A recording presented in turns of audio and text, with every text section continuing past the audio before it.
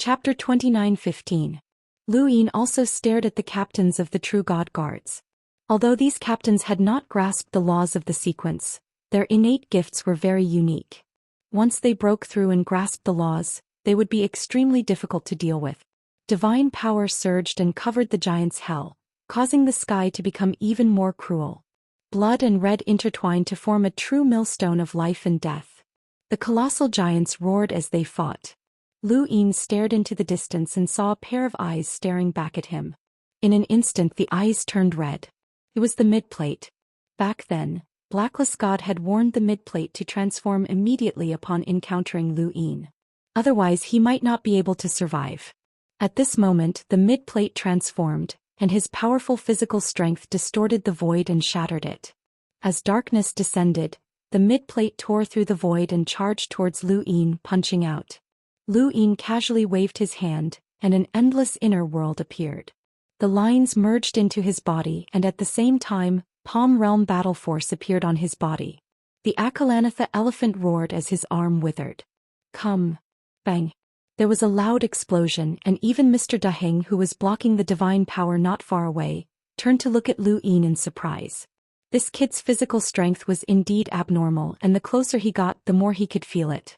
The void undulated and turned into ripples before shattering.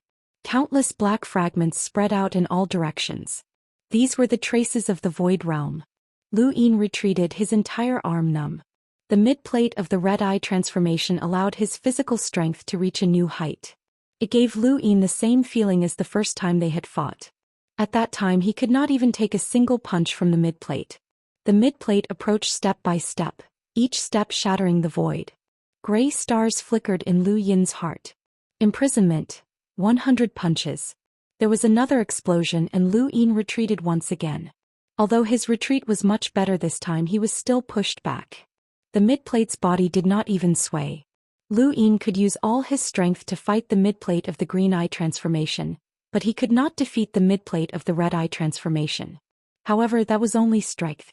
Seeing the midplate's third punch coming, Lu Yin took a deep breath and stepped in reverse, twisting space and time. The midplate's punch missed, and Lu Yin took advantage of the opportunity to raise his slipper. The midplate forcefully dodged, flowing light flashing, and reversed time for a second. After disrupting space-time twice in a row, Lu Yin's slipper slammed into Zhou Pan's back and sent him flying. Blood splattered everywhere. Lu Yin took a backward step and approached Zhou Pan. Zhou Pan's eyes were ferocious as red godly power surged out of his body and covered his entire body like steam. Not only did it heal the wounds on his body, but it also caused his aura to skyrocket. Lu Yin's slipper struck midplate's body again, but this time, it was forcefully blocked by his divine power. Midplate grabbed Lu Yin's arm and exerted force, causing Lu Yin to feel an intense pain. Light flickered and everything was reversed for a second. In that second, Lu Yin changed the direction of his attack.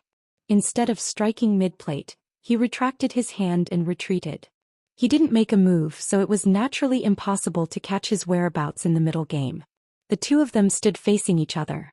Lu Yin's eyes flickered as he looked at the surging divine power on the midship surface. He glanced around and saw that there was fighting everywhere. Caged Flood Dragon had led the second squadron away from this place. If the second squadron were to join in this kind of battle, they would be courting death. Their greatest use was to create a commotion and search for the 7 sky gods. Now that the corpse god had appeared, Lu Yin did not wish for another 7 sky gods to appear. That would be troublesome. Should he invite Forefather Tianyi over? The battle between Empyrean Saint Zhou Xian and the corpse god was earth-shattering. However, Lu Yin did not have the time to watch. Midplate attacked again. His godly power was like an invincible armor that could defend him well, regardless of whether he faced sequence laws or the slipper. This gave the captain of the True God Guard the confidence to fight against them. However, Midplate had such a thing, and so did Lu Yin himself. Midplate relied on his godly power and completely ignored Lu Yin's slipper. He wanted to rely on the power of his red eyes to crush Lu Yin. Lu Yin held the slipper and charged forward as if he was sending himself to his death. The slipper was raised high and slammed down. Midplate did not dodge. Instead, he clenched his hand into a fist and curled it into a claw that grabbed at Lu Yin. At that moment, Lu Yin felt as if he could see himself being torn apart by Midplate. The two of them drew closer and closer to each other like two stars colliding. Lu Yin released the starry sky, and the void realm circled around him. Midplate's expression did not change as his claws swept past the void realm and viciously clawed at Lu Yin. Even the void realm could not instantly cut off godly power. Godly power was the power of the only true God, and the void realm was not unbreakable. Even Luo Shan could walk out of the void realm. Midplate relied on his godly power to not only ignore the slipper but also withstand the void realm. However, all of this was based on his godly power. What would happen if he lost his godly power? No one had considered this. Not the Midplate, not the Eternals, not the Six Directions Society, and not even the primordial space. Only Lu Yin had considered this. When Midplate's claw reached into the starry sky around his heart, 380,000 stars revolved, and Midplate's movements slowed down greatly, just like when he had first used the serious art. Outside of these 380,000 stars, there was an unremarkable red dot that no one would pay attention to. This red dot was like a whirlpool that swept away the godly power attached to Midplate's arm. Midplate's expression changed for the first time. As a corpse king, he should not have any emotions and would not change even in death. This was especially true for the captain of the True God Guard. However, at this moment he was stunned by this sudden change. Where did his godly power go? Everything happened too quickly. To him it was only the time of a punch, so he could not see clearly what had happened.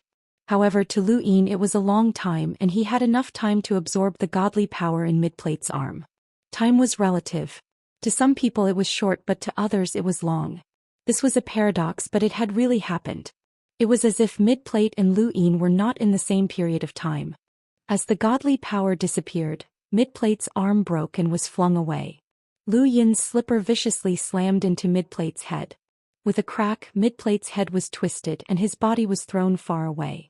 Midplate was not dead yet, and Lu Yin was well aware of how terrifying this monster was. He took a step forward and used the reverse step to chase after Midplate.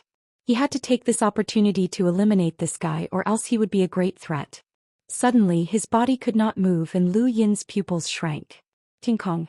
In front of his chest, the small knife that wood carving had given him left his body and slashed 81 times behind Lu Yin. There was a bubble there, and it was Ching Kong's dreamy bubble. He had never thought that Lu Yin would have such a blade.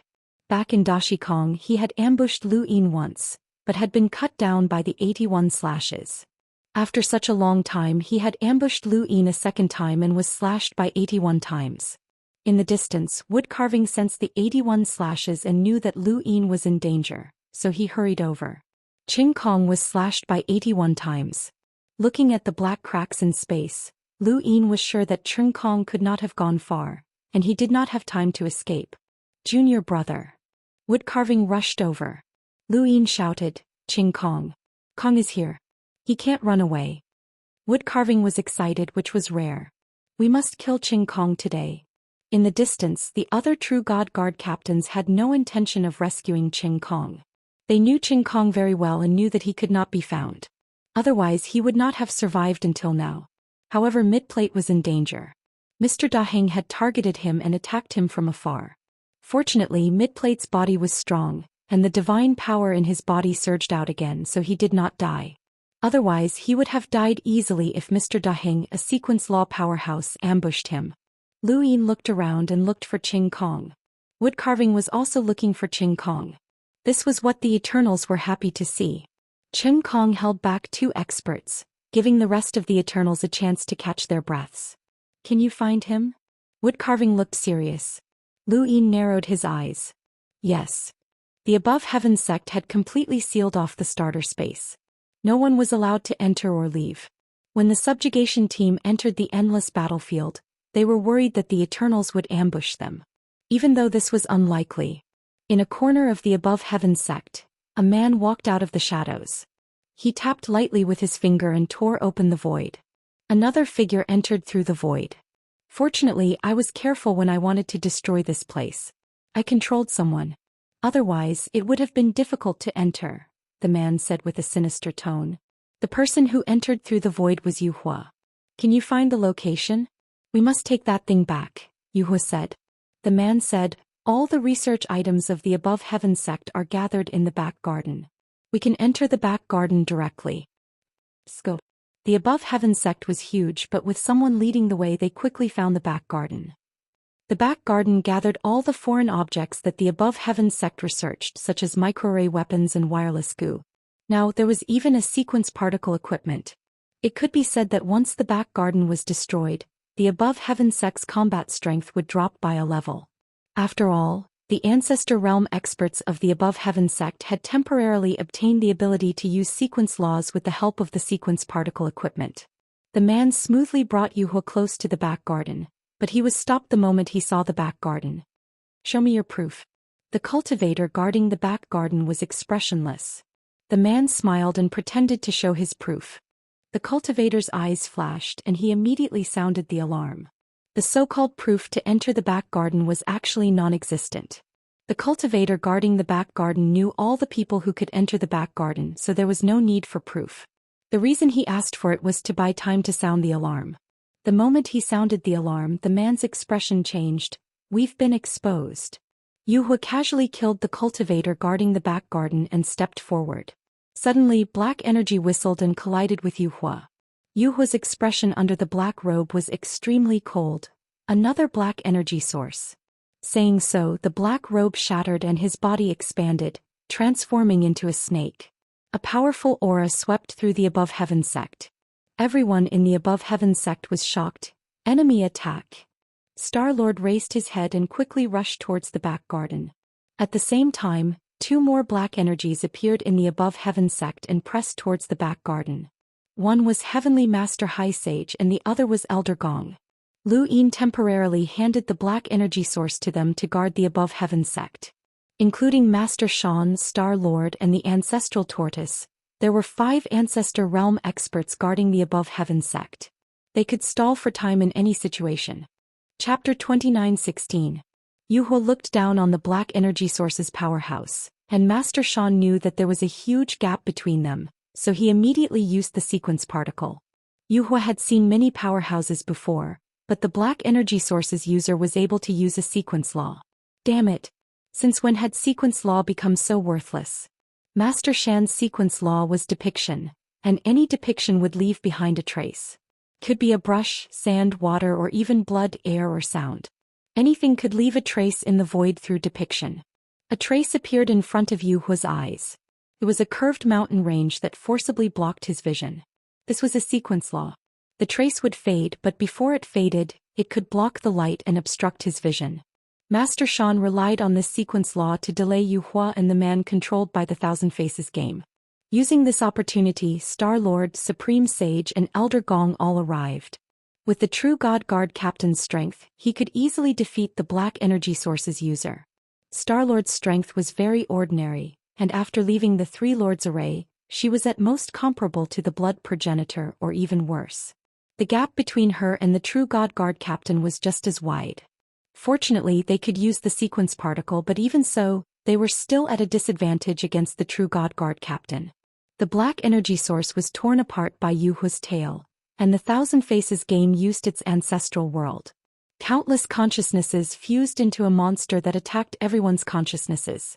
The pressure on Elder Gong suddenly increased and his consciousness went into a daze. The Supreme Sage took out his source box and used his array, but he had no source box array that could withstand such a strange attack. Helpless, everyone could only use the sequence particle. Strange laws appeared one after another. Sequence laws surpassed the power of a progenitor, so no matter how powerful Yuhua and the Thousand Faces game were, they could not ignore these laws. Faced with so many strange laws, they found it difficult to take them down. Godly power, Yuhua reminded him. In his body, boiling divine power soared into the sky, pushing away the sequence particles and reducing them into nothingness. The Thousand Faces game raised its hand, and the godly power was raised high like a sun. The entire Above the Sky sect was bathed in the light of the godly power. At the critical moment, a golden light descended and competed with the red light of the godly power. Yuhua and the Thousand Faces game were shocked. Someone from the Lu family was here? It was impossible for the Above the Sky sect without someone who could control the situation, and that person was Lu Qi. Lu Qi first followed the third battle group to defeat the Everlasting Race's sneak attack in the endless battlefield. Then he returned to the Above Heaven sect and hid his identity. If not for the intensity of the battle, he was the busiest. Otherwise, Master Xian and the others would not be able to withstand the attacks.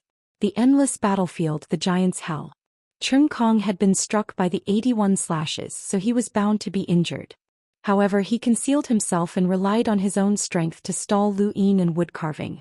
They did not want to let go of this opportunity to kill Cheng Kong, and Cheng Kong was confident that he would not be discovered. As long as he could stall Lu Yin and woodcarving, the Eternals would be able to gain the upper hand against the second battle squadron. The Eternals were confident that no one could find Cheng Kong. To the was a and now and the two. To them to the was. An s, an and Lu. And to. And the sequence. Take it out and upgrade. Lu Yin gripped the bubble in his hand and felt a faint suction force from behind him. He remained calm and collected as he slowly approached the bubble. As he got closer, the suction force grew stronger and stronger. Cheng Kong was too confident. He did not believe that anyone could find him. He had never thought that Lu Yin's innate ability to upgrade external objects existed in the universe. Lu Yin once suspected that Cheng Kong was not a human. On this basis, upgrading Cheng Kong's bubble was the same as creating a new Cheng Kong. Outsiders could not find Cheng Kong. Even the bubble that fell from Cheng Kong's body could not find him. It was just an inanimate object. However, Lu Yin could find Cheng Kong himself. Lu Yin changed his position. He only had one goal, and that was to get closer to the right side. The suction force had grown so strong that it was like a magnet drawing them closer to each other. Lu Yin looked at Mu Carving. Senior, do you remember what you said the second time you gave me the 81 slashes? Mu Carving's expression was calm. I forgot. Lu Yin said, you said that 81 slashes could kill Cheng Kong. Maybe Cheng Kong is already dead. Mu Carving raised his blade and looked at it. Maybe, but he might not be dead. It's hard to say. No one really understands him. Then please give me another 81 slashes just in case. As for this place, I can't find it, Lu Yin said. Mu Carving raised his head. Okay. Then he suddenly attacked Lu Yin. The second time he gave Lu Yin 81 slashes. Just like the first time, Lu Yin had to endure 81 slashes. This time it was the same. If Lu Yin wanted 81 slashes, he could. When Mu Carving attacked, Lu Yin's eyes widened and he took a step backward to avoid it. Not far behind, the hidden Cheng Kong stared blankly at the 81 slashes. Mu Carving could not find him and only attacked in this direction. But how did he know this direction? It was obvious that this attack had a purpose. Normal attacks could not force him out, but this was 81 slashes. 81 slashes that had injured him twice. Cheng Kong could not hide anymore. The Dreamland bubble distorted the void and quickly dodged Mu Carving's attack. However, a ray of light circled around the Dreamland bubble and reversed time by 1 second. Cheng Kong was shocked. No. The Dreamland bubble returned to its original position and was hit by the 81 slashes for the third time. The bubble became unstable and Lu Yin's celestial eye kept a close eye on it. Sure enough, everyone had said that they had never seen Cheng Kong before, but everyone had. Cheng Kong was the Dreamland bubble. It was not human, and the Dreamland bubble battle technique that it cultivated was just a cover. It was just a bubble. After the 81 slashes, the Dreamland bubble was covered in cracks. It looked weak, but it managed to withstand the 81 slashes. However, since it had appeared, Mu Carving had a target, which was the spaceless slash. The Dreamland bubble suddenly charged into the distance and roared, "Give me godly power." In the middle, the two captains of the true god guards, Blackie, acted together. Their godly power transformed into a rainbow that shot towards the Dreamland bubble. They were both shocked as they had never seen Cheng Kong's true appearance before. The universe was vast and there were all sorts of strange things.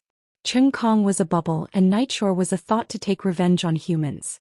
These were all under the universe's rules, and as long as there were rules, there would be unpredictable things. The rainbow of godly power traversed the starry sky and headed towards Cheng Kong, but it was stopped halfway by the Cyclops King. The giant Hell understood the Eternals and the Six-Way Society too well. The Eternals' godly power was almost limitless, allowing those who did not reach the sequence principle to resist the power of the sequence principle. The mountain-backed giant king kicked the Cyclops King, and the two behemoths fought fiercely in the starry sky, shaking the surroundings. Cheng Kong's godly power was blocked by the Cyclops King, and he could not touch the Cyclops King. Mu Carving followed closely behind, raising his saber and slashing out once again. His saber light frightened Qing Kong. In truth, Qing Kong did not have any powerful offensive techniques. He was the Dreamland Bubble and he had to control a creature when it was at its most relaxed. Once he was under control, he could do whatever he wanted. However, if he could not control his opponent, it would be difficult for him to kill his opponent directly. Different creatures had different habits.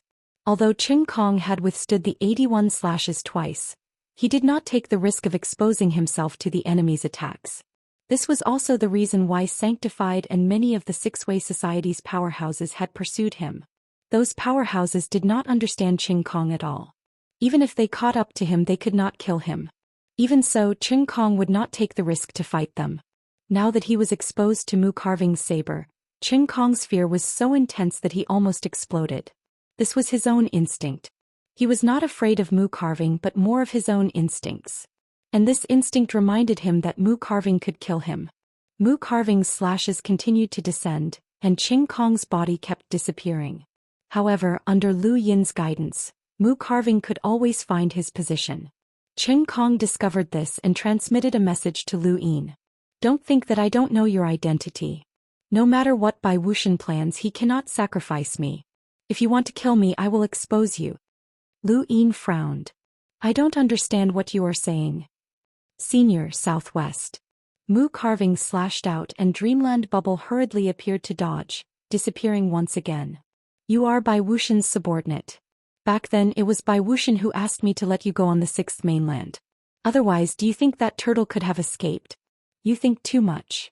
Lu Yin's expression did not change, but he did not understand why Bai Wuxian would help him. Perhaps it was not to help him but to plot something like the witch spirit god. Speaking of which, Lu Yin still did not know who Bai Wuxian was. At first he thought that he could find Bai Wuxian, but he found that no one around him was acting strangely. Senior Southeast. Mu Carving slashed again. Even though Dreamland Bubble dodged every time Lu Yin reminded it, it was still affected by the blade and more cracks appeared on it. Lu Yin, don't force me. I know that you are definitely Bai Wuxian's spy. When you fought in the middle game, I kept an eye on him. You were the one who absorbed the godly power in his arm. Qing Kong's tone was panicked. Lu Yin narrowed his eyes. Is that so? Then why did you still try to kill me in the big stone space? I was just testing what kind of trap Bai Wuxian left on you. Let me go or I will expose you. Qing Kong threatened him. He was sure that Lu Yin was Bai Wuxian's spy. Otherwise, why would Bai Wuxian protect him? Otherwise, how could he have absorbed the godly power? Lu Yin was silent. Mu Carving did not move. Without Lu Yin's command, he could not find Qing Kong. Lu Yin's silence made Qing Kong heave a sigh of relief. He did not dare to stay any longer and quickly left. The danger of being exposed to the enemy's blade was unbearable. Suddenly, Mu Carving's blade changed direction. A large number of sequence particles spread out, causing a fault to appear in the void. It directly covered a part of the starry sky. Mu Carving raised his blade and slashed. Thank you. Jakix Mu Zuei will give you the reward. Thank you. Thank you for your support, brothers. Thank you. I have been suffering from bronchitis for the past few days. Chapter 29:17. It was still Wu Yu and this attack surpassed all of the previous ones. It covered a huge area and this attack was specifically reserved for Qing Kong. Lu Yin sent a message to Wood Carving. He appeared to be silent, but he was actually cooperating with Wood Carving. He had been waiting for this opportunity. Even Qing Kong could hear his warning and he had done so to numb Qing Kong. Qing Kong was shocked as he could not dodge this attack. Wood Carving's strength surpassed his, and if not for the fact that he could not find Qing Kong, he would not have survived until now. With Lu Yin as his eyes, Wood Carving finally dealt him a fatal blow. Lu Yin, how dare you lie to me? Lu Yin is a spy. He's a spy developed by Bai Wuxian. The loud voice entered everyone's ears. Whether it was Woodcut, Mr. Daheng, the Cyclops King, the Mountainback Giant King, or even the second battle group, they all heard it. The blade swept through the void and split the giant's hell in two. This was Wood Carving's ultimate move using the sequence law break. It covered the entire sky and Qing Kong could avoid a portion of the attack, but he could not avoid the entire attack. Everyone looked over and saw that dreamlike bubble had been cut in half, and Qing Kong's voice also stopped abruptly. At that moment, Celestial Battle Saint and the Corpse God also looked over.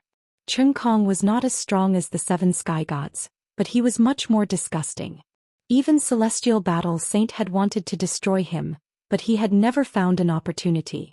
Who would have thought that he would be killed by wood carving in the giant's hell? Following Cheng Kong's death, his words lingered in everyone's ears. Lu Yin was a spy. Lu Yin was a spy developed by Wuxian? Countless people stared at Lu Yin in a daze. Even the Cyclops King and the Mountain-back Giant King were looking at him. He was a spy. Lu Yin's expression was calm as he faced everyone's gazes. He had no intention of explaining himself. He looked up at the Corpse God. You're next. Wood carvings slashed at the Corpse God, wanting to join forces with Celestial Battle Saint. The second battle team cheered and erupted with a strong fighting spirit. Lu Yin was a spy. How could that be? If he was a spy, would he have killed Cheng Kong? If he was a spy, would he have joined forces with Wei Wei to kill the Witcher spirit god? Forget about Bai Wuxian. Even if he was a spy sent by the one true god, it was impossible for him to sacrifice the 7 heavenly gods and Cheng Kong to help him. That was absolutely impossible.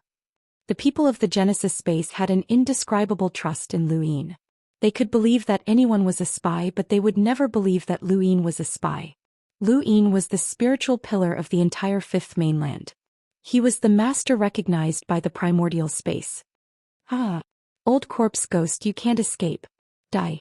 The War Saint Heavenly Lord's golden light was dyed in blood as he viciously smashed towards the corpse god.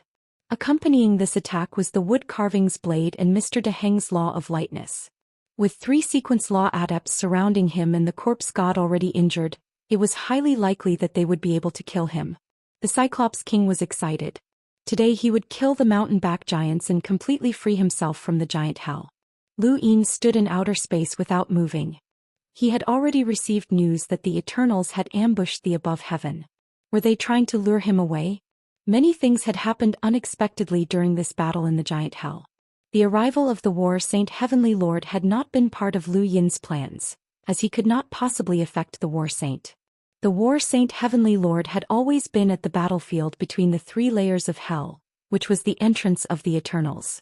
The War Saint Heavenly Lord's arrival had withstood the corpse god's pressure, which meant that Lu Tianyi did not need to come over. However, Lu Yin was still puzzled. If the War Saint Heavenly Lord had not been part of his plans, then he should not have been part of the Eternals' plans either. Why had the Eternals stayed behind to fight to the death? Not only had they fought fiercely in the giant hell, but they had also ambushed the above heaven. They had to have known that Lu Tianyi had not come to the giant hell. Even if 2 of the 7 heavenly gods had come, Lu Tianyi would still be able to hold them off. So why had they still ambushed the above heaven?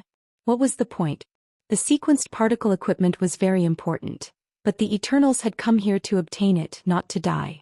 They knew that Lu Tianyi could reinforce the above heaven at any time, so why had they still attacked? Cheng Kong had not died in an instant, and Lu Yin had joined forces with wood carving to kill him several times. Under such circumstances, the corpse god could have taken Cheng Kong and escaped. If he wanted to leave, then even the War Saint Heavenly Lord might not have been able to stop him. Unless Lu Tianyi came to kill him as well, the Eternals could have easily retreated. However, the corpse god did not leave. Even though Cheng Kong had died, he still did not leave.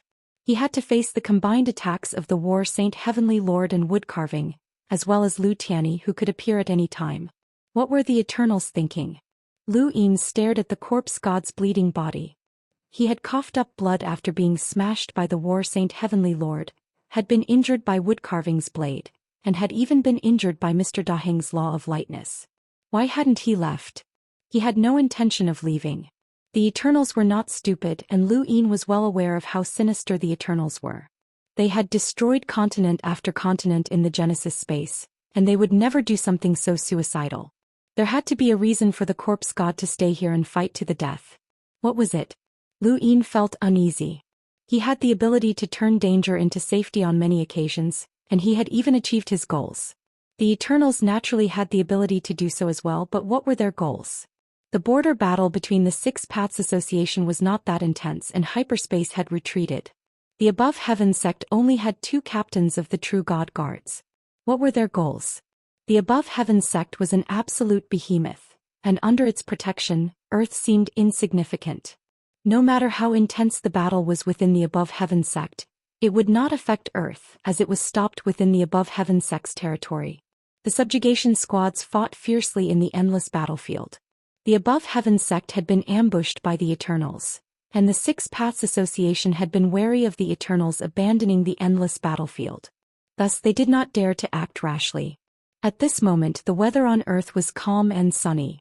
Ordinary people could not sense the battle in the Above Heaven sect at all.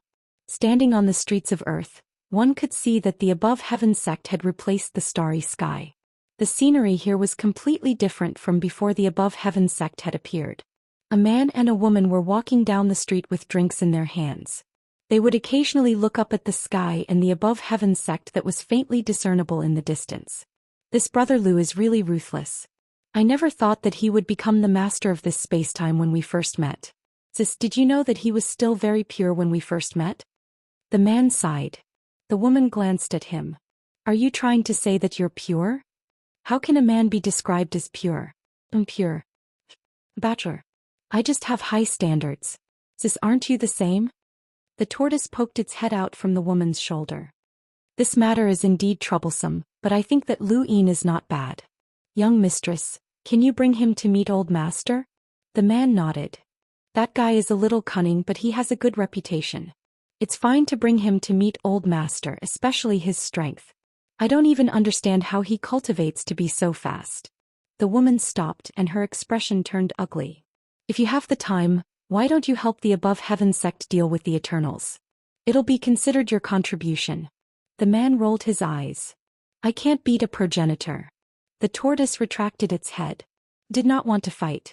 The woman looked into the distance again, lost in thought. At that moment, a strange fluctuation swept over them. The two's expressions changed as they looked at each other. The tortoise suddenly poked its head out from the woman's shoulder. There's an expert. Scope. Why on earth? The man did not understand. The next moment the entire earth dimmed as a terrifying aura pressed down, causing the planet to tremble. In Nanjing, Zhou Xian walked out in shock. What had happened? This aura terrified him. There were many cultivators on Earth, and this was the starting point of Lu Yin's cultivation journey. At this moment, everyone felt as if a great disaster was about to befall them. The terrifying pressure caused the heavens to tremble and crack. Outside Earth, a figure stared intently but still could not find anything. It should be easy to find such a small planet, so how could there be nothing? The aura had leaked out and it would not take long. Since that was the case, the figure raised a hand and pointed at Earth. Turn it into a flat surface.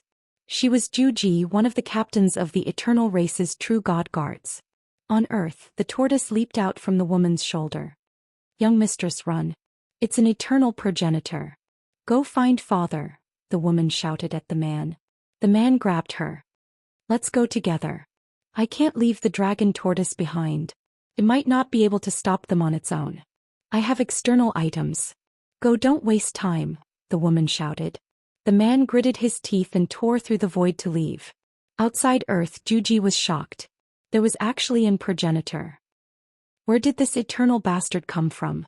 How dare he sneak attack the Lightning Master's son? The dragon tortoise shouted as it retracted its limbs and charged at Juji. Juji frowned. The Lightning Master's son was here? She was only puzzled for a moment, but she did not hesitate to attack. She pointed out with her finger, intending to turn Earth and the dragon tortoise into a flat surface. However, she had underestimated the dragon tortoise. Although it did not have much power, its defenses were terrifying.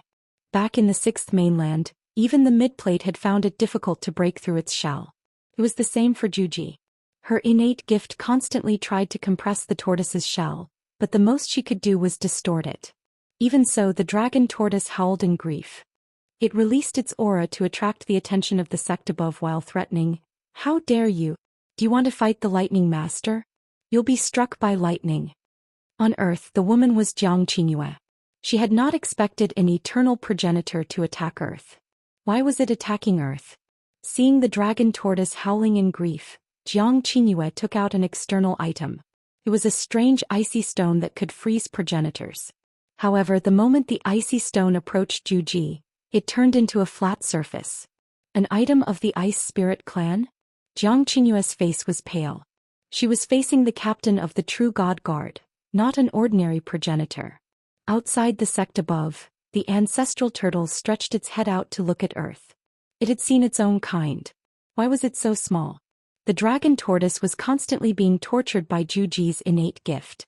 When it saw the ancestral turtle staring at it, their eyes met. Still looking? Aren't you going to help? We're the same kind after all, big brother.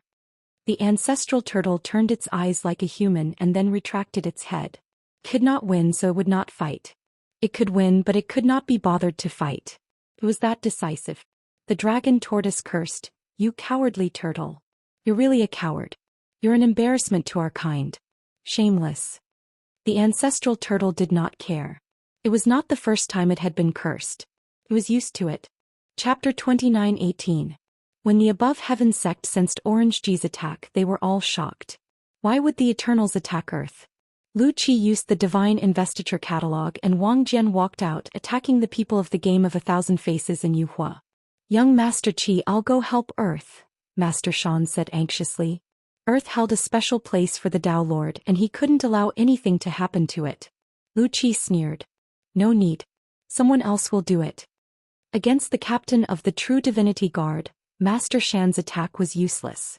It would only add to the casualties. It should be known that Lu Tianyi had yet to make a move. He was currently on the 5th mainland. Wu Qi was right. Because of Empyrean Battle Saint's appearance, Lu Tianyi didn't need to rush to the Giant's Hell immediately. He had remained on the 5th mainland to deal with any changes that might occur. But the Eternals weren't fools either. They knew that Lu Tianyi hadn't appeared in the Giant's Hell and yet they still attacked. Naturally, there would be someone to deal with them. On the other side of the above heaven sect, Lu Tianyi and a figure stood facing each other. This person's entire body was shining with white light, and his face could not be seen clearly. Lu Tianyi's expression was solemn. "Among the 7 sky gods I have fought 6 of them. There is only one person I have never fought before and that is you, Bai Wuxian. It has been a long time. 9 mountains and 8 seas, Lu Tianyi is someone who can face a true god in the primordial space. How would I dare to casually attack him?" It was hard to tell whether she was a man or a woman from her voice. Lu Tianyi stared at Bai Wuxian. "Who are you? Why did the Eternals suddenly attack Earth? Your real goal is Earth, right? Whether it's the Giant's Hell or the above heaven sect, they're all just pretenses. You can find the answer yourself. We won't tell you. And you can't leave, at least not for now," said Bai Wuxian confidently. Lu Tianyi took a deep breath. It would not be difficult for a member of the 7 heavenly gods who did not understand him to hold him back. But he was a member of the Lu family and one man was for one country. The golden light of the God Seal catalog illuminated the entire 5th continent. When Lu Qi saw this, he heaved a sigh of relief. Old ancestor Tianyi had made his move. Lu Tianyi had ascended to the 9 mountains and 8 seas. He was very powerful. He was confident that Bai Wuxian alone wouldn't be able to stop him from ascending to godhood. Any one of the ascended gods could go to Earth and resolve the crisis.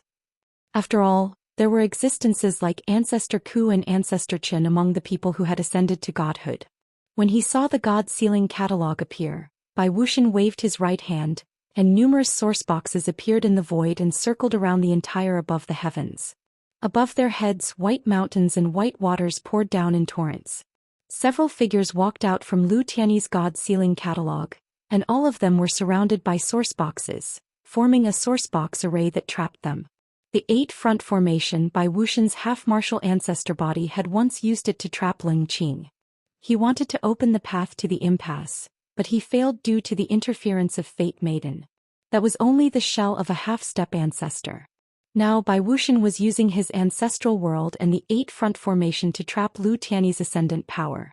He would not be trapped for too long, but Bai Wuxian's goal was Earth, not to defeat Lu Tianyi. It would not take too long. Lu Tianyi pointed out. The law of destruction, the Tao of Heavenly One. Bai Wuxian's expression could not be seen as he retreated step by step. The white mountain descended and was shattered by Lu Tianyi's finger. No one could ignore Lu Tianyi's attack. Wu Lingshan couldn't do it and Bai Wuxian couldn't do it either. However, Bai Wuxian was one of the 7 sky gods. Even if Lu Tianyi wanted to defeat her, it would not be that easy. If they were not in the origin space, Lu Tianyi might not have been able to defeat a 7 sky gods at their peak. The void suddenly distorted. A terrifying blade intent descended. Bai Wuxian looked up. It was Progenitor Chen's blade. She had used the 8-front formation to trap Lu Tiany's ascendant power, but against Progenitor Chen, the 8-front formation was on the verge of collapse. On the other side, another figure almost shattered the 8-front formation. It was Progenitor Ku. There were a total of 6 figures, each representing one of the 9 mountains and 8 seas.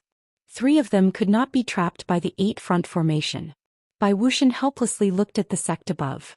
The godly power released by the people of the thousand-faced game was drawn in and transformed into a rainbow that entered the White Mountain and the White Water, entering the 8-front formation. At that moment, Lu Tiany had already descended in front of Bai Wuxian. "I want to see who you are." As he spoke, a terrifying fingertip descended. Even the starry sky could not withstand it. With the finger as the center, it shattered in all directions and was crushed. Bai Wuxian looked up and similarly raised a finger. A blue light flashed. The finger collided with the finger. The shocking blow turned the starry sky into absolute darkness. A huge world of nothingness broke out as if to swallow the entire sect above. In the sect above, Yuhua, the people of the thousand-faced game including Lu Qi and the others were stunned. What kind of attack could cause such a huge world of nothingness? It was doomsday even for progenitors. On Earth the dragon turtle wailed. Its turtle shell could not withstand it any longer. Zhu Ji was impatient. When the huge world of nothingness appeared, she knew that Bai Wuxian was fighting against Lu Tiany. Lu Tiany was the most feared person on the list of Eternals. Even the 7 gods could not delay him. Since that was the case, she also used her godly power. Godly power was not endless. It was difficult for ordinary progenitor realm corpse kings of the Eternals to obtain godly power. Only true God Guard captains could have it. Once it was used up, they could only replenish it when they returned to the Eternals. For them it was a life-saving treasure. However, there was no other way. She had to use her godly power now. The turtle shell in front of her was too hard.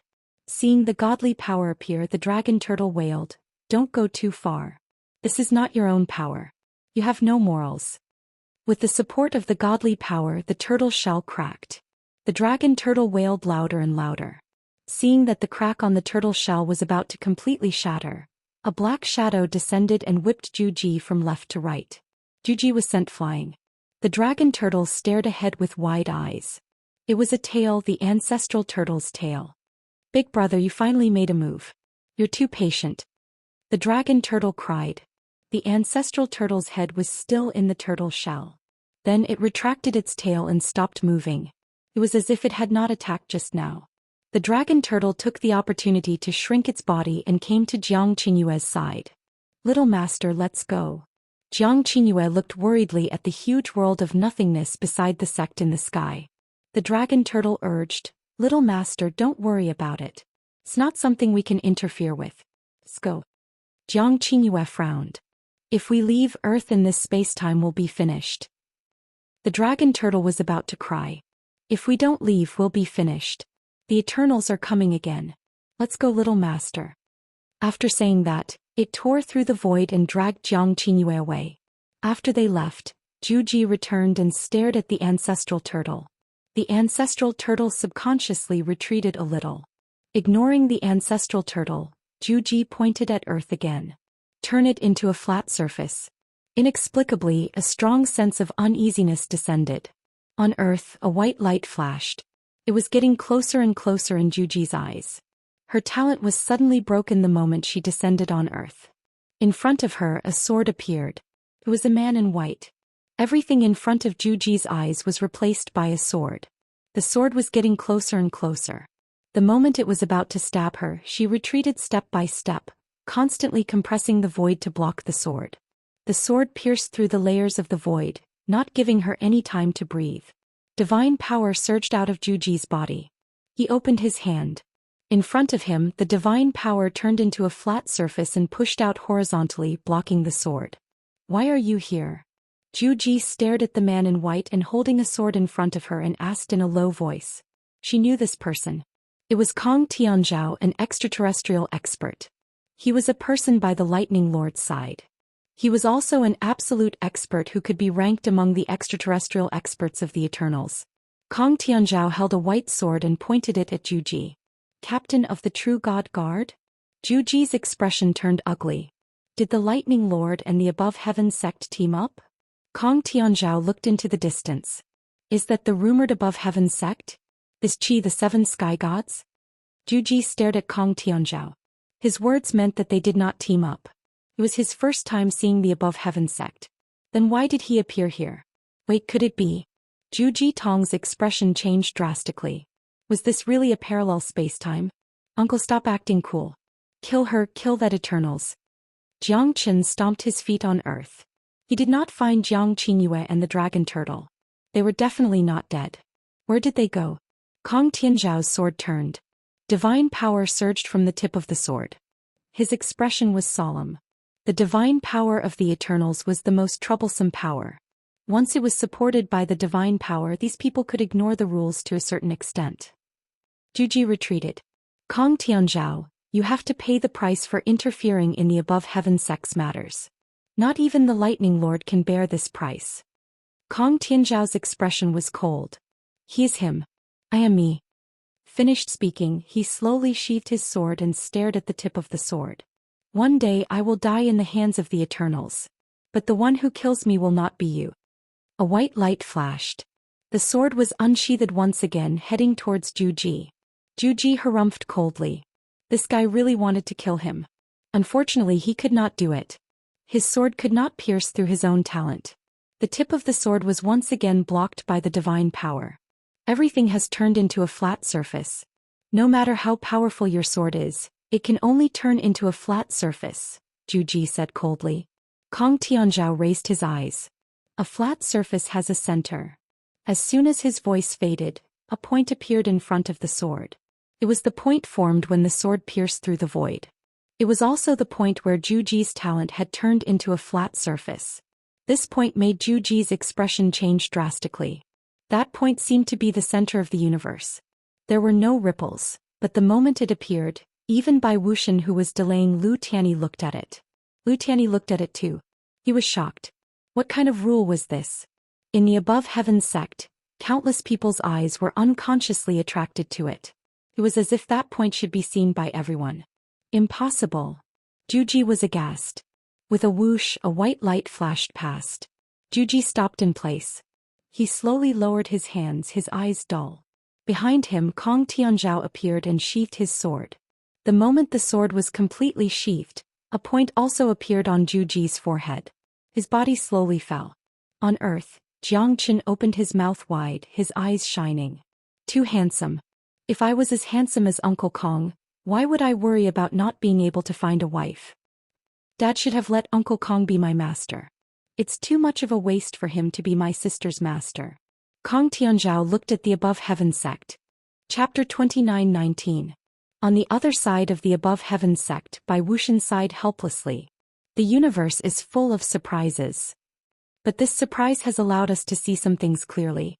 Lu Tianyi stared at Bai Wuxian. Who are you? That was the 8-star Jialan. Are you from the Jialan clan? The 8-front formation shattered, and so did Bai Wuxian himself. Lu Tianyi, I'll take your life the next time we meet. Lu Tianyi watched Bai Wuxian shatter and leave. The 7 sky gods wanted to leave, but he couldn't. If he did, the 5th continent would be destroyed. The battlefield couldn't be the 5th continent.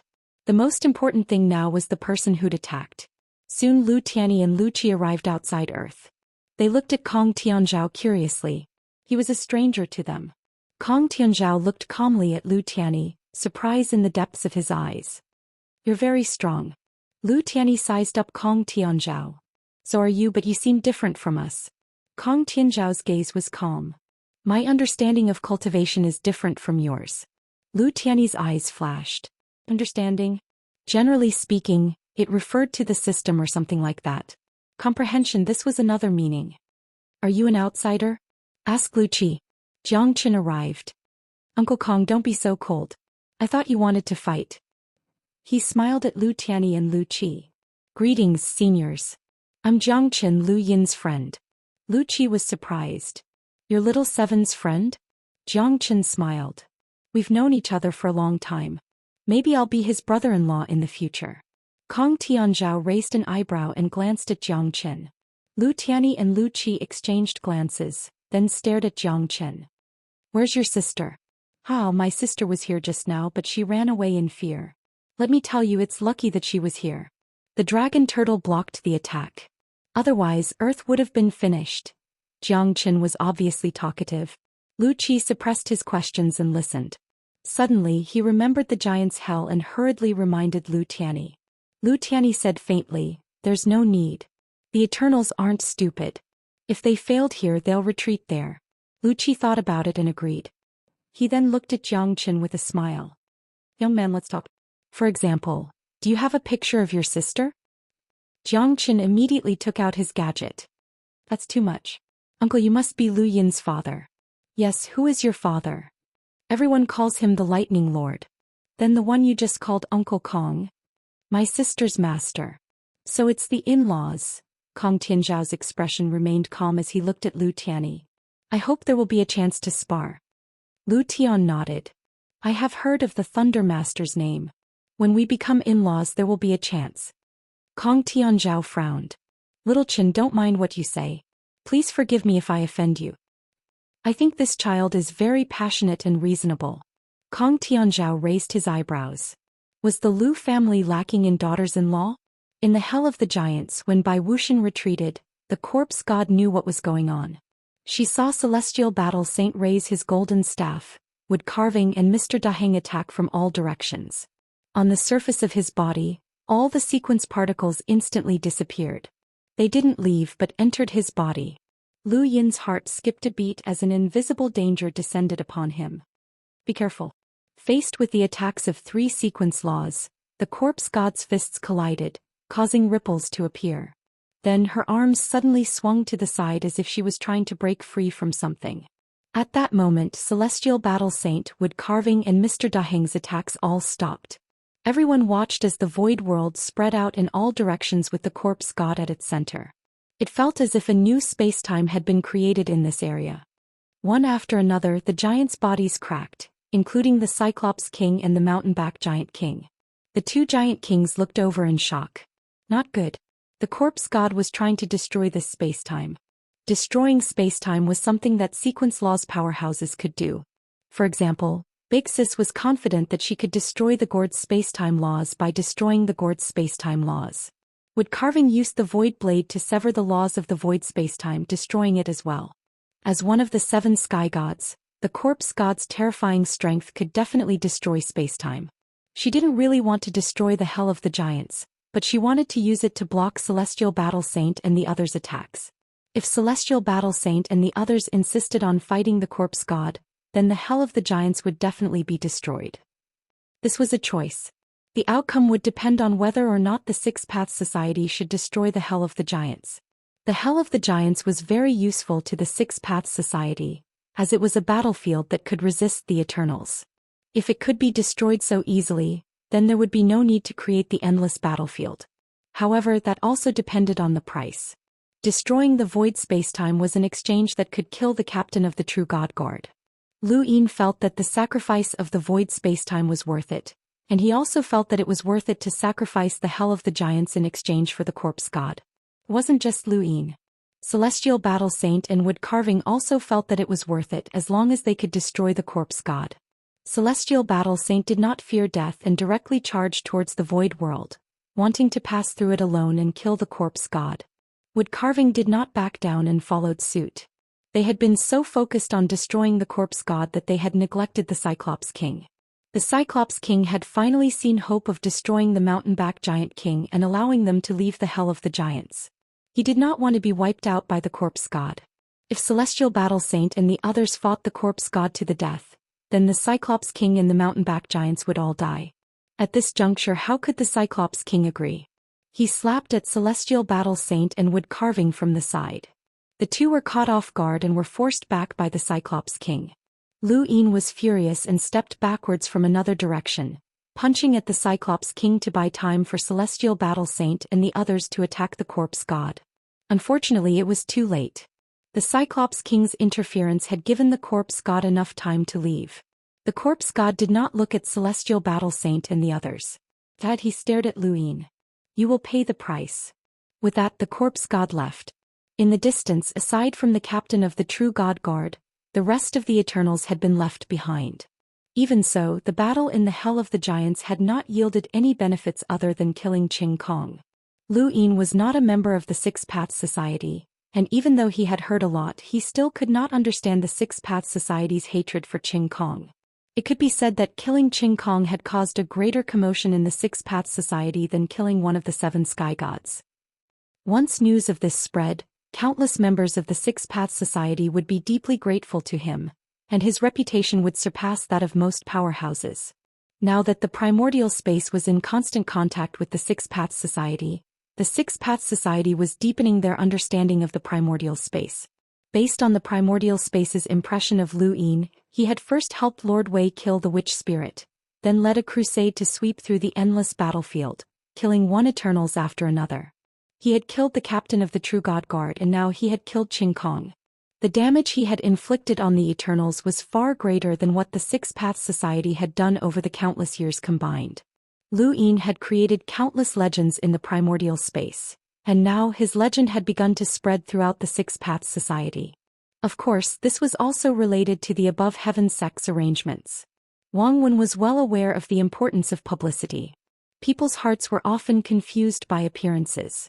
No matter how much Lu Yin had done, it would be meaningless if no one knew about it.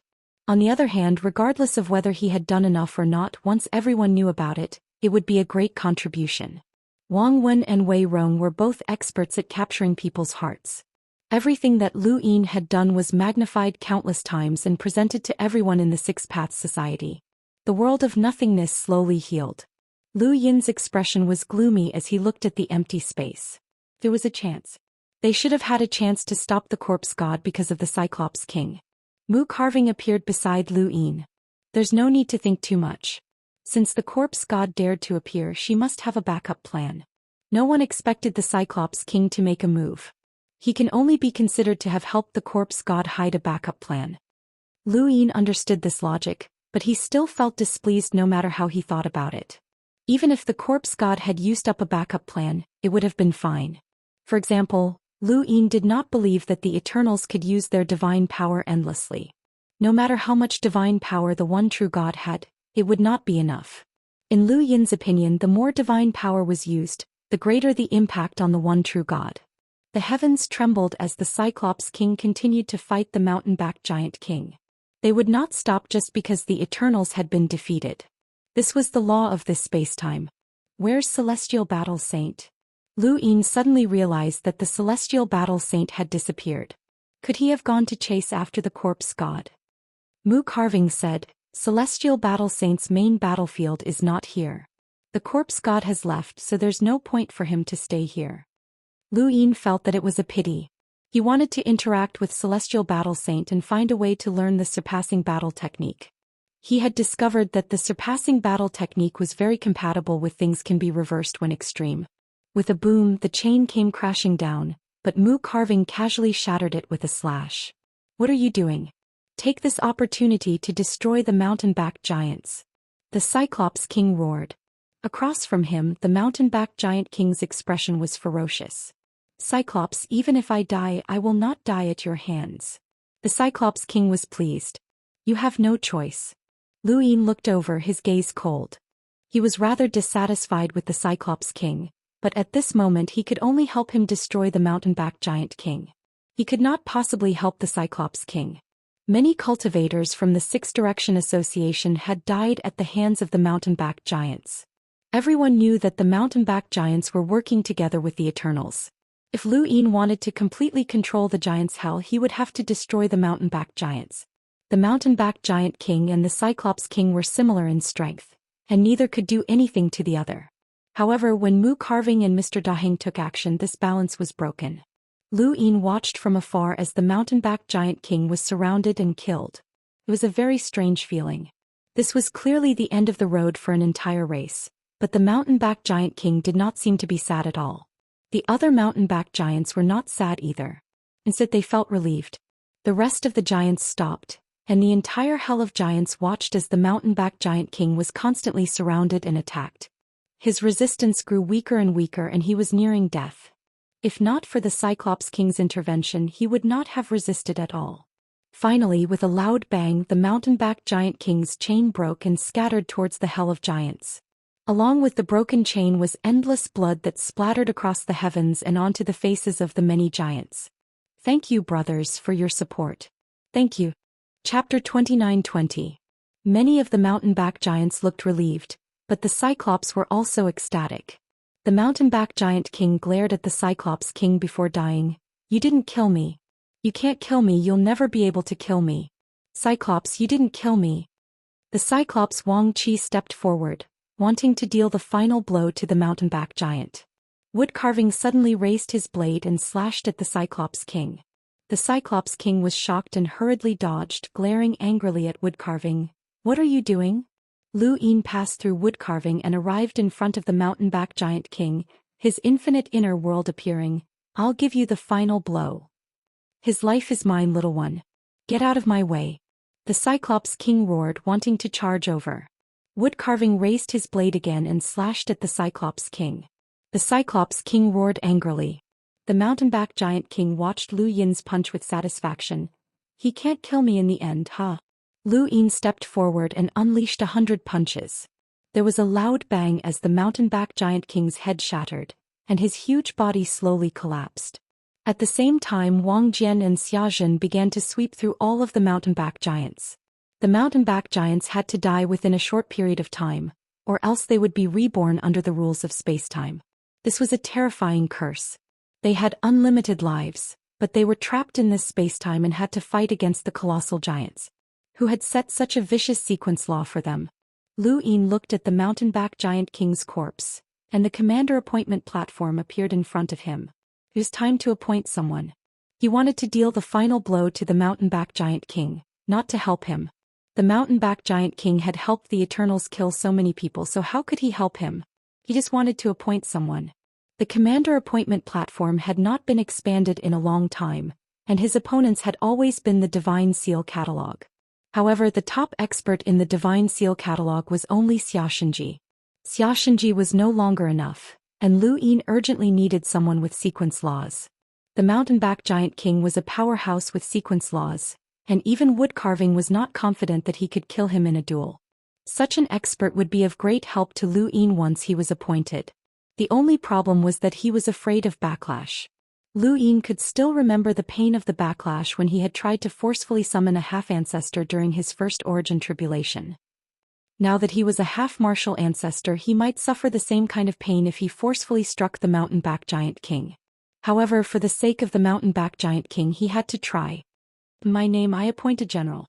It had been a long time since Lu Yin had last called out a general.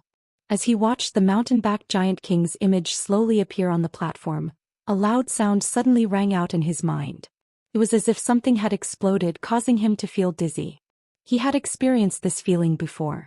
It was the backlash he had received when he jumped ranks to attack a half-martial ancestor. As expected, if one used the strength of a half-martial ancestor to attack a sequence law powerhouse, they would also suffer such a backlash. Not only that, but the general appointment platform also shook, and the mountain-backed giant king that had been imprinted on it seemed to come alive as it charged towards Lu Yin. This was not the real mountain-backed giant king but rather a sequence law.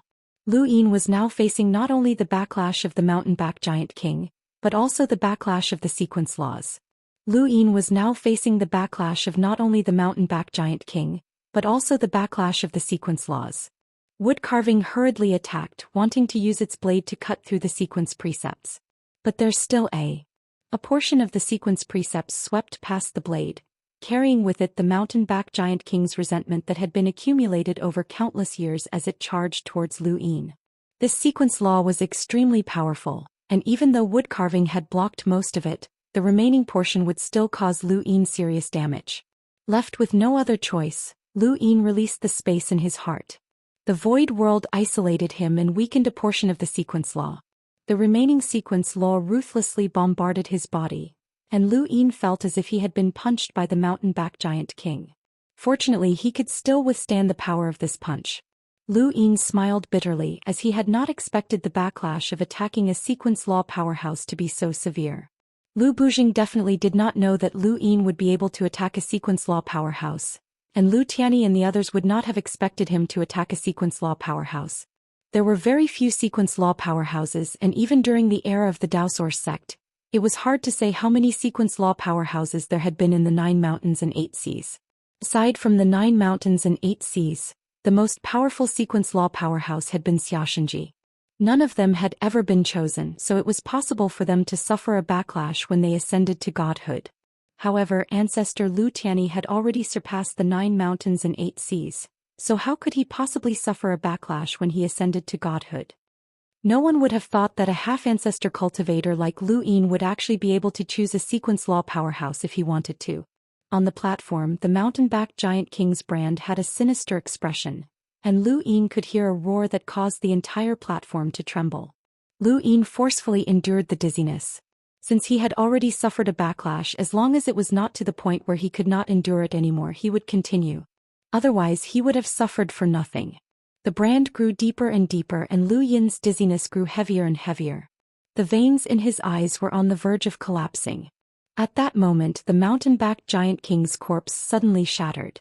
At the same time, all of the mountain-backed giant corpses shattered as well. There was no flesh or blood left, and only specks of debris spread throughout the entire giant's hell. On the platform, the mountain-backed giant king's brand instantly vanished. Lu Yin's eyes widened. What the hell? Everyone stared blankly at this scene. They had clearly been corpses, but they had been shattered, so how could there not be any blood? There had been some during the previous battle. The Cyclops King was stunned, and he hurriedly looked down at his own body. It was true that he had flesh and blood, but how could the mountain-backed giant king have? The specks of debris that had spread throughout the giant's hell converged in one direction and finally appeared above where the mountain-backed giant king's corpse had originally been. They condensed into a screen of light, and on the other side of the screen was a starry sky. 2 enormous forces were colliding, and they were the mountain-backed giants and the Cyclops giants. They saw the Cyclops King and the mountain-backed giant king, and they saw the same tragic scene as when they had first arrived in the giant's hell. However, the starry sky on the screen was different from the giant's hell. Within the starry sky there were planets, people and living creatures. As the 2 colossal giants collided, planets were shattered, living creatures were destroyed, and the starry sky was overturned. The screen shrank to a planet, and on it was a hellish scene. Countless people were howling as they were swallowed up by magma. Countless people were struggling on the brink of death, and countless people were fleeing for their lives. However, the starry sky was vast, and there was no way for them to survive. Any chain could pierce through the heavens, and any shockwave could shatter an area.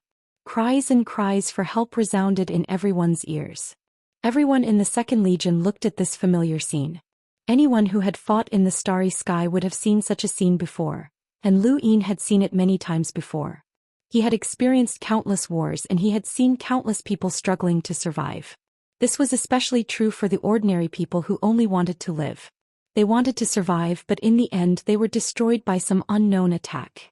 This was the cruel starry sky. The screen finally stopped on a little boy who was standing alone at the edge of a cliff, looking up at the starry sky. Below his feet was half a planet, and he was about to be swallowed up.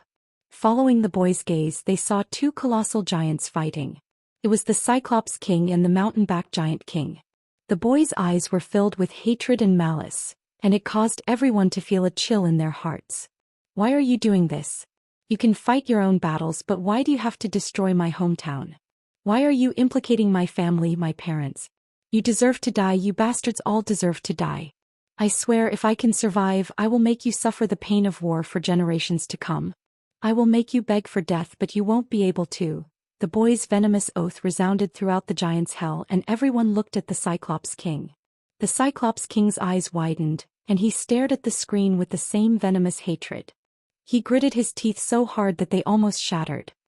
It's him. He's the one who created this giant's hell.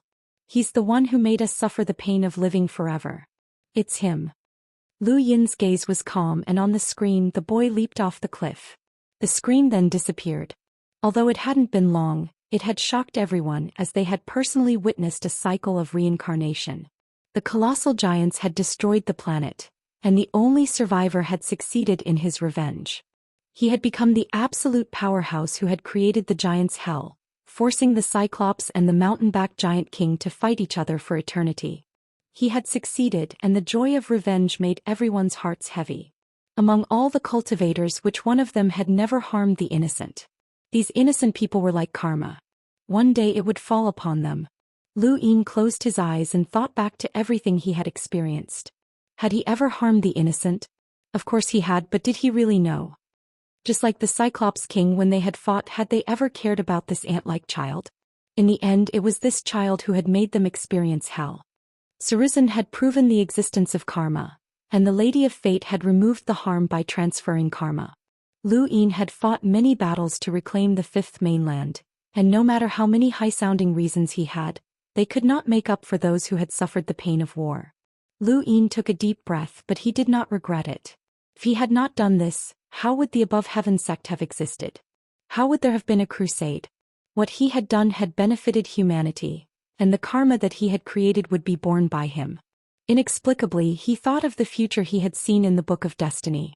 Was that scene the karma that he had to bear? The void was shattered by a single punch, and the Cyclops King panted violently. He was filled with anger, and only now did he know the reason for the giant's hell's existence. It was no wonder that the rules of this spacetime had allowed him to fight the mountain-back giant king.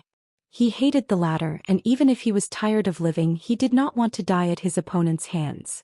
This person had taken advantage of their mentality and caused them to fight for so many years. The Cyclops King roared angrily. In the distance, all the Cyclops giants roared, their eyes bloodshot. They wanted nothing more than to destroy this spacetime. The Second Legion was silent as they watched the Cyclops giants vent their anger. Some of them did not sympathize with them, but rather saw a certain shadow in the Cyclops giants. It was the cruelest truth of the universe. "Listen up," the Cyclops King roared. All the Cyclops giants looked over. Chapter 29-21. The Cyclops King's eyes widened. "Remember to clean up the battlefield in the future. Continue to destroy the planets that have been destroyed but still have living creatures. Tear apart the creatures that hate us. Tear apart all the creatures that oppose us." All of the Cyclops roared in response to the Cyclops King's declaration. Lu Yin looked at woodcarving, and coincidentally woodcarving was also looking at him. Lu Yin then looked at Wuxia, Wang Jian, Xiaxia, and the rest of the Second Legion. The cultivators of the Second Legion all looked at the Cyclops with unfriendly gazes. "How long, senior brother?" "Ask Daheng to cooperate. It won't take long. Leave the rest to the Second Legion. This might cause a huge uproar in the Six-Way Society." "It doesn't matter. I, Lu Yin, represent the Six-Way Society." A blade flashed past, and the Cyclops King felt a sharp pain in his back. He turned to see woodcarving descending and slashing down. The Cyclops King was shocked. "Woodcarving, you want to kill me?" Woodcarving did not say a word, and on the other side, Daheng attacked at the same time. The same scene played out again, but this time the Cyclops King had been replaced by the mountain-back giant king. Wuxia and the others charged at the Cyclops. Kuwei was rarely so serious. These giants were inhumane, and it might have been a coincidence that the mountain-back giants had cooperated with the Eternals. If the Eternals had found the Cyclops, then they could have cooperated as well. They could see this clearly. Neither the mountain-back giants nor the Cyclops took the humans seriously. They were like the Eternals, another race that could attack the humans at any time. Since that was the case, then they might as well destroy them. "Woodcarving, don't you want to stop the Eternals in the giants' hell?" "I've already removed the rules and can leave at any time. I'll join the Six-Way Society and help you deal with the Eternals. Do you dare kill me? I have a use for you." Lu Yin's lips curled up. "Whether you live or die, you can be useful." The Cyclops King heard this and recalled the strange scene of Lu Yin killing the mountain-back giant king. His heart chilled. "It's you? You want to attack me? I have an agreement with the reincarnation spacetime and that Grand Empyrean. You can't attack me." No matter what the Cyclops King said, the wooden carvings didn't hesitate at all. With the experience of surrounding and killing the mountain-back giant king, it would be even easier for them to surround and kill the Cyclops King now. Mr. Daheng silently cursed Lu Yin for being a madman. There were too many people like him in the universe, and if news of Lu Yin trying to kill him were to spread back to the Six Direction Society, it would greatly affect their reputation. How would they explain this to the other parallel universes of the endless battlefield? If the lips die, the teeth will feel cold. However, since Lu Yin had given the order, he would not reject it. Although it was dangerous to surround and kill the Cyclops King, wood carving was standing in front of him. First they destroyed the incorporeal spacetime. Now they annihilated the Cyclops giant clan that had defeated the Mountainback giant clan. Although the Crusade group had made great contributions to the endless battlefield, some things could not be avoided. But Lu Yin didn't care. At this point in time he didn't need to care about anyone from the Six Direction Society telling him what to do. Moreover, just as Wang Wen had said before, there were some things that could be made known and publicized, but there were some things that the people below did not need to know too much about. The Cyclops King fought to the death, but he still could not escape the fate of being surrounded and killed by the Second Legion. Before he died, he cursed viciously. Guang looked exactly like that little boy. Lu Yin looked on calmly. You taught me that I should destroy any creature that has a grudge against me. After he finished speaking, he punched out. Just like how he had killed the Mountainback Giant King, the Cyclops King also died at Lu Yin's hands. Afraid that there would be another unforeseen event, Lu Yin hurriedly appointed a general. With the previous experience, the Cyclops King's movements were much faster this time. Furthermore, he had endured the dizziness before, so he was prepared. Soon the Cyclops King was appointed a general. Lu Yin stood shakily on the back of the caged WM, retracted his battle platform and let out a long sigh. He clenched his fists. Although it was a pity that he had not been able to appoint a general for the Mountainback Giant King, the same went for the Cyclops King. With his current ability he could only appoint one general at most, but that was enough. In the Giant's Hell, the Cyclops King had been killed by the Second Legion. It was not that Lu Yin was cold-blooded, but rather that these colossal giants had been fighting for countless years and were no longer normal creatures. Who knew how many tragedies they would cause if they were released? As for the Giant's Hell, to be honest, he had not considered this much before deciding to kill the Cyclops King. The three hells could not be left empty, and this place had to be controlled by the Six-Way Association. In that case, this place would be the front line for the Genesis space to attack the Eternals. Through the Giant's Hell he would be able to reach the other two hells, and he would also be able to reach the Eternals' battlefield. Lu Yin had never been so close to the Eternals before. When it came to hell, it was hell. The death of the Cyclops King was different from that of the Mountainback Giants. They had flesh and blood and their corpses floated in space. In fact, if the Cyclops King died first, they would also turn into specks of light. This was the natural order. Lu Yin admired the person who had created the Giant's Hell. He had truly taken revenge on the colossal giants, but he had forgotten to ask how that person was doing. Perhaps the Cyclops King would know. The caged WM spread its claws, pleased with itself. All the colossal giants had been dealt with. It no longer had any opponents, and it was also the largest in the entire spacetime. When it thought of this, it decided to bare its fangs and brandish its claws to make its presence known. With a roar, the caged WM raised its head, startling many. "How's the First Legion?" Lu Yin asked. Someone reported, "There was a great battle in the Life Hell. The First Legion joined forces with the Grand Evolution Sacred City to suppress the Eternals." Lu Yin pondered for a moment and decided to go to the Life Hell to help the First Legion deal with the Eternals first. The end of this crusade was the three hells, and the entrance to the Eternals was just ahead. He didn't want to draw the only true God out. Just as the Second Legion was about to head to the Life Hell, a pillar of light appeared, connecting heaven and earth. It attracted everyone's attention.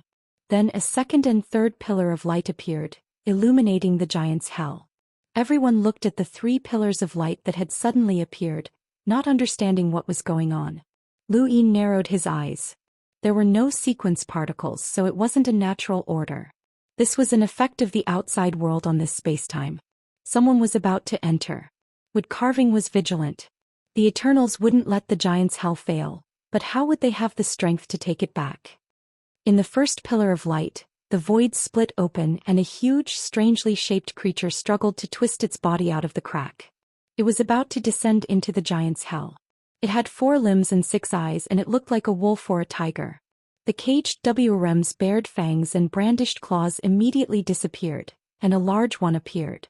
Lu Yin looked at the creature and blurted out, "The Star Devourer?" The creature that had suddenly appeared was the Star Devourer, which had participated in the Sovereign Tournament. This was because this astral beast, which devoured planets as its source of power, had 6 eyes. Lu Yin had a rather deep impression of this creature. even though it had long since been unable to keep up with him. The creature in front of him looked exactly like the Star Devourer, but it had been magnified countless times. There was no mistaking it. It was definitely the Star Devourer. The Star Devourer? What's that? Wood Carving didn't understand, as the Hexagon Association had never seen such a creature before. Mr. Daheng and the rest stared at the pillar of light. Finally, the enormous creature emerged from the spatial crack. It shook its body and all 6 of its eyes closed. The only thing that was different from the Star Devourer that Lu Yin had imagined was that its head, which was the center of its 6 eyes, was transparent. There was a tube inside that seemed to be flowing with something. Lu Yin explained the Star Devourer's origins and Mr. Daheng frowned. I think I've heard of this creature before. Wood Carving's tone was solemn. There are many strange creatures in the universe, but it's rare to see a creature that can grow by devouring planets. Lu Yin stared at the Star Devourer. How many planets had it devoured? This creature was definitely not any smaller than the Cyclops King. Why had it appeared? I think I heard someone call out my name. Star Devourer. I used that name a long time ago. A low, hoarse voice rang out. It wasn't loud, but it echoed through the heavens. One of the Star Devourer's 6 eyes suddenly opened and turned around like a human. It stared at the Second Legion, especially Wood Carving. Are you calling me human? Why are you here, Star Devourer? Lu Yin asked, drawing the creature's attention. The creature stared at Lu Yin with its one eye open. I want this space-time. Lu Yin's gaze turned cold. Did the Eternals send you? A smile appeared in the creature's eyes. You can say that. They said that if I help them seize a parallel spacetime, they'll give me enough planets to devour at least one of them. Lu Yin's expression changed. Looks like it's the Eternals' outside helper. Wood Carving said, the Hexagon Association has outside help, but so does the Eternals. They can't hold on any longer, so they called for help. This thing isn't easy to deal with. Mr. Daheng was apprehensive. If he could tell, then so could Lu Yin. How could something that the Eternals had entrusted to them be easy to deal with? This creature's strength might not be any weaker than the 7 sky gods at their peak. Star Devourer rolled its eyes and stared at the Second Legion.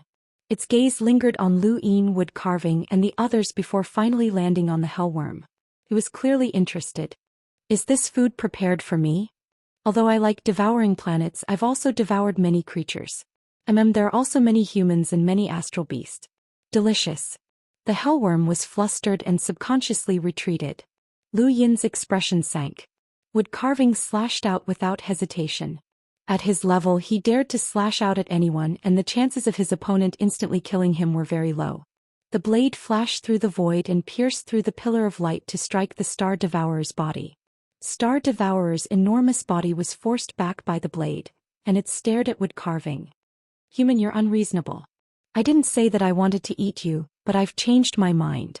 I'm going to eat you. With that, the creature bent its 4 limbs and exerted all of its strength.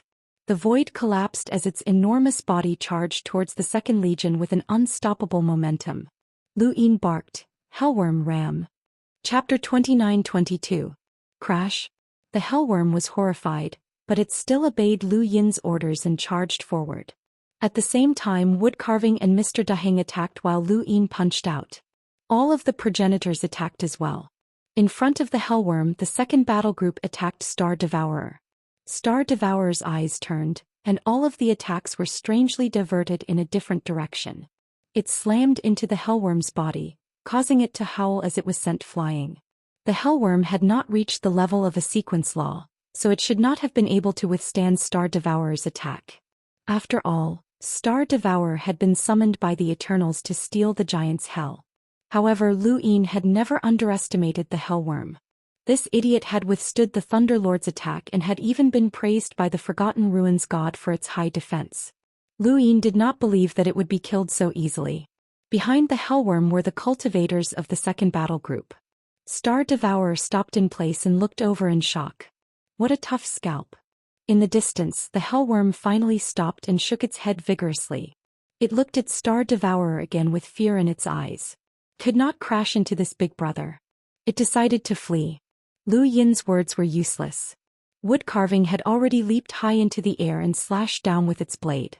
Star Devourer's eyes turned, and this time, Lu Yin saw it clearly. Sequence particles appeared in front of Star Devourer's eyes, transforming into a powerful attractive force that attracted Lu Yin's blade. Star Devourer's sequence law was attraction. Star Devourer opened its mouth and bit down on wood carving. Wood carving pressed down on the hilt and slashed horizontally. Star Devourer's eyes turned again, but this time, it was unable to divert the blade. Mr. Daheng was frantically using the law of lightness, but his law of lightness had been diverted by Star Devourer.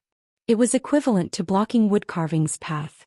Although Star Devourer had used a lot of sequence particles, it was difficult for it to be effective without preparation. The blade landed squarely on Star Devourer's mouth. What had been expected to be a successful attack shocked everyone. There was nothing on Star Devourer's mouth besides a red mark. It had used its mouth to block wood carving's attack. This attack had broken through formless spacetime and heavily injured Qing Kong when it clashed with the corpse god. Star Devourer had easily blocked it. Lu Yin's expression changed. It grows by devouring planets and the toughest part of its body is its mouth. Attack its abdomen. The Star Devourer stared at Lu Yin. Human, don't casually reveal my weakness. It's not good. As punishment, I'll devour you. After saying that, the second eye opened. Lu Yin's expression turned ugly. During the Sovereign Tournament, he had clearly understood that the Star Devourer's power had undergone a transformation when it opened its eyes. Every time it opened an eye, its power would double and it would be equivalent to a Corpse King transformation from the Eternals. When all 6 of its eyes opened, they would contain a terrifying might that could destroy all forms of power. Be careful, it has terrifying power far above mine. Star Devourer was even more dissatisfied. Human, you seem to understand me very well. Is there someone similar to me in your spacetime? That's not good. I want to go to your spacetime and devour all of my kind so that no one will know my weakness. With that said, the 2 eyeballs spun to the sides as 2 sequence particles formed on both sides. One attracted Woodcut's attack, while the other attracted Mr. Daheng's attack. As for its main body, it charged towards Lu Yin in a bid to devour him. Lu Yin waved a hand and the summoning platform appeared. With my blood, I summoned the general. He had just summoned the Cyclops King, but now he was using it. The Cyclops King appeared.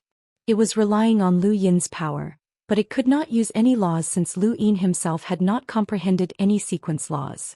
However, the Cyclops King's body was covered in a black halo of a void world, which was the same as the void around Lu Yin's heart. The source of its power was the void around Lu Yin's heart, but this power was rejected by the current spacetime, forming a void world. Although it did not have any sequence laws, it could still cancel them out. The Cyclops King's physical body was extremely powerful. Star Devourer charged towards Lu Yin, but the Cyclops King opened its arms and hugged it. The 2 colossal beings competed in outer space. The Cyclops King retreated step by step. Star Devourer's head was pressed against the Cyclops King's body, and its 4 limbs exerted force as it continued to press forward. Even the Cyclops King could not withstand Star Devourer's power unless he used a sequence law. Lu Yin took this opportunity to take out the Young Darkness card. This was the only way he could think of to deal with Star Devourer. The Young Darkness card isolated the sequence laws, and once Star Devourer entered, it would be a battle of strength. Lu Yin did not believe that the few of them could not kill Star Devourer. Although Star Devourer was strong, he was at most at the level of the 7 sky gods. Wuxia, Wangjian and Xiaxia did not interfere, as they did not have the strength to deal with the sequence laws. If they were touched by the sequence laws, it would cause unpredictable losses. The Cyclops King could not compete with Star Devourer in terms of strength, and Star Devourer had only opened 2 eyes. However, the Cyclops King could capture Star Devourer for a certain amount of time, which was what Lu Yin wanted. Lu Yin took out the Young Darkness card, and he stuck it to Star Devourer's body without any obstruction. Star Devourer was immediately sucked in. This attractive force was not the same as the laws that existed in the universe. It was more like opening a door to another spacetime. Star Devourer did not resist at all and allowed himself to be sucked into the Young Darkness card. The Young Darkness card was pitch black, and Wuxia and Mr. Daheng appeared at the same time to attack again. They were also unable to use the sequence laws, so they would fight Star Devourer here. Suddenly Lu Yin saw an inconceivable scene. Star Devourer's eyes spun and then the attracted sequence particle appeared. How was this possible? Young Darkness should be able to block the sequence laws, so why was it not working on Star Devourer? Wuxia and Mr. Daheng were both pulled towards an unknown abyss by the sequence laws. Human, you don't understand me that well. I know about the Lost Tribe card and I was deliberately sucked in by you. Look, the victor will be revealed immediately. Star Devourer's low voice was filled with pride. Although it had 4 limbs and 6 eyes and looked very strange, it was actually very shrewd. Lu Yin had not expected that Star Devourer would not be bound by Young Darkness. Its sequence particle did not come from outer space, but rather from within its transparent head. This creature was too strange. Lu Yin waved his hand and unfurled the wordless heavenly book, directly isolating Wuxia and Mr. Daheng from the law of attraction. Star Devourer was confused. Human, how did you do it? Lu Yin did not waste any more words and left Young Darkness. Once they left, Star Devourer naturally left as well. He returned to the giant's hell and put away Young Darkness. Across from him, Star Devourer slowly opened its third eye. Lu Yin took a deep breath. Retreat. This decision allowed Mr. Daheng to relax. Wuxia did not refuse, even though he was not willing to accept the giant's offer. However, against a monster like Star Devourer, they could not do anything for the time being. Furthermore, there were still 2 pillars of light which were clearly a threat.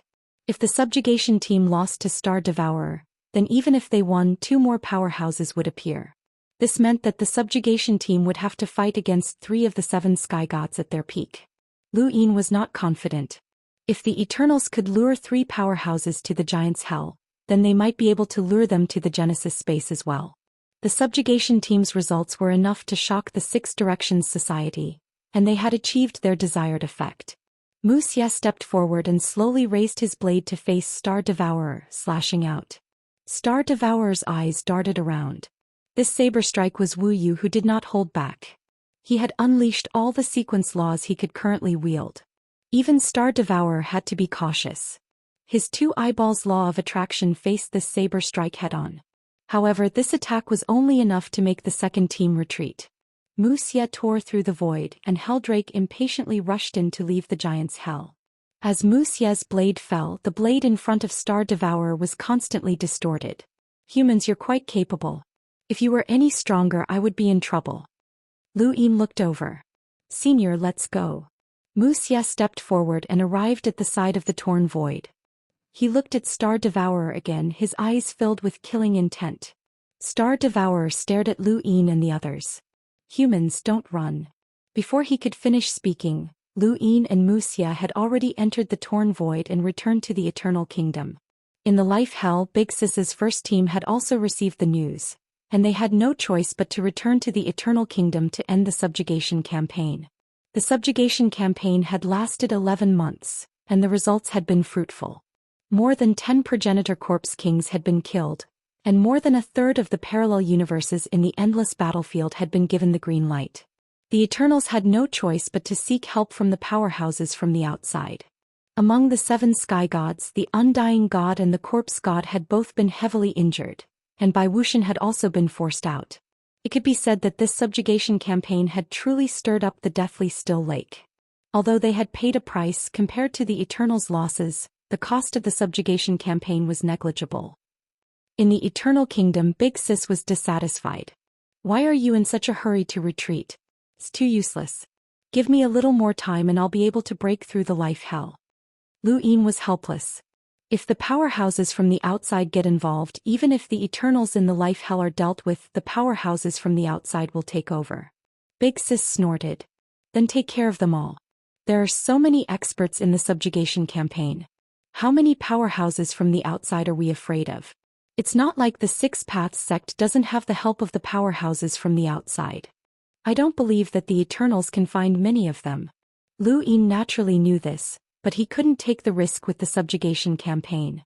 He had to figure out the situation of the powerhouses from the outside first. This time the Eternals had launched a sneak attack on the Above Heaven sect. On the surface, it was for the sequence particle equipment, but in reality, they had attacked Earth and drawn out the experts under the Lightning Lord. Jiang Qian and Jiang Qinyue were also in the Above Heaven sect at the moment. Lu Yin could understand the situation of the powerhouses from the outside through them. It took a lot of persuasion to suppress Big Sis's desire for battle. After a short period of recuperation, the subjugation campaign returned to the origin space with the advance announcement by Wang Wen and the others. What greeted the subjugation campaign was endless cheers. They had indeed won the battle and fought beautifully. Although there were some accidents in the process, it was fine as long as the result was good. This battle had displayed the might of the Above Heavens sect, and Lu Yin's reputation in the Six Direction sect had reached an unprecedented height. Thank you, brothers, for your support. I've been updating for the third day in a row. Thank you. Suifeng has worked very hard. Chapter 29-23. The boundless battlefield was like a millstone of life and death for the Six Direction sect. Even if the three great saints of reincarnation, time and space, and the great Empyrean joined forces, they had never heard of anyone being able to break through the boundless battlefield. But today Lu Yin did it. He did the most appropriate thing at the most appropriate time and received the most appropriate reward. The moment he returned, Lu Yin immediately announced to the Six Direction sect that there would be another crusade against the boundless battlefield.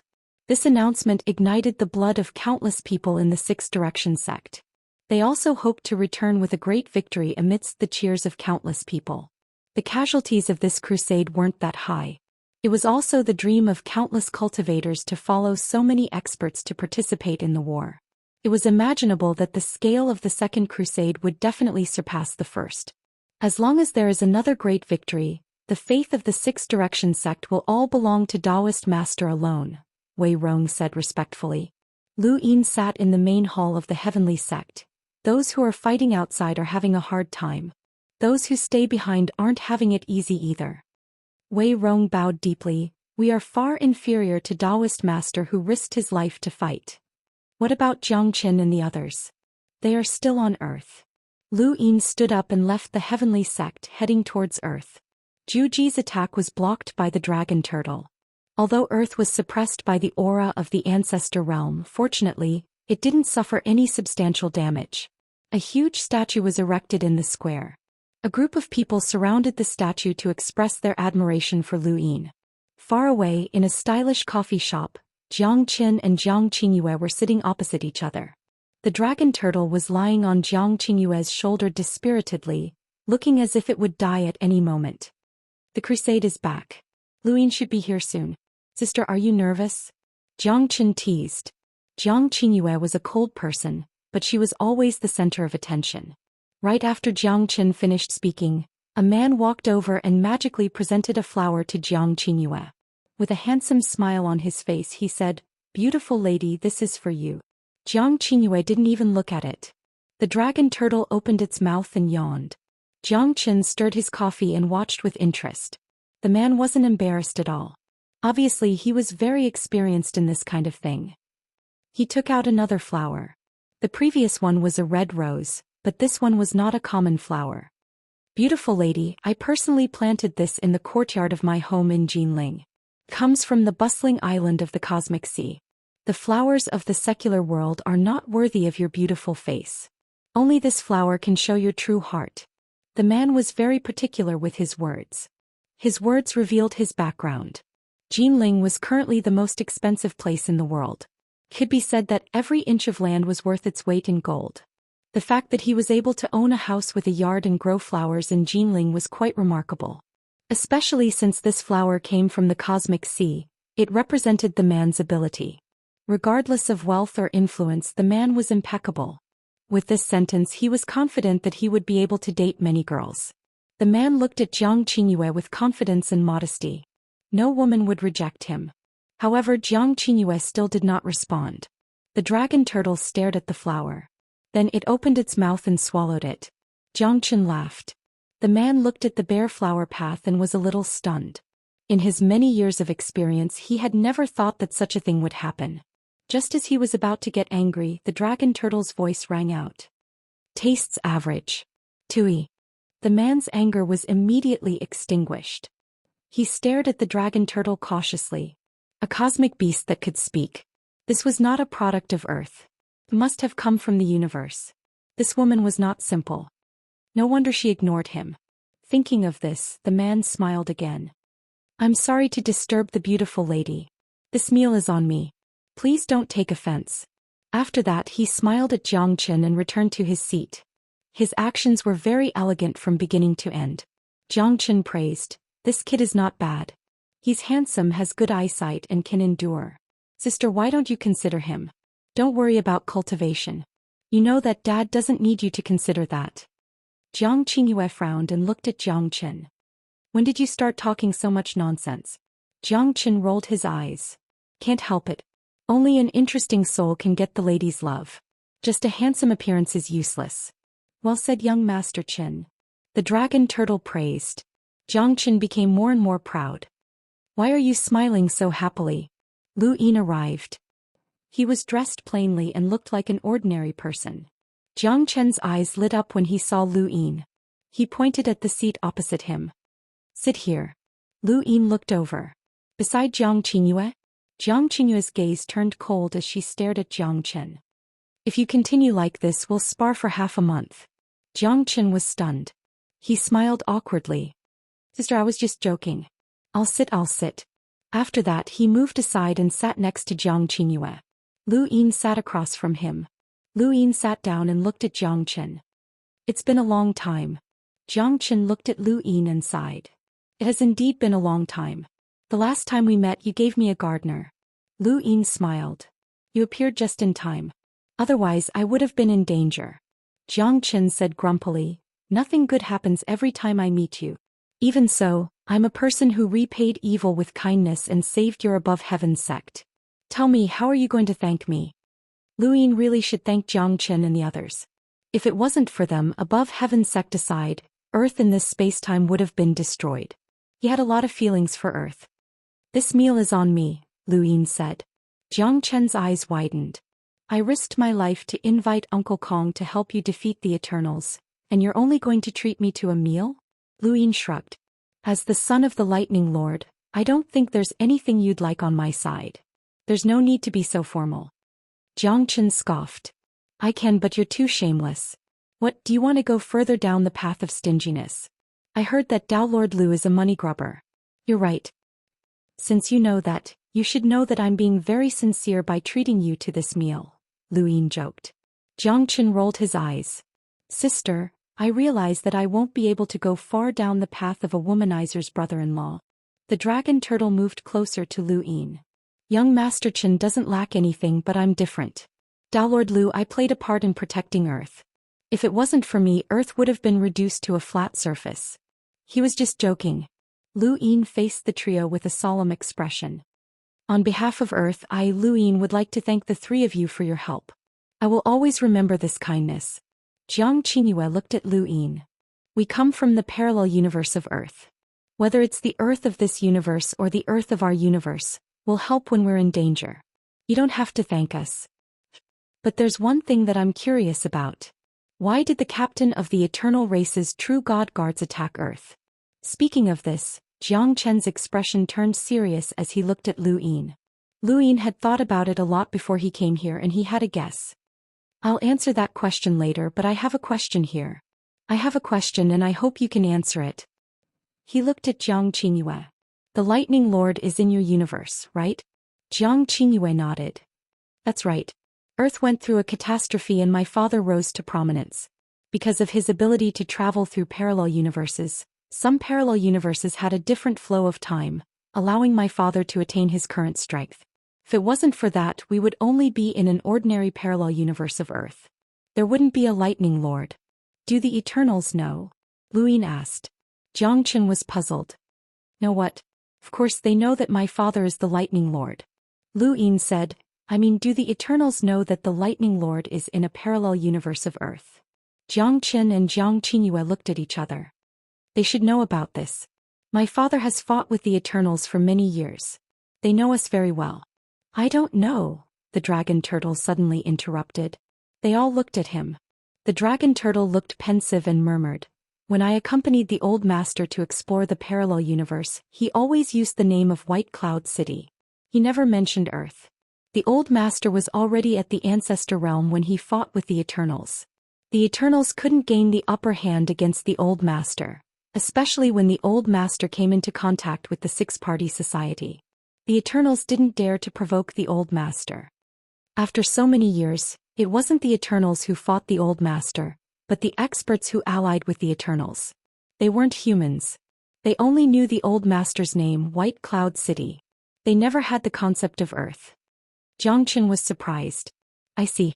My father never mentioned Earth to the outside world. Zhang Qingyue said, there's no need to.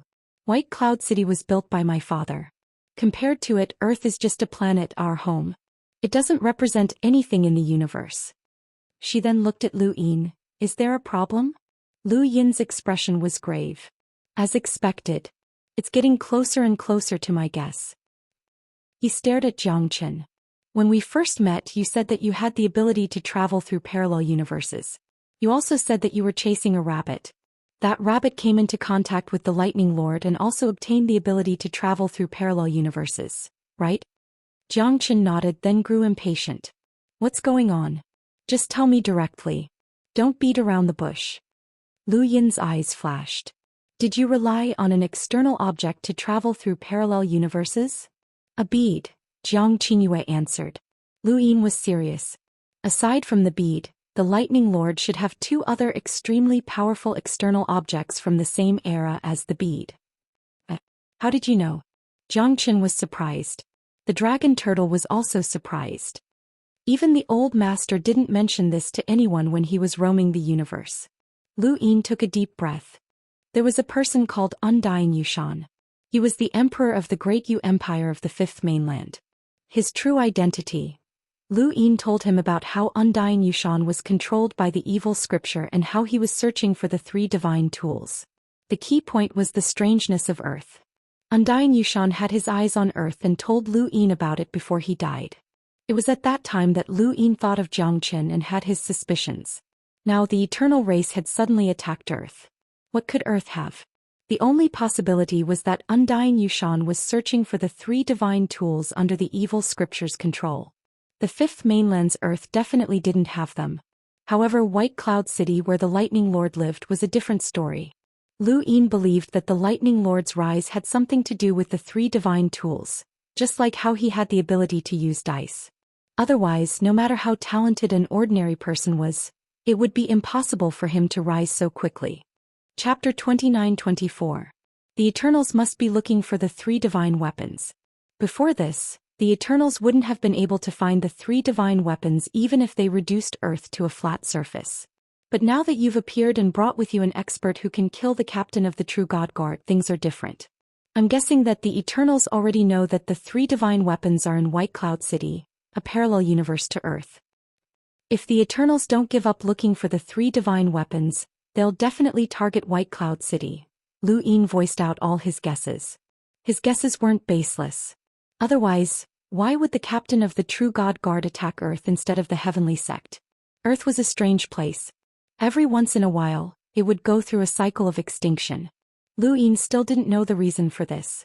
To cover up this fact, the Hidden Earth Society would attack planets with primeval surnames every once in a while to hide Earth's uniqueness. In fact, this situation had nothing to do with the primeval surnames. Lu Yin was more inclined to believe that it had something to do with the three divine weapons.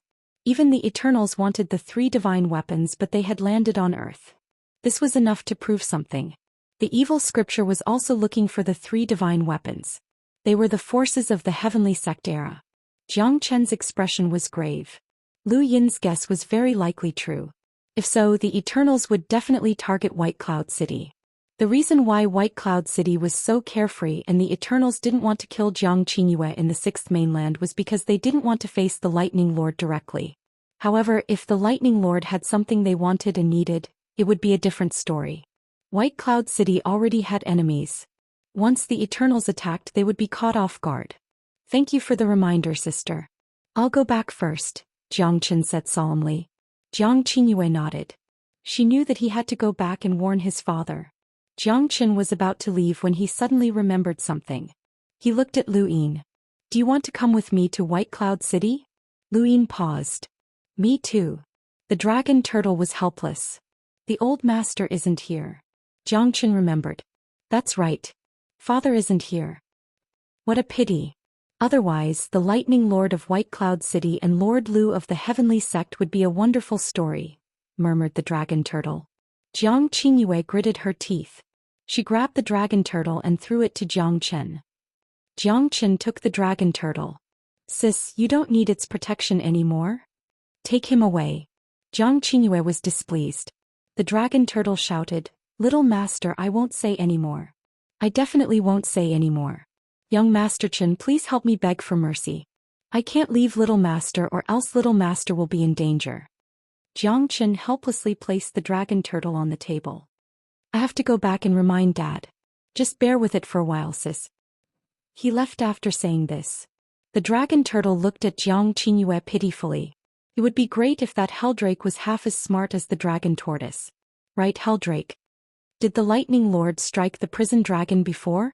Zhang Qingyue took a sip of coffee. That's your mount? Lu Yin nodded. Zhang Qingyue shook his head. I don't know. Lu Yin looked at the dragon turtle. The dragon turtle shook his head as well. Although I've traveled with my old master, I wasn't always by his side. There are some things that Kong Tianzhao knows more about. Kong Tianzhao. The one who killed the captain of the True God Guard with a single strike. He's my old master's eternal rival. His sword is #1 in White Cloud City. Although he lost to my old master many times, my old master once said that he's not as good as Kong Tianzhao in terms of sword purity. One day Kong Tianzhao will reach the pinnacle of the sword, the dragon turtle said. Lu Yin praised, there are so many experts in White Cloud City. The dragon turtle was speechless. More than your above heaven sect? It's not easy to become an ancestor. There weren't many people in my old master's generation. Moreover, it paused and looked at Zhang Qingyue. Zhang Qingyue's tone was calm. My master killed his other master. Lu Yin was puzzled. What do you mean? The dragon turtle sighed.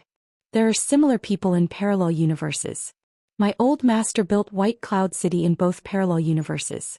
Kong Tianzhao also had a person called Kong Tianzhao. In order to become an ancestor, Kong Tianzhao battled with his parallel universes in an attempt to break through. He did break through in the end. One of him killed the other and completed the transformation. Lu Yin nodded. Although he didn't see the scene, he could imagine how tragic it was. He couldn't imagine how it felt to kill one's own self. The Six Paths Association is also a parallel universe, but I've never seen two people who are the same, Lu Yin said. Zhang Qingyue looked up. There are too many parallel universes and each parallel universe develops differently. The probability of the same person appearing is very low. That's what my father said. Lu Yin didn't dwell on this point. He invited Zhang Qingyue to the Above Heaven sect as a guest, and since she wanted to continue her tour of Earth, he left. After Lu Yin left, the dragon turtle lamented, Little mistress, you really won't be able to find a man like this. Can't you talk about romance? Zhang Qingyue ignored it. At this time, the man came over again with a gentle smile. Beautiful lady, sorry to disturb you again. Can I invite you to tour Nanjing? The dragon turtle looked up. We want to tour the Above Heaven sect. The man's face paled. Tour the Above Heaven sect? Was this turtle crazy? Was that even a place to tour?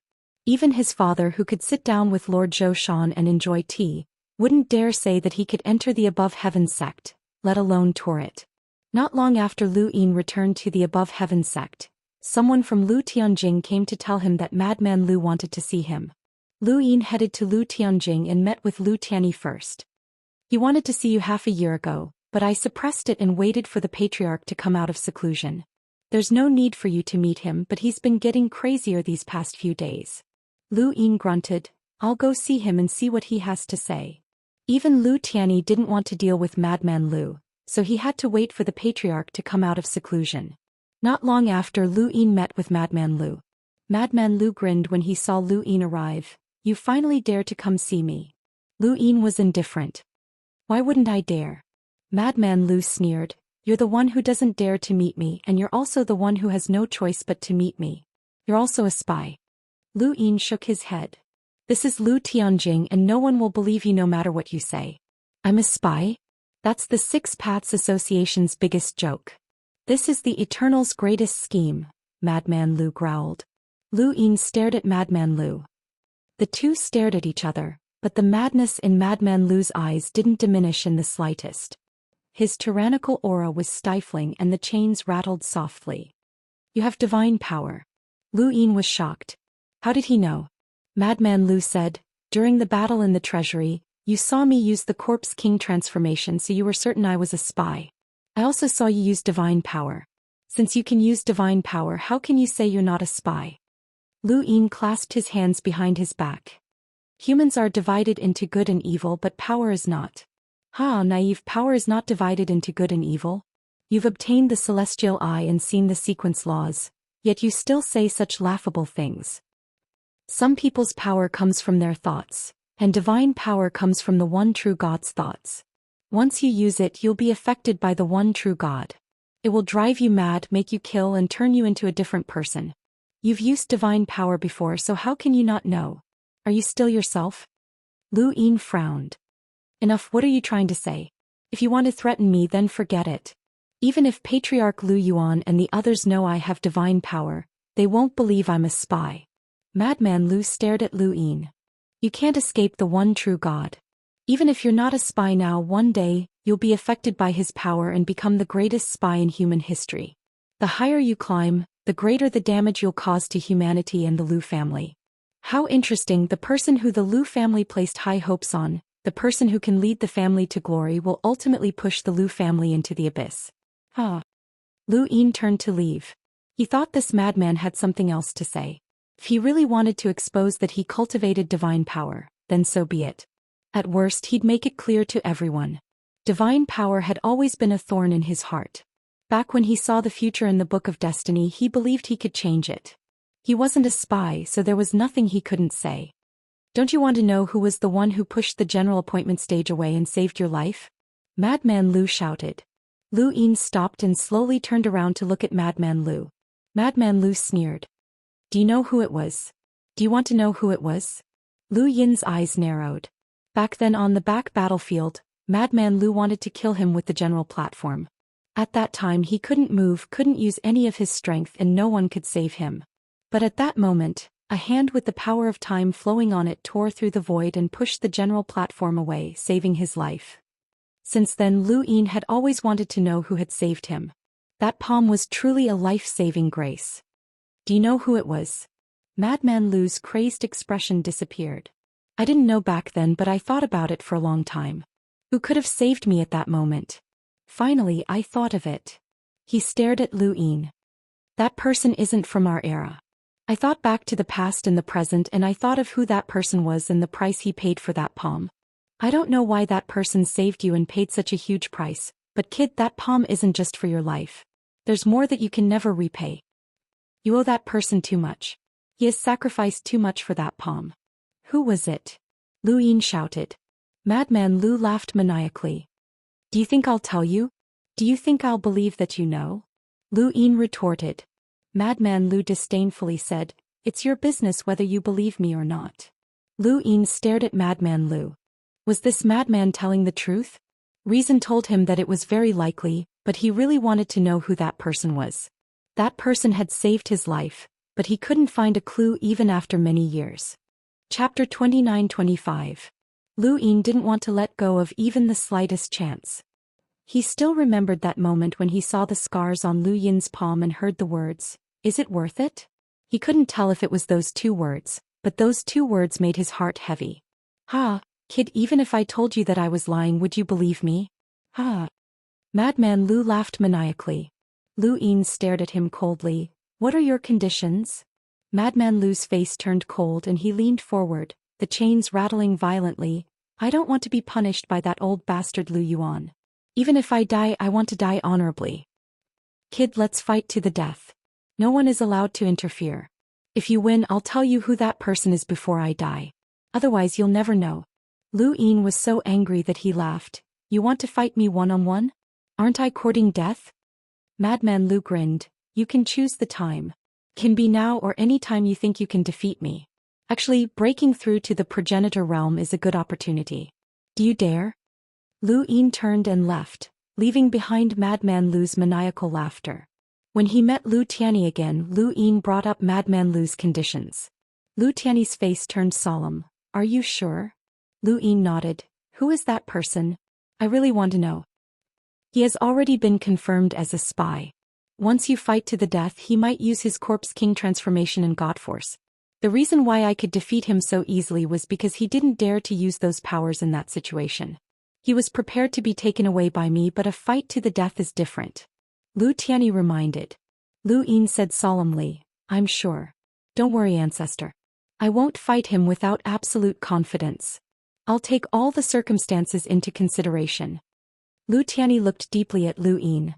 My Lu family's children are not afraid of death. Since you've decided, the family will fully support you. Before the fight to the death, the family won't punish him. This was Madman Lu's goal. Lu Yin knew what Madman Lu was thinking, but he had indeed grasped his weakness. Was it worth it? What did that person pay? At the Void God's space-time border outside a new inn, a figure walked out. This is the place? What a strange place. Soon the door opened and a figure walked in, throwing out 3 corpses. They were half-ancestor corpse kings. Everyone in the new inn looked at the newcomers.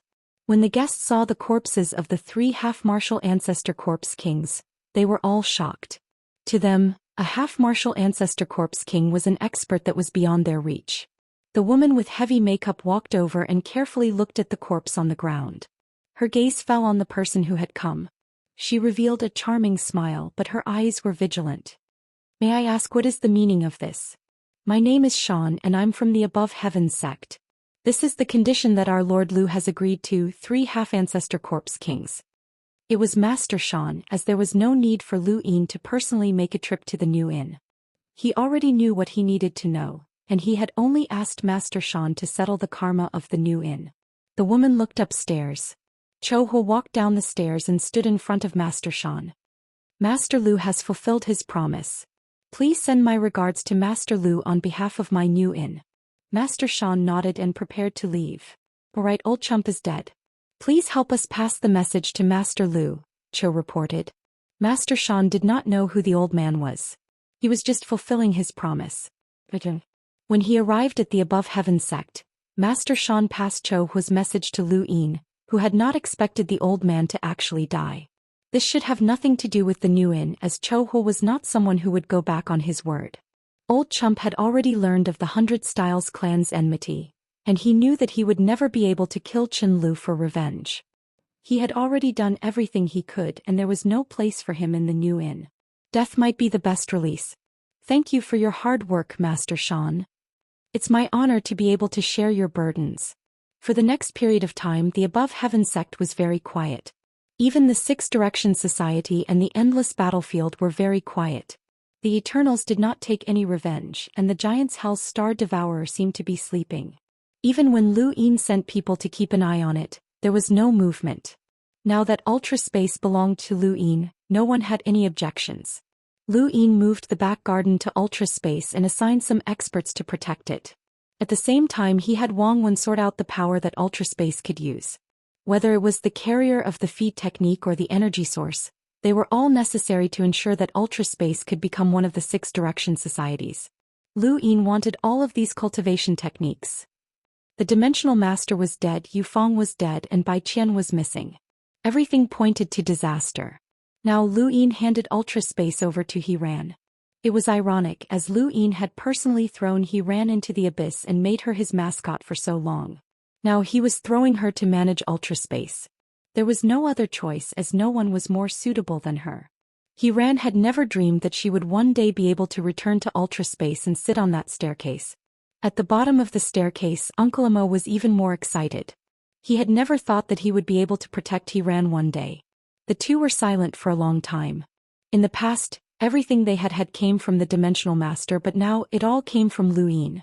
This person had clearly tricked them, but now he was their master. He Ran's thoughts were complicated, and she thought about many things.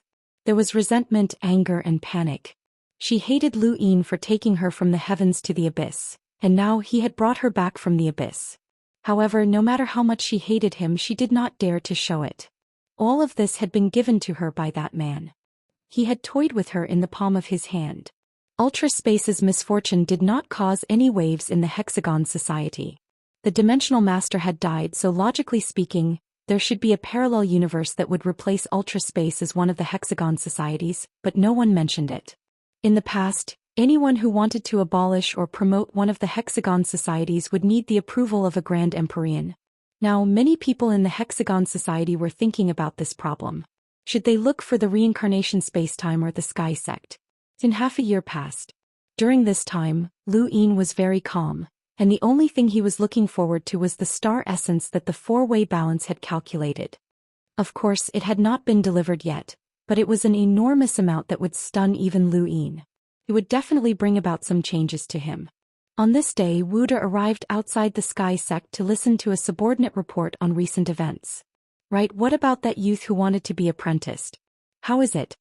He still remembered that there had been a youth who had come from the reincarnation spacetime who had wanted to be apprenticed to Dao Lord Lu. However, that youth had never cultivated before, and Wuda had believed that it would be impossible for him to succeed. However, Dao Lord Lu had asked Wuda to keep an eye on that youth because he had received him. Wuda had kept an eye on the youth for 3 years and then left the last 2 years to his subordinates. He had never slacked off, and every time he came to the sky sect he would ask about the youth.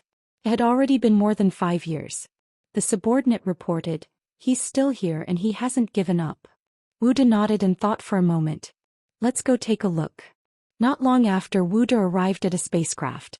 Because the youth had no cultivation, he could only stay inside the spacecraft and face the sky sect. He respectfully kowtowed and begged to be accepted as a disciple by Lu Yin.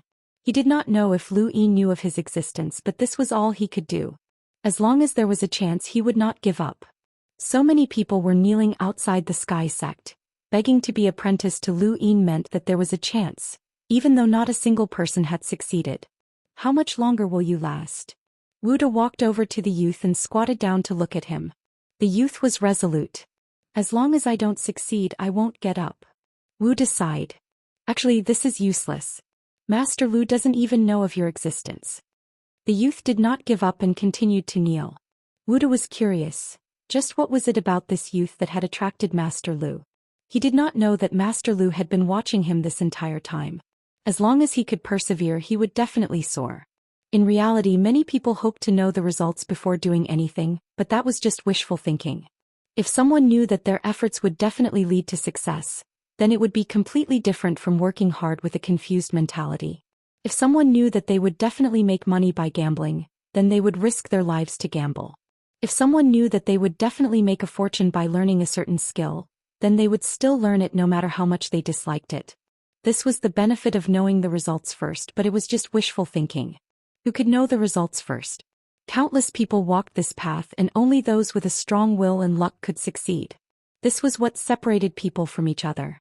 However, this youth already had a result. From Wu Da's perspective, being noticed by Master Lu was a result. As long as this youth persevered, he would definitely become Master Lu's disciple.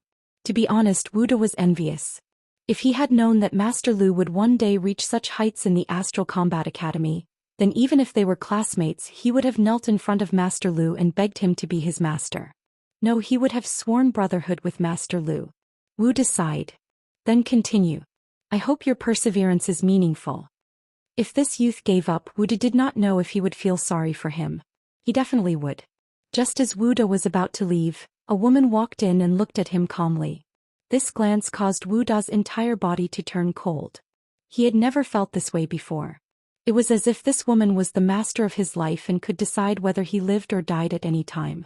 It was not that he had never experienced life and death in the universe, but he had never felt this way before.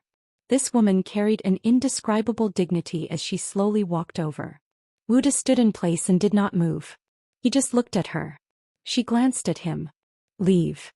Wu Da did not dare to refute and quickly lowered his head to leave. At that moment, the void in front of him rippled and a figure walked out. Wu Da stared blankly, then became overjoyed and bowed respectfully. "Greetings, Pathmaster." The newcomer was Lu Yin, and the woman was the reincarnation spacetime's Yao Lan. Even though the woman had not attacked Wu Da had felt that his life was in danger and had been terrified. Now that Lu Yin had arrived, he was completely relieved. Lu Yin glanced at Wu Da and then at Yao Lan. "You've come to the Above Heaven sect. Is it appropriate for you not to greet me?" Yao Lan did not expect that Lu Yin would still be able to sense her even though she had already concealed her aura. She took a deep breath and bowed slowly. "Greetings, Master Lu." Wu Da's courage grew as he looked up at the woman. What a beautiful woman. However, if Master Lu was able to say this, Then this woman could not be a progenitor, right? Thanks to my brothers for their support, I'll continue to update. It's been 4 days since I've started to update. Chapter 29-26. Not far away, the young man kneeling on the ground looked at Lu Yin and said excitedly, Master Lu, you are Master Lu. Please accept me as your disciple. I beg you. Lu Yin looked at the young man. At this time Yao Lan's face changed. She hurriedly blocked Lu Yin's sight and said politely, Master Lu, Tuo Lin is rude. Please let me go. I will take him back to the reincarnation spacetime and discipline him strictly. He will not disturb Master Lu again. Lu Yin looked at Yao Lan. No, I think he is very good. The young man named Tuo Lin was even more excited. He knelt and kowtowed. Please accept me as your disciple. Yao Lan shouted, Tuo Lin, shut up. Lu Yin frowned. Yao Lan, are you here to trouble me? Yao Lan's face was ugly. I dare not. I just don't want Master Lu to blame Tuo Lin. His ancestors have made great contributions to mankind. Please let him go this time. Lu Yin laughed. He came to worship me as his master. What's there to blame? Yao Lan said, this child Tuo Lin has no cultivation at all. At such an old age he has long since lost the possibility of cultivating. Even so, he still wants to become Master Lu's disciple. He simply wants to throw away Master Lu's face. Thus, after I found out about this, I specially came here to bring him back. Yao Lan's words made Tuo Lin's face gloomy. He did not cultivate and could not cultivate, but he wanted to. No one in the reincarnation spacetime could help him. He saw hope in Lu Yin during the battle at the tea party. Master Lu was young, but he created a miracle and became the most prominent person in the six-party society. How could he do it? Since he could do it, maybe he could help him create a miracle. So he came. Master Lu, no one in the reincarnation spacetime can help me cultivate, so I came here to beg Master Lu to help me. I really want to cultivate. Tuo Lin begged and kept kowtowing. He was just an ordinary person, but he kowtowed so hard that his forehead was bleeding. Yao Lan frowned. Tuo Lin, let's go back first. Tuo Lin ignored her and kept kowtowing. His blood gradually dyed the ground red. Wuda sympathized with him, but he had no right to speak here. Lu Yin put his hands behind his back. Tuo Lin, right? Tuo Lin looked up. He was dizzy and his face was pale. He staggered and almost fell. Yes, my name is Tuo Lin. How long have you been kneeling here? Tuo Lin's mind wasn't very clear due to the excessive blood loss, but he still insisted on not letting himself faint. 5.5 years. Not much. I will continue to kneel here as long as Master Lu accepts me as his disciple. Yao Lan said in a low voice. Tuo Lin, stop talking. Come with me. Lu Yin's lips curled up. All right, I'll accept you as my disciple. Tuo Lin was stunned as he looked at Lu Yin. You said you would take me as your disciple? Yao Lan looked at Lu Yin anxiously. Master Lu, please reconsider.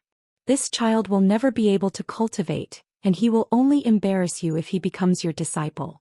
Please allow me to bring him back to the reincarnation spacetime. The reincarnation spacetime will be eternally grateful. Lu Yin felt strange. It's just a child. Why are you so grateful on behalf of reincarnation spacetime?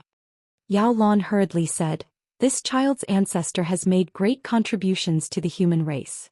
The great Empyrean has instructed that the descendants of this lineage should spend the rest of their lives in the reincarnation spacetime and not participate in cultivation. Master Lu, for the sake of the great Empyrean, please let me take him away.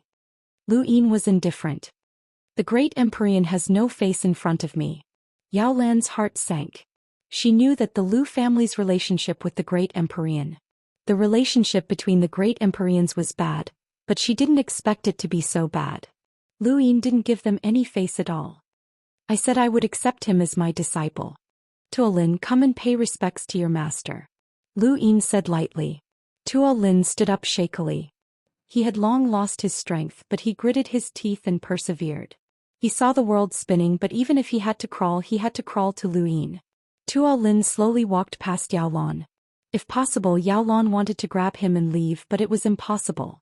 This was the above heavens sect, and Lu Yin was standing in front of her. He couldn't do it. Even if she wanted to take this boy away, Lu Yin had to agree.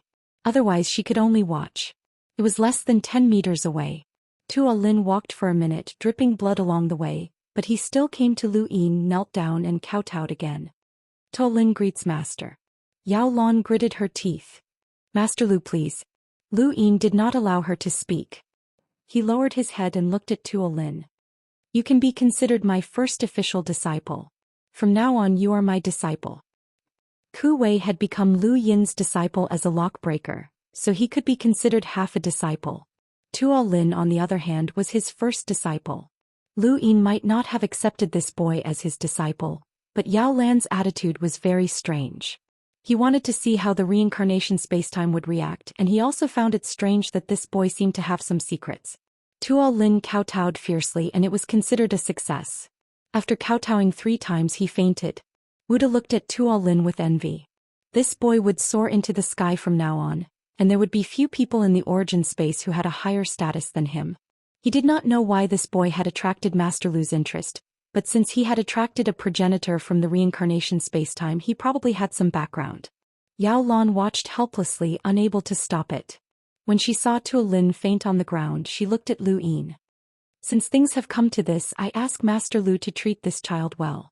Regardless of the relationship between the origin space and the reincarnation spacetime, I hope Master Lu will not be biased against him.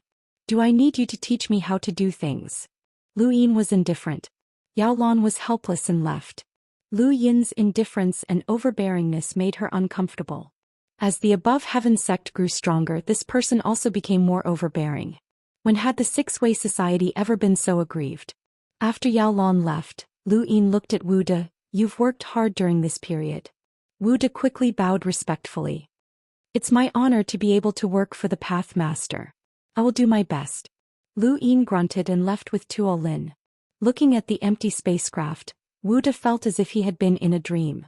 In the dream, an progenitor from the reincarnation spacetime had been scolded like a dog by the Pathmaster and had run away. When he looked again, the boy was no longer there. This was not a dream.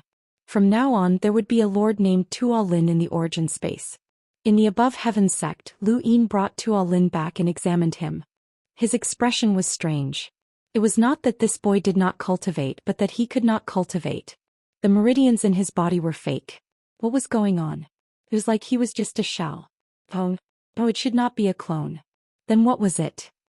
Lu Yin invited various progenitors to examine him, so perhaps some of them knew. However, no one knew what was going on with Tuo Lin. In the end, Lu Yin thought of someone. Senior Wuxia. He asked him to use tracing back to time to find the source of this boy's problem. How do you know that tracing back can do this? Wuxia was surprised. He had only told Lu Yin to use tracing back to time to find a certain time, but Lu Yin had asked him to do something different. Tracing back to time was indeed possible. Lu Yin told Wuxia about how Mr. Mu had used tracing back to time to help him learn the plan's secret art. At the time, Lu Yin did not know how Mr. Mu had done it, but now he knew that it was tracing back to time. He had used the Su family's bloodline to find a time when he could see the chessboard, allowing an outsider like Lu Yin to enter that time to learn the plan's secret art. As Lu Yin's cultivation increased, he gradually understood many things that he had not understood before. However, the universe was too vast, and there were still many things that could not be explained even by progenitors. Otherwise, the primogenitors would not have disappeared. Even Lu Tianyi did not know what had happened to Bai Xianer. Senior Wuxia's tracing back to time was far inferior to Mr. Mu, but it was not impossible to find Tuo Lin's problem. Yibo has been dealt with by you. I'm looking for the next target of tracing back to time. This boy is suitable, but I don't know how long it will take. As Wuxia spoke, he walked in front of Tuo Lin and a dark relic appeared. This was the main dark relic that Senior Wuxia had placed in the trunk of the mother tree to use tracing back to time. After Yibo had been dealt with, this dark relic had naturally appeared. Senior Wuxia had not displayed much of his strength in the endless battlefield subjugation battle. Ordinary progenitors were not needed for him to display his strength, and sequence law powerhouses did not need him to face them. As a result, even after this dark relic had returned, Lu Yin had not seen his true strength. Senior brother, if you reach the sequence law level, what will it be like? Lu Yin was looking forward to it. Wuxia laughed. Why don't you look forward to what junior brother Qin Ping will be like? It should be soon. Lu Yin's heart skipped a beat. Senior brother Qin Ping is still in the endless battlefield? Wuxia nodded. I can confirm that he is in the endless battlefield. As for which spacetime he is in, I don't know. In the past, Master told us not to be anxious and to cultivate slowly. However, it is different now. Junior brother, your cultivation speed is so exaggerated that junior brother Qingping must be under pressure. Lu Yin smiled bitterly. I have no choice. Senior brother Qingping has just broken through to half progenitor. There is no need to be anxious. Wuxia shook his head. Although Master's sect was harmonious, it did not mean that there was no competition. This junior brother's talent had suppressed Qingping to the point that he had no choice but to enter the endless battlefield. Wuxia was the same. Even senior Wuxia could not ignore this. Qingping had to break through. It could be considered as protecting his dignity as a senior brother. The dark relic slowly floated above Tuolin's head. The surrounding void distorted, causing time to change. Images constantly flashed past. Lu Yin was not unfamiliar with this scene. He had seen it many times in the past. Now that he could chase after time and reverse it, he naturally understood it even more clearly. However, the mighty power of time was vast and boundless. What they came into contact with was just a drop in the ocean. With time as the carrier, countless battle techniques and cultivation techniques appeared. Old ancestor Tianyi guessed that Bai Xian'er's technique might also be related to time. Lu Yin slowly walked out and looked into the distance. He was very envious of seeker tracing. This battle technique was very suitable for him. What a pity. He took a step forward and came to the side of the cauldron. He raised his hand and pressed it on the cauldron. A tree branch stretched out and touched Lu Yin's hand cutely. He ran left. Are you lonely? Lu Yin could feel the little sapling's emotions and asked with a smile. The little sapling rubbed the back of Lu Yin's hand, feeling wronged. Lu Yin smiled. All right, I will find another person to play with you. The little sapling's green leaves directly stood up. He was happy. Chapter 29-27. Soon more than 10 days passed and the relic floating above Tuolin's head suddenly rotated. The distorted void spread horizontally and countless images appeared, forming ripples that spread out. Wuxia's eyes suddenly widened as he stared at the relic. It sometimes condensed and sometimes disappeared as if it was being dragged by time. The distorted images flickered around and suddenly the same person appeared in all the images. It was an old man who opened his eyes and looked at Wuxia. Master Lu, please come over. I'm Xianxia. With a whoosh, the space returned to normal and Lu Yin stepped in. Senior brother? At this time Tuolin woke up and looked around blankly. He saw Wuxia staring at him. Who are you? Lu Yin came to Wuxia's side. Tuolin was excited and quickly got off the bed to kowtow. Disciple Tuolin greets master. Lu Yin casually threw Tuolin back. Rest well. I'll see you when you recover. Tuolin respectfully replied. Yes, disciple will listen to master. Lu Yin and Wuxia went out.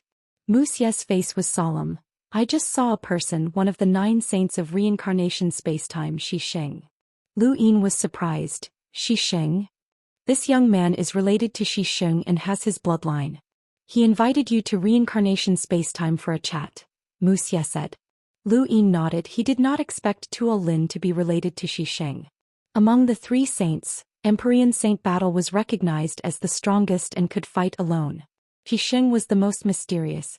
No one had ever seen him fight, but no one dared to ignore him because he was the oldest. Not even Empyrean Saint Battle was older than him, and he was the only one who could drink tea with a Grand Empyrean at any time. Xianxia was the most unique person in reincarnation spacetime. That fearless spirit was something that Lu Yin cared about even now. He had faced Xianxia in reincarnation spacetime and had a deep impression of this old man. In that case I should go and meet him, Lu Yin said. Wuxia frowned. This Xianxia gives me a very unusual feeling. Be careful and ask senior brother Wuxia to accompany you. Lu Yin nodded. If necessary I will. In reincarnation spacetime, Lu Yin came again, but this time it was very secretive. No one except Xianxia knew. Xianxia's location was one of the most secretive places in the reincarnation spacetime. Even the 3 sovereigns and 9 sages did not know about it, but an outsider like Lu Yin had actually come. Xianxia's location was very ordinary and there was nothing special about it. He was like an old man with 1 foot in the grave, planting flowers and raising grass. He lived alone in a thatched cottage, giving others the feeling that he was waiting for death. Even so, Lu Yin had a feeling that this old man was far from dying. Or rather, it seemed like it would be very difficult for this old man to die. He clearly gave people the feeling that he could die at any time, but at the same time, there was a contradictory feeling that he couldn't die. Lu Yin couldn't help but open his heavenly eye and stare at the cottage. Xixing walked out of the cottage and looked at Lu Yin with a gentle smile. Master Lu, I'm just an old man and I don't have any offensive abilities. There's no need to use Senior Wu Tian's celestial eye. Lu Yin landed 100 meters away from Xixing. Is Tuo Lin your descendant? Xixing said, let's talk inside. There's no need for that. Let's just do it here, Lu Yin said. Xixing nodded. There was no table, just a stone, and they sat on the ground with boiling tea in the middle. Xixing didn't pay much attention to pouring tea for Lu Yin, and Lu Yin didn't pay much attention to it either. Someone once taught me the way of tea, but I'm not even 1% of that person. Otherwise, I would be able to brew a cup of tea that Master Lu will never forget. Xixing sighed, picked up the teacup and politely handed it to Lu Yin. Lu Yin took it. Do you like tea? I also have people who can brew tea that you will never forget.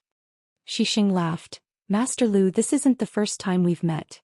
You've seen me during the reincarnation tribulation. Lu Yin took a sip of tea and asked casually, is Tuo Lin your descendant? Yes. Why did you want to see me? Please release Tuo Lin, Master Lu. Lu Yin looked at Xixing. Do you think I want to borrow him to do something to your reincarnation space-time? Xixing shook his head. Of course not. Master Lu doesn't understand Tuo Lin. Not to mention Tuo Lin, even I can't satisfy Master Lu's resentment towards the Grand Empyrean. Lu Yin looked up. I've already accepted him as a disciple, so I'll treat him as a disciple. It has nothing to do with the reincarnation space-time. I can't harm a child who doesn't even have a cultivation base. Xixing sighed. Although the Lu family is overbearing, they have a bottom line. I naturally know this, but Tuo Lin really can't cultivate. It's not that I'm afraid Master Lu will harm him, but if even Master Lu can't make him cultivate, then this child's heart will die. Lu Yin was puzzled. Why can't he cultivate? Some things will affect the source of the bloodline. My bloodline sacrificed itself, so all of my descendants have no bloodline to cultivate. Xixing sighed. Lu Yin looked at Xixing. So, I'm asking why he can't cultivate. Xixing and Lu Yin looked at each other. Master Lu, have you heard of Ku-Ah? Lu Yin's eyes flashed. The legendary realm above the primordial realm? Xixing calmly asked. Did Ancestor Lu Yuan tell you? Lu Yin was shocked. Is there really a realm above the primordial realm? He had only guessed. Big Sis had said that the realm above the progenitor realm was called the primordial realm. This word reminded him of the 9 words in the Mirage domain. Ascending to the primordial realm, crossing Ku-Ah, obtaining eternal life. Although these 9 words didn't explicitly say that it was a realm, it should be similar. So it was true. He hadn't asked Ancestor Lu Tianyi about it. If they wanted to tell him, they would have done so long ago. They didn't want to affect his path. Xixing took a sip of tea. Ku-Ah represents a person's transformation. Ordinary cultivators think that reaching the progenitor realm is the peak, but in reality, reaching the progenitor realm is just the peak of the cultivation realm. They are still human, a person with flesh and blood and emotions. Only by crossing Ku-Ah can they transcend and become a different kind of life form, not limited to the human race. I am helping the Grand Empyrean cross Ku-Ah. I sacrificed myself and my descendants to help the Grand Empyrean cross Ku-Ah. Lu Yin was puzzled. How? Xixing shook his head. If I knew, I wouldn't be in the progenitor realm. Ku-Ah represents a person's most selfish desire, and this desire is magnified countless times. This is something I've heard before. Thus, everyone who crosses Ku-Ah is a madman, including the Grand Empyrean. The Grand Empyrean's wish is to deal with the only true God, which becomes a natural moat for her to cross Ku-Ah. Because of this, she always thinks about herself. What Lu family? What spy? Nothing is within her scope of consideration. She is willing to sacrifice everything to satisfy her selfishness and greed. Once she crosses Ku-Ah's greed, selfishness. Once she crosses Ku-Ah's greed, she becomes another life form. I've never seen such a life form before. Perhaps she is still human, or perhaps she is not human. Lu Yin frowned. Selfishness magnified countless times? This was Ku-Ah? Everyone who crosses Ku-Ah was a madman? However, in their own eyes they are not wrong. Xixing looked at Lu Yin. Master Lu, in the future you will also cross Ku-Ah. Lu Yin looked at Xixing. Are you saying that I will also become a madman? Xianxia's gaze was complicated. Humans are creatures, and as long as they are creatures they cannot escape their desires. No one is an exception. Even those who disregard life and death have their own desires. Kuo is to overcome this desire. What is Master Lu's desire? Lu Yin laughed. I also want to defeat the Eternals. Xianxia nodded. Very good. It doesn't matter if you are a saint or a madman as long as you can help humanity defeat the Eternals. Lu Yin picked up his teacup and swirled it. What you just said, are you trying to excuse the Grand Empyrean from banishing my Lu family? Xianxia smiled. Of course not. I'm just telling you the reason. The Grand Empyrean does not need me to excuse her. You can't do anything to her. She has reached the primordial realm and is someone who has crossed Kuo. I don't know what level your Lu family's ancestor Lu Yuan is at, but he is definitely not someone who has crossed Kuo. There has never been anyone who has crossed Kuo in the universe, or else the situation would have changed a long time ago.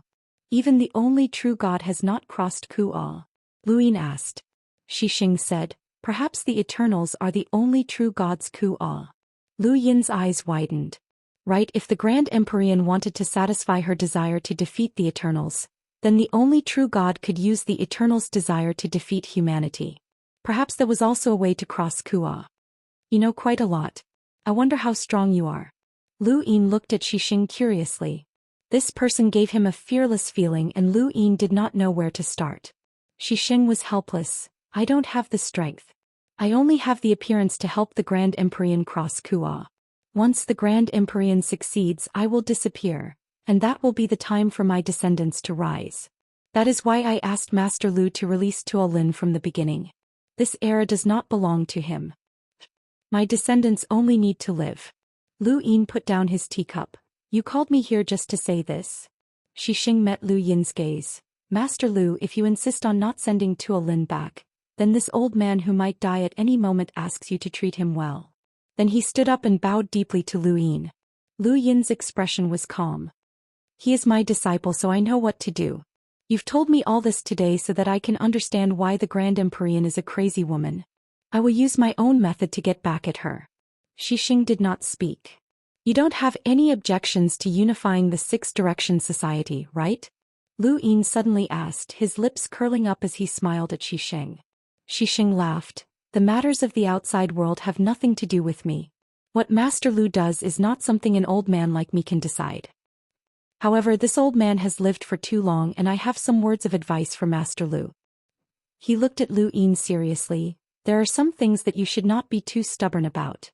Stubbornness will turn into heart demons, and the more heart demons there are, the more Kuo will suffer. If you cannot cross Kuo, then you will be a madman.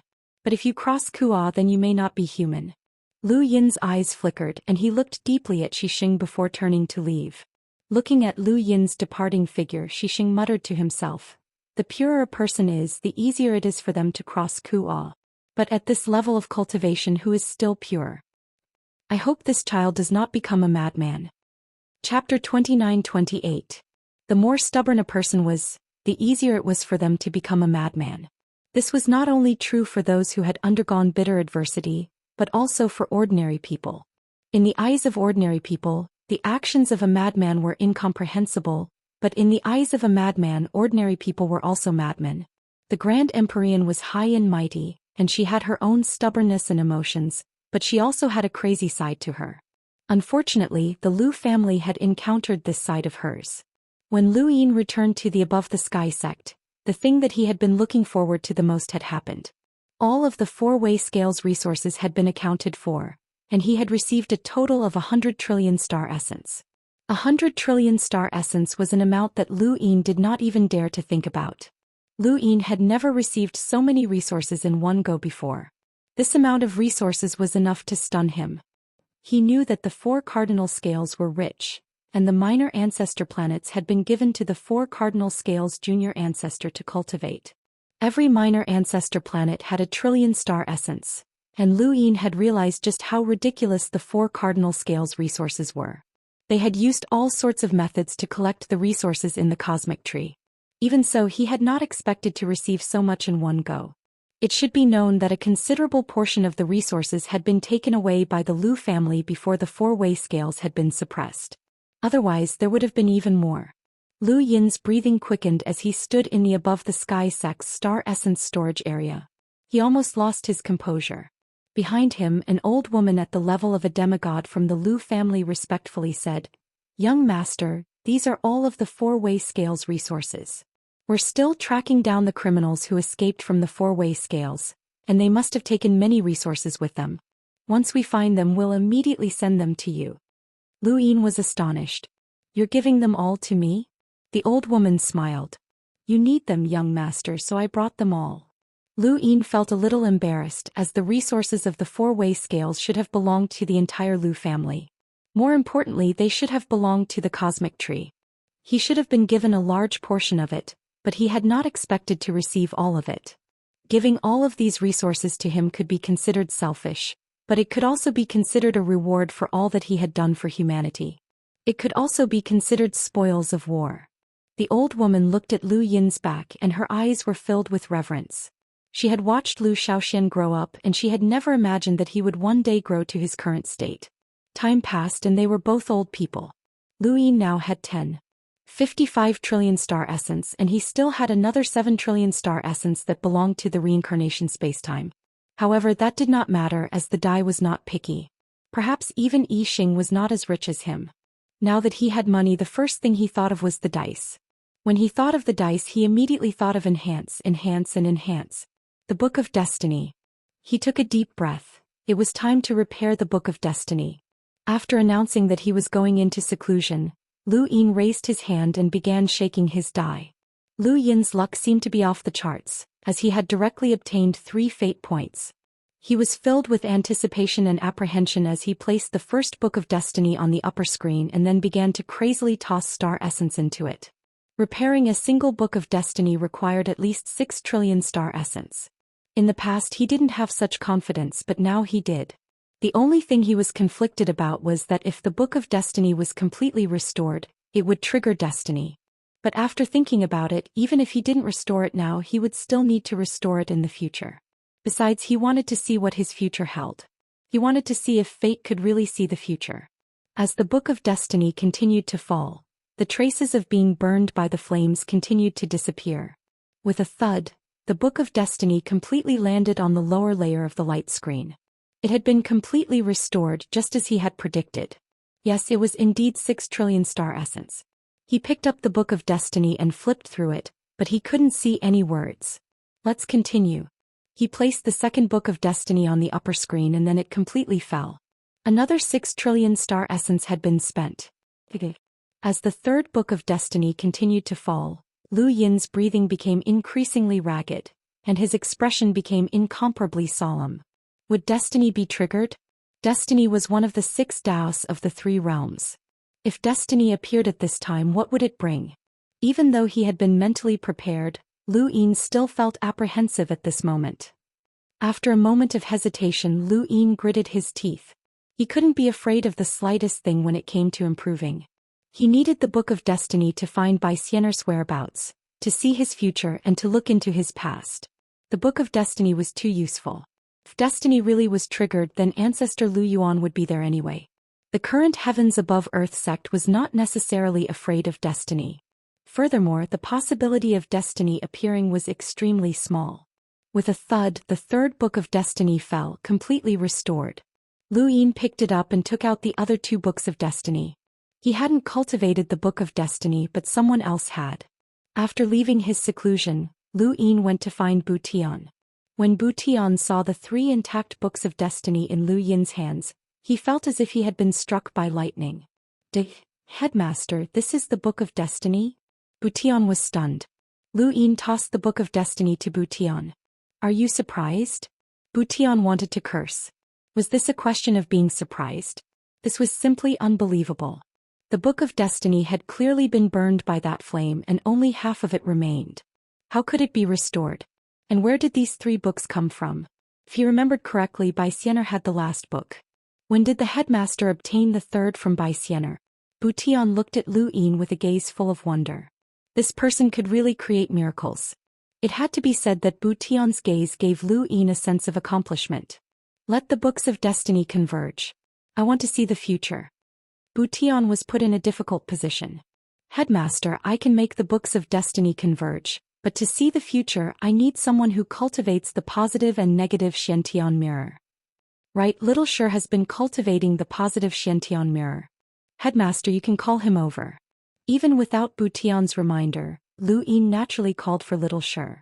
Even without cultivating the positive Xiantian mirror, little Shi could still see the words that appeared when the books of destiny converged. This was something that Bu Tian could not do. Back then Lu Yin had asked little Shi to investigate Archaic City and draw out that flame that had burned the books of destiny. Little Shi quickly arrived, and Bu Tian began to converge the 3 books of destiny. Lu Yin saw the books of destiny converge once again.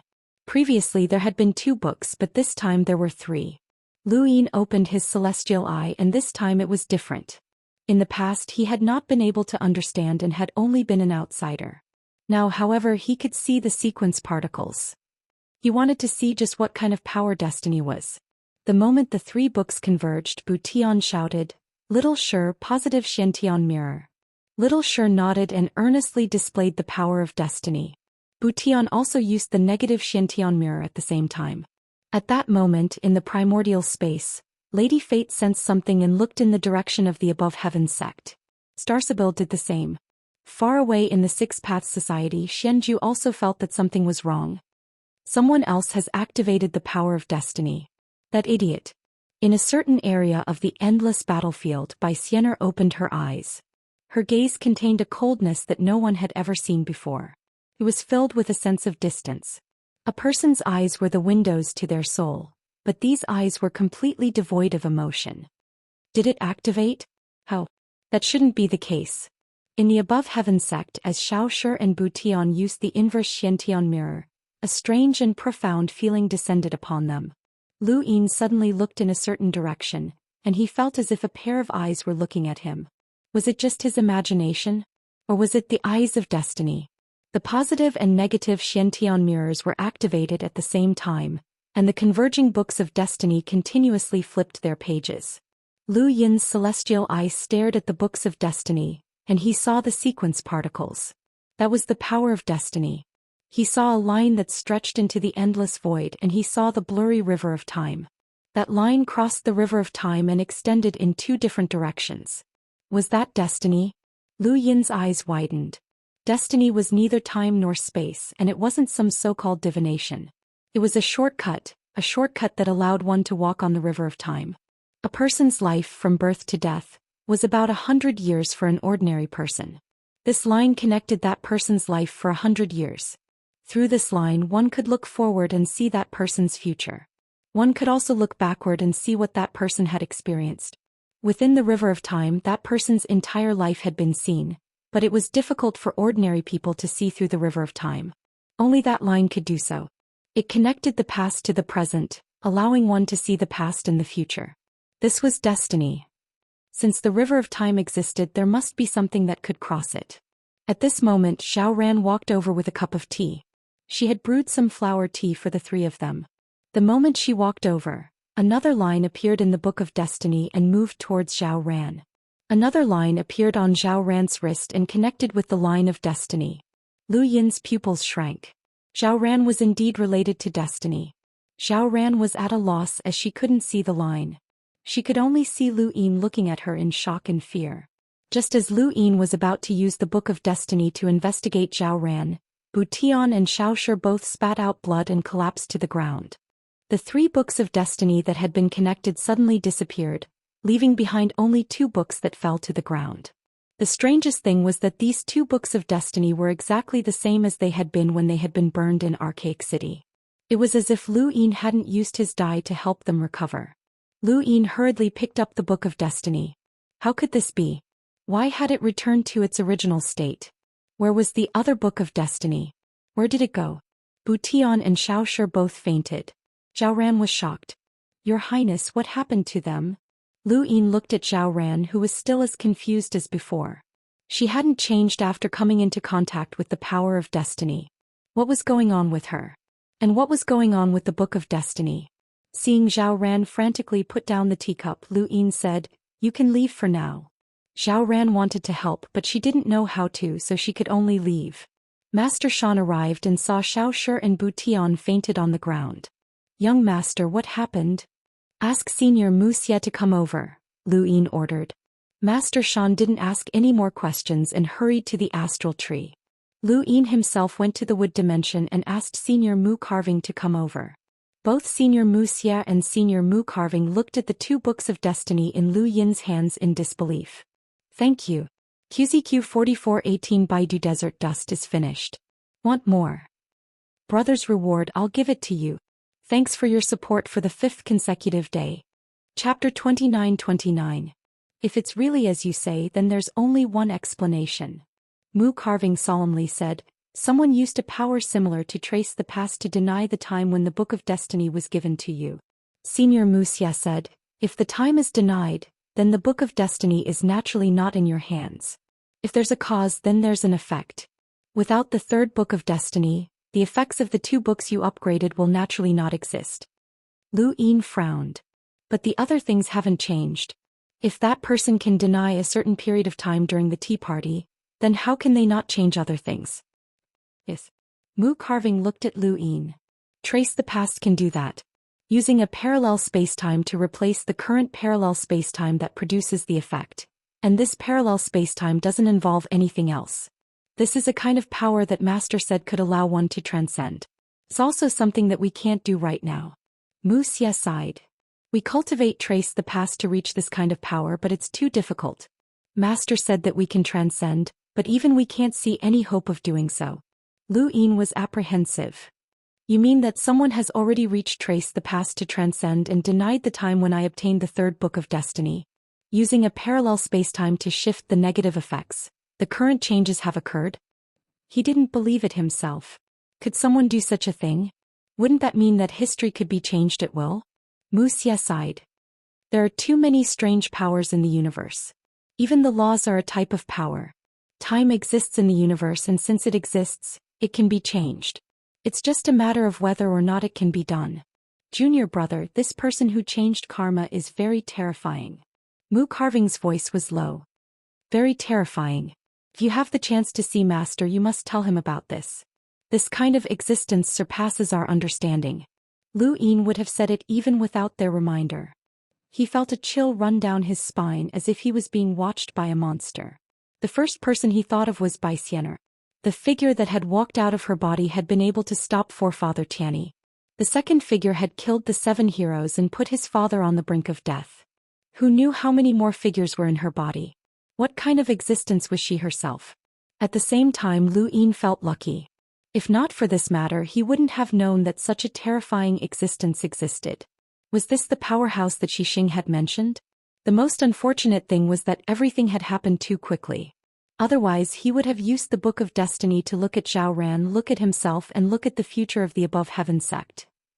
After chatting with Mu Carving and the others, Lu Yin went to see Patriarch Lu Tianyi and Big Sis. Their explanations were more or less the same. Perhaps it was because they hadn't cultivated origin, so they didn't know as much as Mu Carving and the others. However, they were very certain that this was a terrifying existence, and both of them guessed that it was fate. Big Sis immediately moved to the Above Heaven sect, and Lu Tianyi hoped that Lu Yin would return to Lu Tianjing for a period of time, but Lu Yin refused. If such an existence wanted to attack him, it would have done so long ago. Bai Xian, fate, curmudgeon Mo Luoshan, and so on. Lu Yin sighed. The universe was still too chaotic and his cultivation was still too low. He should think of a way to increase his strength. For example, he needed to reverse the flow of his inner world for more than a second. The best way to improve one's cultivation was to find a parallel spacetime with a different flow of time. Lu Yin contacted Madame Nayland to find Yixing. Yixing's men would arrive soon, and in the meantime, Lu Yin found Zhao Ran. Have there been any new teas recently? Lu Yin asked gently as he looked at Zhao Ran. Zhao Ran blinked. Are you thirsty, Your Highness? Oh. Then are you hungry? I'm not hungry either. Oh. The two looked at each other speechlessly. Lu Yin didn't know what to say. If he was facing an enemy, he could test them or intimidate them, but he didn't know where to start with Zhao Ran. As he thought about it, his gaze landed on Zhao Ran's wrist. Previously, there had been a string on her wrist that was connected to Fate's string. He had clearly used the Celestial Eye before, but Zhao Ran didn't have any power. Even Lu Yuan had said that Zhao Ran wasn't fate and that he couldn't find any aura related to fate. But what was with that string? Zhao Ran pursed her lips, but when she saw Lu Yin staring at her wrist, she subconsciously retracted her hand. I've washed my hands, Your Highness. Lu Yin was helpless. Go make me a cup of tea. Zhao Ran was overjoyed. All right. She then ran off happily. As long as she could make tea, she would be happy. Lu Yin couldn't see through her as he watched her leave. What was going on with this girl? She was definitely related to fate, but why couldn't Lu Yuan tell? She had lived for a long time, and she had once stayed by Ancestor Desolate's side as if she was waiting for someone. According to Lu Yin's usual style, he would test her or find a way to ensure that Zhao Ran couldn't do anything to him. Just like how the humanoid sourcebox could allow the desolate god to be reborn, Lu Yin had allowed it to be sealed by Ancestor Hui and not touched it. However, Zhao Ran was different. The two had been together for far too long. Ever since Enlighters were considered unreachable experts to Lu Yin, the two had been together. It could be said that Zhao Ran had accompanied Lu Yin for a very long time, and whenever he was in a bad mood, it had become a habit for him to drink her tea. Zhao Ran's blank expression made his heart ache, and she did her best to be friendly to him. Lu Yin couldn't do anything to such a person. While he was lost in thought, Zhao Ran brought over a cup of tea and handed it to him. She looked at it expectantly. Lu Yin looked at the teacup and his eyelids twitched. Was this even tea? It was clearly poison. He had gotten used to it, but now he suddenly hesitated. Zhao Ran moved closer and looked at Lu Yin expectantly. Your Highness. Lu Yin stood up. Right, I still have some matters to attend to, so I'll be leaving first. I'll drink your tea next time. He then tore through the void and left. Zhao Ran felt wronged as she had spent a lot of time thinking about this tea. Lu Yin's meeting place was changed to the main hall in the sky. Bailan thought that something had happened as this place was too formal. Lu Yin waved a hand. I was just thinking about something, so let's meet here. Bailan nodded. Madame Nalan was naturally present as well, as she was the middleman between the I Ching and the primordial space. Although she had only joined the I Ching not long ago, her status was very special and even Bai Ting was polite to her. What instructions does Master Lu have for me? Bailan asked respectfully. Lu Yin replied, I want a parallel space-time with a different flow of time. Bailan was put in a difficult position. Master Lu, the I Ching only deals with currency exchanges and not other things. But you definitely know who has them, Lu Yin said bluntly. Bailan hesitated. There were some things that were inconvenient to say even if one knew, as it was taboo. Lu Yin's tone turned cold. I don't want to waste time. If I Ching doesn't want to tell me, then I'll ask someone else. Bailan's heart sank and her tone became even more respectful. Luoshan has them. Lu Yin did not say anything. Bailan gritted her teeth and continued. I Ching has dealings with many of the Six Paths Association's powerhouses, so I know some things. If Master Lu needs it, I can report back to Lord Bai Ting and tell you the details. Lu Yin was satisfied. All right, I'll wait for you. Bailan stood up, bowed to Lu Yin and then left. Madame Nalan did not leave. After Bailan left, she smiled. I Ching is very arrogant in front of others, but he's very obedient in front of the Dao Lord. The Dao Lord is still the most intimidating. Lu Yin looked at her. This matter is very important to me. Her smile did not change. I understand. Rest assured, Dao Lord. The above heaven had grown too quickly, and it had not been long since Madame Nalan had joined I Ching. Initially, I Ching had only allowed her to join as a chess piece that might be useful in the future. At that time he had not allowed her to do anything for fear that I Ching would notice. But now it did not matter. No matter what Madame Nalan did, I Ching would not do anything to her. Besides, no one was stupid. How could someone recommended to I Ching by the above heaven be a simple merchant? I Ching understood this, and so did Madame Nalan. On the other side, Bailan returned to the rotting god dimension with a heavy heart to see Bai Ting. Bai Ting had been waiting for her, and when he saw her return, his expression turned solemn. Why is Master Lu looking for you? Bailan replied helplessly. He wants to know who has a parallel spacetime with a different flow of time. Bai Ting frowned. I Ching does not do business. We only trade for resources. I told him, but... Bailan grew even more helpless. Master Lu said that if we don't tell him, he'll find someone else. There was nothing wrong with that, but Bai Ting was no fool. He could guess that Lu Yin's expression had not been good at that time. If Yi Xing did not cooperate, who knew what Lu Yin would do? Bai Ting frowned. Although he had asked for help from the above heaven, in truth if he had a choice he would rather the above heaven had never appeared. The universe was originally a calm lake, and the Six Paths Society and the Eternals had different colors. They repelled each other, and sometimes they won and sometimes they lost. However, the appearance of the above heaven had added another color to the lake, one that was overbearing and unreasonable. This was especially true for the above heaven's master Lu Yin, who treated the Six Paths Society's rules as if they did not exist.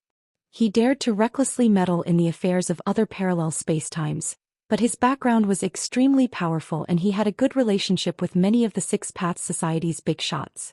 He could even point at a Grand Empyrean and curse them. The appearance of such a person was simply disrupting the situation. Bai Ting had gone to the hyperspace and found that Dimensional Guardian had died. Everyone was certain that Dimensional Guardian had been killed by the witch spirit, and he also believed it. After all, the traces of the witch spirit at the scene were not fake. But did Dimensional Guardian's death really have nothing to do with Lu Yin? He had Yi Xing collect a lot of information about Lu Yin's deeds, and the more he learned about this person, the more he felt that it was impossible. This person was ruthless, shrewd, and extremely talented. He was also good at forming alliances. Such a person was too terrifying. Being friends with this person meant going through life and death with him, but being enemies with him meant stepping into the abyss. From the first time Yi Xing had asked for help from the above heaven, they were destined to have a connection with this person, and it would be difficult to separate from him. No, it should be said that from the moment Lu Fuxia joined Yi Xing, everything had changed. They had no choice but to ask for help, and they had to give gifts after completing the transaction. The more Bai Ting thought about it, the more sullen he felt. He slammed the table, causing it to shatter. He had been updating for 5 days straight, and it was indeed tiring, especially during this period when Bao Bao was suffering from bronchitis, coughing, and medicinal baths. He had almost no time to rest, and he still had to update at night. Fortunately, he had the support of his brothers. Chapter 29:30. Bailan was startled. She looked at Beating's ugly expression with a complicated expression. She had never imagined that Lu Yin would be able to reach such heights. He was able to change Yi Xing's stance with just a few words. He was able to make Yi Xing smile and not dare to offend him. She would never have imagined that Lu Yin would be able to reach such heights. Even now she did not dare to sit face to face with him. Yi Xing, don't participate in other transactions, so many people trust us. We also know some secrets, but we can't tell anyone about them. Otherwise we will lose our reputation. Bidding stared at Bailan. As a merchant, losing his reputation is the same as losing his life. Bailan said bitterly, "Of course I understand. Master Bidding, what do you think we should do?" Beating's expression became uglier. He wanted to reject Lu Yin's request. If he wanted to know who had a parallel universe with a different flow of time, he could find it himself. It had nothing to do with Yi Xing. But he didn't dare to say it out loud. Rejecting Lu Yin's request seemed simple, but the price he had to pay was huge. If Master Burong comes out of seclusion, no one in the Six Direction Society will dare to offend us. We are still a transcendent force. Bailan murmured. Her voice was low, but Bidding could hear it clearly. He sighed deeply. Yes, it would be great if Master Burong comes out of seclusion. All right, Master, we can ask White Cloud City for help. The Lightning Lord and Master Burong are sworn brothers. They can definitely help us. Bailan's eyes lit up. Bidding shook his head. Let's not talk about whether we can contact the Lightning Lord. Even if we can, it might not be useful. The Lightning Lord's daughter, Jiang Qingyue, has an ambiguous relationship with Lu Yin. Bailan was surprised. Really? Bidding said bitterly. The Lightning Lord's son, Jiang Qin, is also sworn brothers with Lu Yin. Many people in the Six Direction Society know about this. Bailan was speechless. How many people did Lu Yin make friends with? Bidding felt powerless.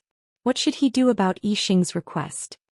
Bailan, tell Master Lu about the 5th and 7th universes. Bidding pondered for a long time and said in a low voice. Bailan wasn't surprised. They had no other choice. They couldn't betray the Six Direction Society's experts. Otherwise no one would believe Yi Xing.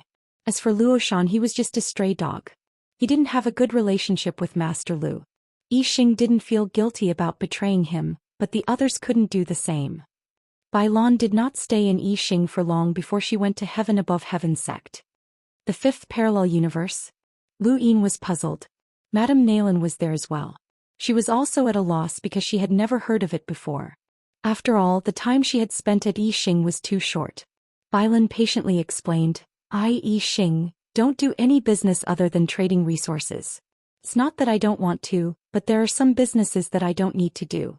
If we want something, we can get it ourselves. For example, a parallel universe with a different flow of time. Because of the space-rotting god, everyone in Yixing is an explorer. They are constantly searching for civilizations in the universe, so naturally they will occasionally find some. The fifth parallel universe is the one we found where the time flow is 5 times faster than the outside world. If Master Lu needs it, you can go in and cultivate at any time. No one will disturb Yixing. Lu Yin and Madame Naylan exchanged glances. Madame Naylan revealed a smile. Number 5. Does our Yixing have many of these parallel universes? Bailan glanced at Madame Naylan and knew that it was Lu Yin who was asking the question. Number 5 isn't a sequence but rather a 5-fold time flow. That's why it's called number 5. It's convenient and easy to remember. Lu Yin was troubled. What price do I have to pay? Bailan politely replied, this is a gift for Master Lu to cultivate. There's no need for Master Lu to pay any price. Lu Yin shook his head. That won't do. You're making it sound like I'm taking advantage of you. Since it's a parallel universe, you can rent it and charge for it in your own way. Bailan stood up and bowed deeply. Master Lu, you're treating us as outsiders. When Yixing was in trouble, you also led the powerhouses from the sect above to rescue him. Progenitors stand at the peak of humanity, so how can they be bribed with star essence? You mobilized so many progenitors from the sect above, and I feel indebted to you. These star essences are just compensation and they can't be equated to a rescue. Master Bailan has always wanted to do something for Master Lu, and since Master Lu needs it, Yixing is more than happy to oblige. Master Lu, please don't stand on ceremony. Otherwise we won't be able to rest easy. Lu Yin smiled as Bailan really knew how to talk. Bailan had called so many star essences a little, which was enough to make Yixing take it seriously. Not to mention Yixing had even given Lu Yin gifts, especially that compass. Although Lu Yin did not know what it was for, it represented Yixing. From a certain perspective, Yixing was on Lu Yin's side. The universe was cruel but humans were emotional. The better Yixing treated Lu Yin, the less Lu Yin could do anything to them. Back when he had attacked hyperspace, he had only wanted to snatch Zijing away, which had been part of his plan from the very beginning. Later on, Wei Zhu had tried to kill him several times and he had even tried to kill him. No matter what Yixing thought of Lu Yin behind his back, Yixing's respect for him on the surface made it difficult for Lu Yin to do anything. When Lu Yin checked his cosmic ring, he saw that Bai Rong's corpse was inside. Yixing's people truly believed that Bai Rong was in seclusion. Bailan looked at Madame Naylan and gave her a meaningful glance. She stood up and respectfully said, since Yixing is so sincere, let's grant them their wish. Lu Yin nodded. Alright, I'll head to fifth spacetime to take a look. Thank you for your understanding, Master Lu. Bailan felt bitter. She had clearly paid a price, but she still had to thank him. The void distorted and 2 figures appeared in the boundless heavens. One of them was Bailan and the other was naturally Lu Yin. Master Lu, there are no humans in this spacetime. There are only creatures that we call rod nodes. These creatures are shaped like bamboo poles and have no eyes, ears, nose, or mouth. They don't look like intelligent creatures, but they have evolved to gain intelligence. It's incredible that they can even use tools, and they've even touched upon the shadow of civilization. These creatures occupy this spacetime and there are at least 1 trillion of them. If not for the fact that this parallel spacetime isn't that large, there would be even more of them, Bailan explained. She then pointed at a planet in front of them. There are many of them on that planet. Lu Yin saw that within the planet's forest, there were many bamboo-like creatures jumping about. They had no eyes, ears, nose, or limbs, but they fought in groups against strange beasts and insects. They communicated with each other through tapping. They were truly strange creatures. If there's no civilization or cultivation, then how can they be spread throughout the heavens? They shouldn't be able to leave that planet. Bailan explained, not all creatures live in a planet's environment. A planet can be a unit of environment. Aside from that planet, no other planets in the heavens have such creatures. This situation is the majority, but there are also creatures that live in the heavens. As long as they're in this spacetime, they can be born on any planet. Actually, humans might be in such a situation as well. Lu Yin looked at Bailan in surprise. Humans. Bailan exchanged glances with Lu Yin. The Genesis space, the Hexagon Society, and countless planets. Humans can be found all over these planets. Could it be that humans have been reproducing on so many planets since the beginning? This question stumped Lu Yin, as he had never considered it this way before. Now that he thought about it, Bailan was right. There were countless people in the Genesis space, and there were so many that it was difficult to count them all. If the Hexagon Society and the Outlands were included, then there would be even more people. Either humans were reproducing and spreading throughout countless parallel spacetimes, or humans were living in a spacetime environment. As long as they lived in a certain spacetime environment, they could become humans. Compared to the first possibility, the second possibility was much more likely. Who could reproduce humans in so many parallel spacetimes? Who could reproduce humans in so many parallel spacetimes? It was not impossible, but it was beyond imagination. These were not things that Lu Yin needed to think about. He watched as Bulan left and then stepped onto the planet. He was greeted by the sight of the rod nodes. They clearly did not have eyes, but they seemed to be able to see Lu Yin. They all stopped and faced him. Gradually they even surrounded him. Lu Yin had a feeling that these rod joints were treating him as prey. What did they eat? Just as he was thinking about this, the surrounding rod joints all jumped over, and it looked like they wanted to crush him to death. Lu Yin's figure flashed and he disappeared. All of the rod joints bumped into each other. What happened to that creature? The sounds continued to ring out as they communicated with each other, but they could no longer find Lu Yin. Lu Yin appeared in an empty space and slowly raised his hand.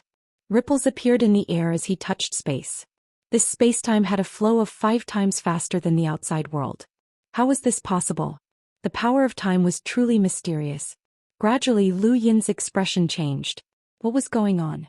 Even with the same amount of force, he found it difficult to distort space. The surrounding space was far tougher than the Genesis space and the Hexagon Society's parallel spacetimes. Lu Yin did not believe it and continued to increase his strength. He stared at the void, and when he saw the spatial lines, his expression changed. The spatial lines here were denser and thicker than those in the Genesis space. The entire space was tougher than the Genesis space. Ever since Lu Yin had embarked on the path of cultivation, he had experienced different levels of stability. For example, the fifth mainland and the Neoverse space were completely different from the outerverse. One required an enlighter to tear through, while the other required an explorer. However, the difference in the stability of these different spaces was not that great. At least to Lu Yin, the difference was negligible. The Hexagon Society's parallel spacetimes all had different levels of stability, but at his level he did not care.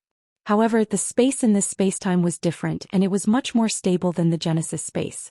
Lu Yin muttered to himself for a moment, and his expression turned solemn. 5 times, almost 5 times the difference. This spacetime was 5 times more resilient than the Genesis space. It was 5 times the difference again, and the time flow was also 5 times faster. Was there a connection? There could not be such a coincidence, and there had to be a reason. Lu Yin had used space to transform his inner world into a ray of light, and he could use space to chase after time. Space and time were interconnected. Lu Yin slowly sat down. He needed to think carefully, and he felt as if he had touched upon something. Chapter 29:31. In a parallel spacetime of the endless battlefield, corpse kings stretched out endlessly on the ground. The corpse kings stood silently, waiting for orders to fight. They had been waiting here for years. The sky suddenly darkened like a curtain, covering all the corpse kings. Someone behind the corpse kings looked up. "You're courting death." A surging attack shot towards the sky, trying to break through the darkness. Above the darkness, Qing Ping looked down. Xiang Ho. The one attacking was Xiang Ho, one of the 12 marquises of the Astral Tree battlefield. Some of the 12 marquises had fled the battlefield, and Xiang Ho was one of them. Xiang Ho had not expected to meet someone who knew him here. "You're the head inquisitor?" Xiang Ho was surprised. Qing Ping raised his hand and the darkness pressed down. "Skyless." Xiang Ho was afraid. Although Qing Ping was only a half-ancestor, the Eternals had records of his strength, especially since he was Lu Yin's senior. By now, everyone knew about Lu Yin's senior and junior. Wuxia was a progenitor and Mu carving was a sequence powerhouse. The rules of this sect had gradually spread. An emissary could fight a half-ancestor and a half-ancestor could fight a progenitor. This was the unique characteristic of Lu Yin's senior and junior. Although Xianxia did not know who their master was, Qing Ping had clearly met this requirement. Although he was a half-ancestor, his strength was definitely not below that of an ordinary progenitor. One figure after another rushed out from the middle of the Corpse King, wanting to break through Wutian. However, Heavenless wasn't that easy to break through. The half-ancestor level Corpse Kings all disappeared into the darkness. Xianxia turned to leave. He did not want to fight Qing Ping.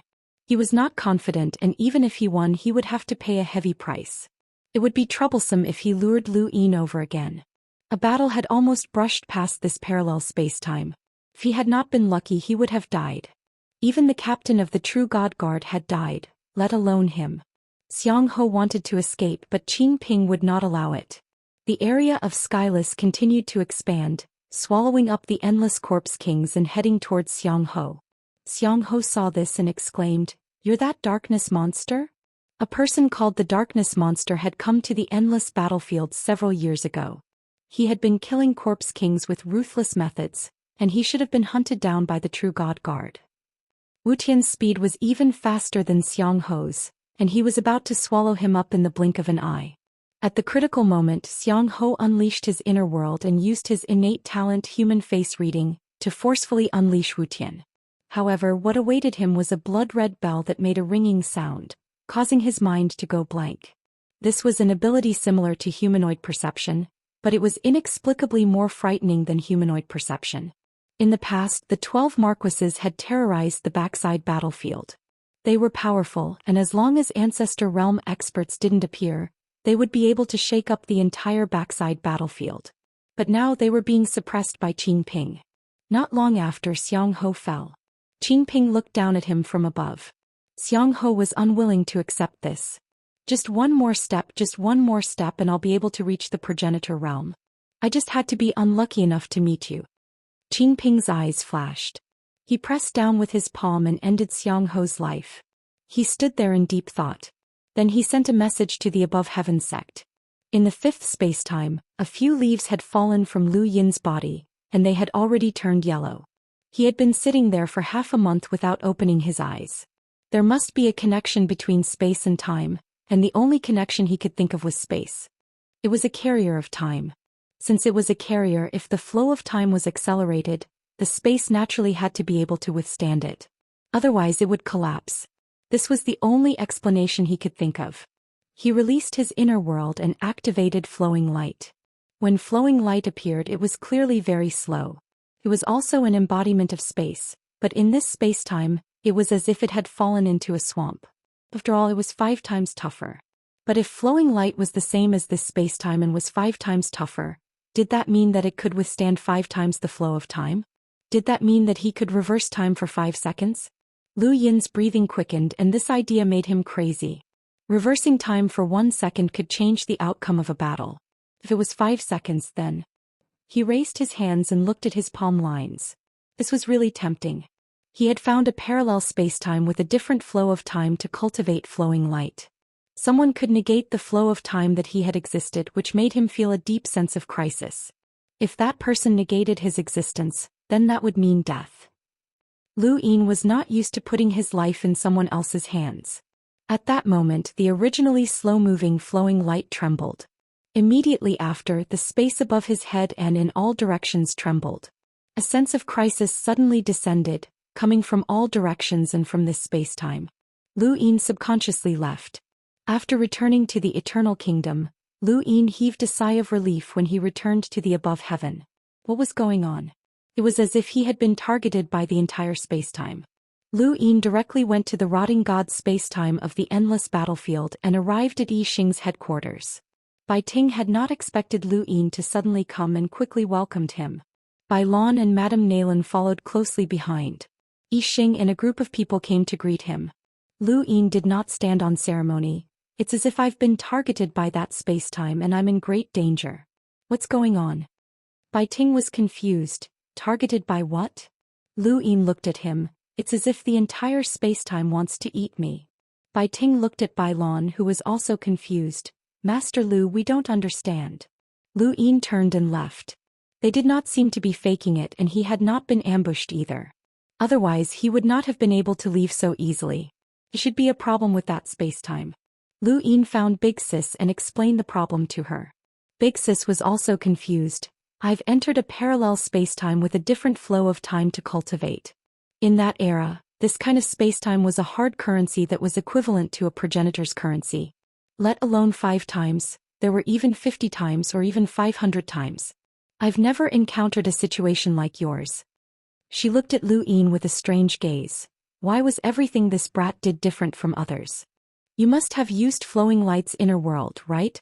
This kind of situation involves space and time, so it's best to ask a progenitor who understands that kind of situation.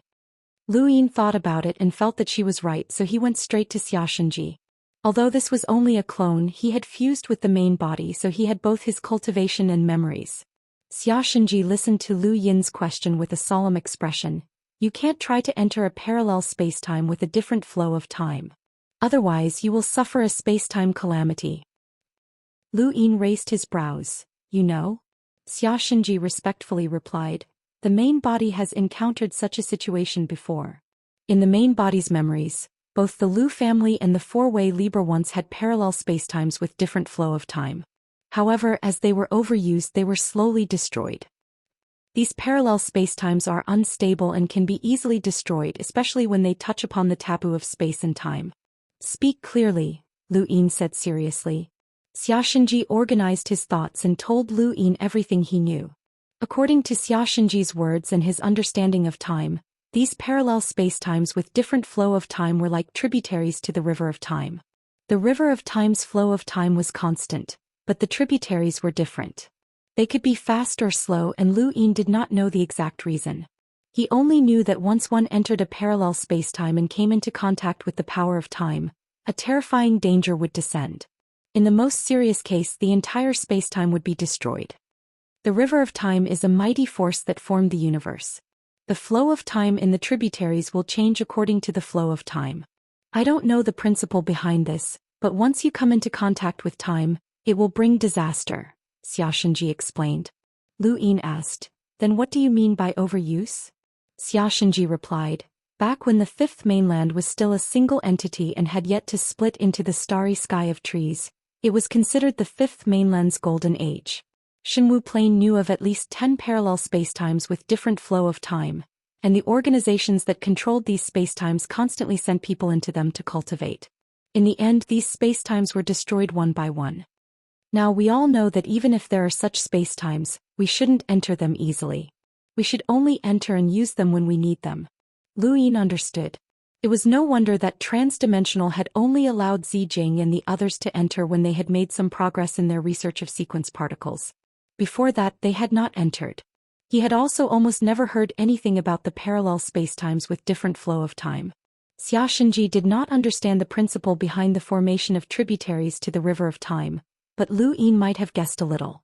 It was exactly what he had thought about in the fifth spacetime, which was related to space. Only space could contain time. The stronger the space, the faster the flow of time that flowed into the space. It was like a container that cut off the river of time. Lu Yin did not know if his guess was correct, but he could only understand it this way. That was all that Xianxia knew, so Lu Yin asked Lu Tianyi about it. Lu Tianyi actually knew about the same as Xianxia, but he said that there were no less than 20 parallel spacetimes with different flow of time in the fifth mainland. There are quite a few such spacetimes, but it's very dangerous for someone to specifically search for them. However, once they are found, they are also very valuable. Of course, there are taboos when using them. An ordinary person's normal lifespan is 100 years. If they go to a parallel spacetime where time flows 100 times faster than normal, they'll be old by the time they return. The amount of time a human body can endure has nothing to do with spacetime but rather with the individual. That's why these spacetimes are not as useful as one might imagine. Progenitors mostly use them to train their juniors for a period of time and to increase their advantage. They cannot use them forever. Just as Xianxia said, overuse can cause the spacetime to be destroyed. In these parallel spacetimes, any laws are unstable, especially time and space. Once they come into contact with each other, the consequences will be unimaginable, Lu Yin's head hurt. He wanted to cultivate the power of time and space, but once he tried he would be rejected. How was he supposed to play around? Lu Tianyi had taught Lu Yin a method which was to be recognized by spacetime. Lu Yin had become the fifth mainland's Dao Lord and possessed the wordless heavenly book, which allowed him to write about those who had been expelled. Lu Yin had typed the wrong word in his speech this morning. He had wanted to say that he would have to work overtime at night, but he had written an extra chapter. Since he had made a mistake, he had to admit that he had written an extra chapter. Thank you for your support. I'll have to stay up late to write again. Chapter 2932. Spacetime isn't alive, but it isn't dead either. It can give birth to countless laws, and perhaps it itself is a kind of law. Anyone who is recognized by this law is its master, Lu Tianyi reminded him. Lu Yin understood. So, if I'm recognized by a parallel spacetime, I won't be rejected? Lu Tianyi nodded. Logically speaking, there's no harm in trying. Even if you fail, you won't lose anything. Lu Yin thought of the rod nodes in the fifth spacetime. They couldn't be human, and no matter how he looked at it, they didn't seem to recognize him. Those rod nodes were all over the fifth spacetime, and only by gaining their recognition could he be recognized by that spacetime. How could he be recognized? This matter was related to Lu Yin's cultivation, and Lu Tianyi attached great importance to it. In order to prevent any accidents, he passed this matter to Lu Yuan, who was in seclusion. He thought that he would have to wait for a while, but unexpectedly, Lu Yuan replied the next day with only 8 words. Gather all living beings, cross the sea by deception. Lu Yin entered the fifth spacetime again, and this time he felt an additional sense of crisis and fragility. It was as if this spacetime could collapse at any time. This spacetime was about 5 times more stable than the origin space, and under normal circumstances, it wouldn't affect Lu Yin at all. Even if it was 50 times stronger, he could still easily tear through the void. What was truly affected was his control of space. He couldn't adapt to 5 times the toughness, and once he came into contact with space and time, it would lead to a crisis. This was the most troublesome aspect. Lu Yin came this time to try Lu Yuan's suggestion. Gather all living beings, cross the sea by deception. The meaning of these 8 words was easy to understand, and it was similar to the result of Lu Tianyi's discussion. Obtaining the recognition of this spacetime was the same as obtaining the recognition of the fifth mainland. However, the fifth mainland had recognized him because he had done many things and was worshipped and respected by everyone. It had taken him too long, and he obviously couldn't spend that much time in this spacetime. Moreover, how could the rod nodes of this spacetime recognize him? Lu Yin was a little confused, and he could only try to get close to the rod nodes. Soon Lu Yin found the rod nodes and approached them. At the same time, he didn't let them see him and began to observe them. These rod nodes' habits were completely different from that of humans. They were more like a combination of beasts and bamboo. They moved by jumping, and they ate both plants and beasts. The way they ate was very strange, and Lu Yin's scalp tingled. Their communication was mainly through tapping. Lu Yin had stayed here for an entire month before he finally understood the meaning behind these knocks, and that was only because he was a cultivator. If he were a normal person, he would never be able to understand them in his entire life. The weather's getting colder. We need to replenish our food quickly. We don't have enough water in our bodies, and the river will freeze. We need to dig out a location where we can extract water in advance. I've received news that the 3-section tribe was torn apart by the mist wolves and has been exterminated. Is there a mist wolf nearby? Yes. Then we have to move. The mist wolves are not something we can deal with. They can tear our bodies apart with a single claw. It didn't take long for the rod joints to move, and hundreds of thousands of them jumped up and down on the ground as they headed in a different direction. Along the way, they encountered a creature called the mist wolf. The mist wolf was a wild beast that was 10 times larger than a pole joint. It could tear apart a large number of pole joints with a casual swipe of its claws, and its speed was far from what these pole joints could compare to. The pole joints couldn't resist at all, and the only thing they could do was run and compete with the mist wolf in terms of stamina. They fought until the mist wolf ran out of energy before they could pull away, but once it recovered its strength, they would be slaughtered again. Lu Yin didn't help them. No wild beast attacked without a reason, either for food or revenge. These pole joints were clearly not food for the mist wolf, so they were here for revenge. This sort of bloody revenge was all too common among humans. The appearance of the mist wolf terrified the pole joints, and they kept jumping in the same direction in an attempt to escape. However, the mist wolf had locked onto them and wouldn't give up until it tore them apart. It's all the 9-section tribe's fault. If they hadn't eaten the mist wolf wouldn't have gone crazy and slaughtered us. We never provoked such a terrifying creature. Who can save us? If only we had that creature we saw before, it would have some sort of invisibility or evasion ability. If we did, our survivability would increase by a lot. Lu Yin was surprised to find that they were definitely talking about him. Aside from him, there were no other cultivators in this space-time. Bai Lan had said that Yixing's people didn't come to this space-time, so they had stayed behind just in case. Yixing clearly knew that if too many people came, the destruction of this space-time would accelerate. Lu Yin's eyes flickered as he watched the pole joints move. Seeing their fear of the mist wolf, he decided to give it a try. Beneath the sky, the mist wolf's eyes were ferocious as it raised its claws and tore apart the pole joints in front of it. The pole joints fled. They had been chased for several days and had tens of thousands of their poles torn apart. The fear of the mist wolf was deeply imprinted in their hearts, and the only thing they could do was run. However, they weren't as fast as the mist wolf. Just as the mist wolf leapt up and continued to slaughter the pole joints, Lu Yin walked out and grabbed the mist wolf, fixing it in midair. All the pole joints froze in place.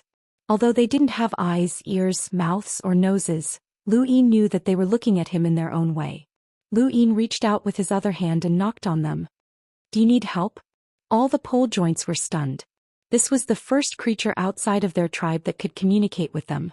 Many of them immediately knocked on Lu Yin's head, asking him what kind of creature he was, how he could communicate with them, and how he could subdue the mist wolf. Lu Yin casually flung the mist wolf away. He hadn't killed it and it wasn't wrong for it to take revenge. The mist wolf crashed to the ground and looked at Lu Yin in fear before turning to flee. Lu Yin gave it a feeling that it couldn't resist. A beast's intuition was very accurate. Seeing that the mist wolf had fled, the pole joints relaxed and stared at Lu Yin curiously. Lu Yin used their language to communicate with them, and they gradually became familiar with each other. His goal was to teach them cultivation and become a god in their hearts. It would be easier for them to accept his teachings as a god. Half a year later, Lu Yin left this planet and went to another to teach the other pole joints. The pole joints on this planet had already learned to show their gratitude to Lu Yin by lying on the ground. They would pass on the cultivation methods that Lu Yin had taught them to other tribes, and at the same time, pass on Lu Yin's image. To all of them, Lu Yin was like a god. What Lu Yin had given them wasn't a cultivation method for astral sources, but rather something that had been created based on their racial characteristics. It wasn't necessarily good, but it was enough to make them rebel. It was enough to resist the mist wolf. As time passed, these pole joints might be able to improve their cultivation methods. Lu Yin sprinkled a cultivation seed into this space-time. In the blink of an eye, 10 years had passed in this space-time and 2 years had passed in the Genesis space. Lu Yin had stayed in this space-time for 10 years, and he had personally taught no less than 30 tribes. There were a few extremely large pole joint tribes that occupied entire planets, but that was only because of their numbers. When faced with the mist wolf, they could only flee. The mist wolf was just one of many disasters. There were many more that these pole joints couldn't deal with. However, things were different after they cultivated and they had limitless possibilities. During these 10 years, countless pole joints had worshipped Lu Yin and treated him as a god. This worship that was close to faith gave Lu Yin the confidence to try touching the void. He didn't know if it was just an illusion or if he had stayed in this space-time for too long, but he felt that it was much more intimate.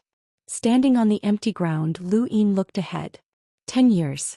He had endured for 10 years to teach the pole joints and not try to touch the void. Today he would give it a try. His gaze trembled as the scene before him changed. Spatial lines appeared and Lu Yin raised his hand to touch them. His body instantly disappeared and reappeared in another location. This feeling was very smooth and bright. Lu Yin couldn't wait to use flowing light from his inner world. It was like a beam of light that constantly rotated around him. Sure enough, Lu Yin almost laughed out loud. Flowing light was smooth and he no longer felt like he was stuck in a swamp. Lu Yin hurriedly returned to the Eternal Kingdom and waved his hand. Flowing light shuttled back and forth and the scene around him retreated. He saw the moment he had appeared in the Eternal Kingdom, and before he had appeared there had been no one here. 1 2 3 4 5. Really was 5 seconds. Lu Yin laughed as he saw the scene from 5 seconds ago. 5 seconds, it really was 5 seconds. That's right, time reversal. Lu Yin tried it, but it didn't go well this time. He could only reverse time by 1 second and not 5 seconds. There had to be a problem somewhere, so why couldn't he reverse time by 5 seconds? He stood in place and pondered. After thinking for a long time, he still couldn't figure it out. Shaking his head, he decided not to think about it.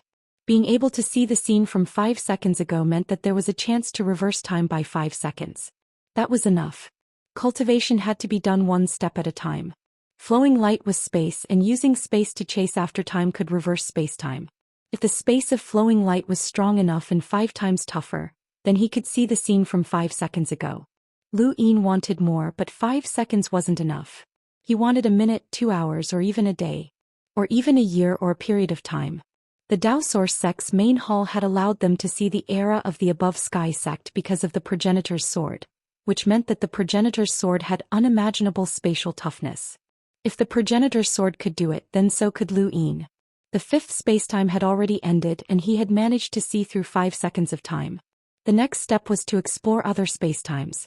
He needed a spacetime with an even more exaggerated time flow.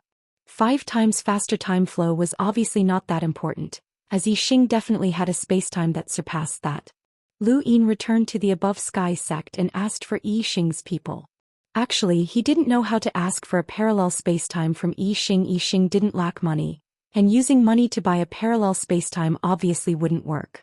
However, Lu Yin had to obtain it. Some of Huizu's words were right. There were some things that ordinary people could care about, but those in power couldn't. Chapter 2933. Pathmaster Tuo Lin requests an audience. The second Night King's voice rang out. Lu Yin said, "Bring him in." Soon Tuo Lin followed the second Night King and walked over nervously. When he saw Lu Yin, he quickly knelt down. "Disciple greets master." Lu Yin nodded and smiled. "You don't have to kneel when you see me in the future." Tuo Lin was nervous. "Yes. Come and sit."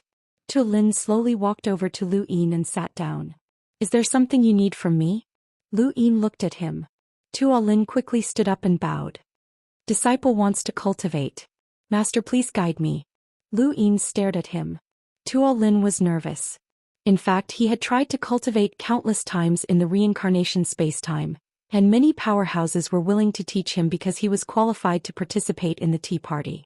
Those powerhouses might not be qualified. In their opinion, if they could teach Tuo Lin, they would be able to appear in front of the Grand Empyreans. However, many people had failed because he was born unable to cultivate. This was also why he had worked so hard to become Lu Yin's disciple. Lu Yin had reached such strength at such a young age, and the half-ancestor origin tribulation had made him excited.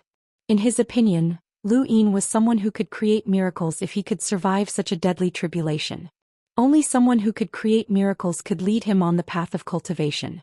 However, during his time in the Above Heaven sect, he had not waited for Lu Yin to teach him. This made him more nervous and more panicked.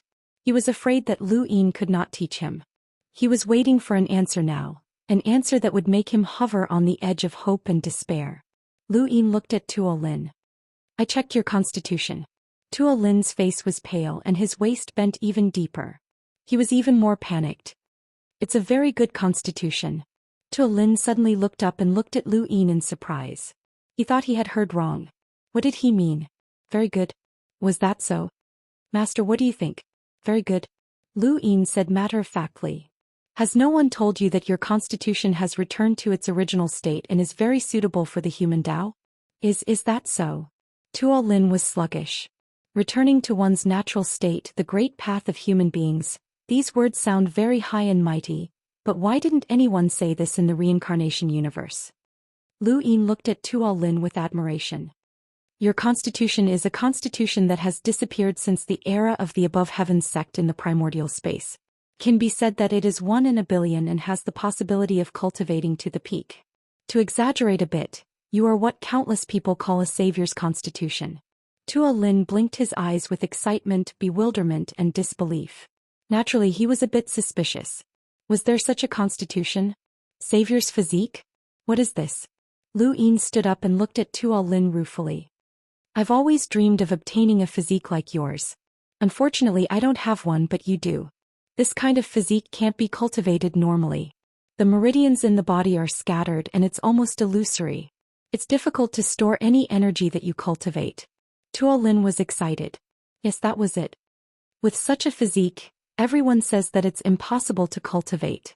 Tuo Lin's eyes turned red. Yes, that's it. Master, do you know this kind of physique? Lu Yin solemnly said, I've said it before. This is a constitution that is 1 in a billion. This kind of physique bears the heavy responsibility of saving humanity. How can ordinary cultivation methods succeed? Not to mention those cultivators, even a space-time that didn't give birth to such a physique can't cultivate at all. If I guessed wrong, no one in the reincarnation universe can teach you. They don't even know what this physique is or how it came about. Tuo Lin quickly knelt down. Master is wise. This disciple is like this. Please teach me and let this disciple embark on the path of cultivation. Lu Yin pursed his lips. He was lying to Tuo Lin because he couldn't bear to see him in despair. Xing was right. This child really couldn't cultivate. How could a person whose meridians were illusory cultivate? But if he told the truth, it would be a huge blow to him. Of course I will teach you. In fact, at the tea party I saw your physique and wanted to bring you to the Above Heaven sect. But the war that day came too suddenly, and you were actually qualified to participate in the tea party. I thought that you were valued by the great Empyrean, so I left it at that. It wasn't until you came to the Above Heaven sect that I thought of you again. Making you kneel outside the Above Heaven sect is a test for you. You won't blame me, right? Lu Yin said slowly. Tuo Lin raised his head. How can that be? Master, everything you do is for the good of this disciple. This disciple understands. Lu Yin was satisfied.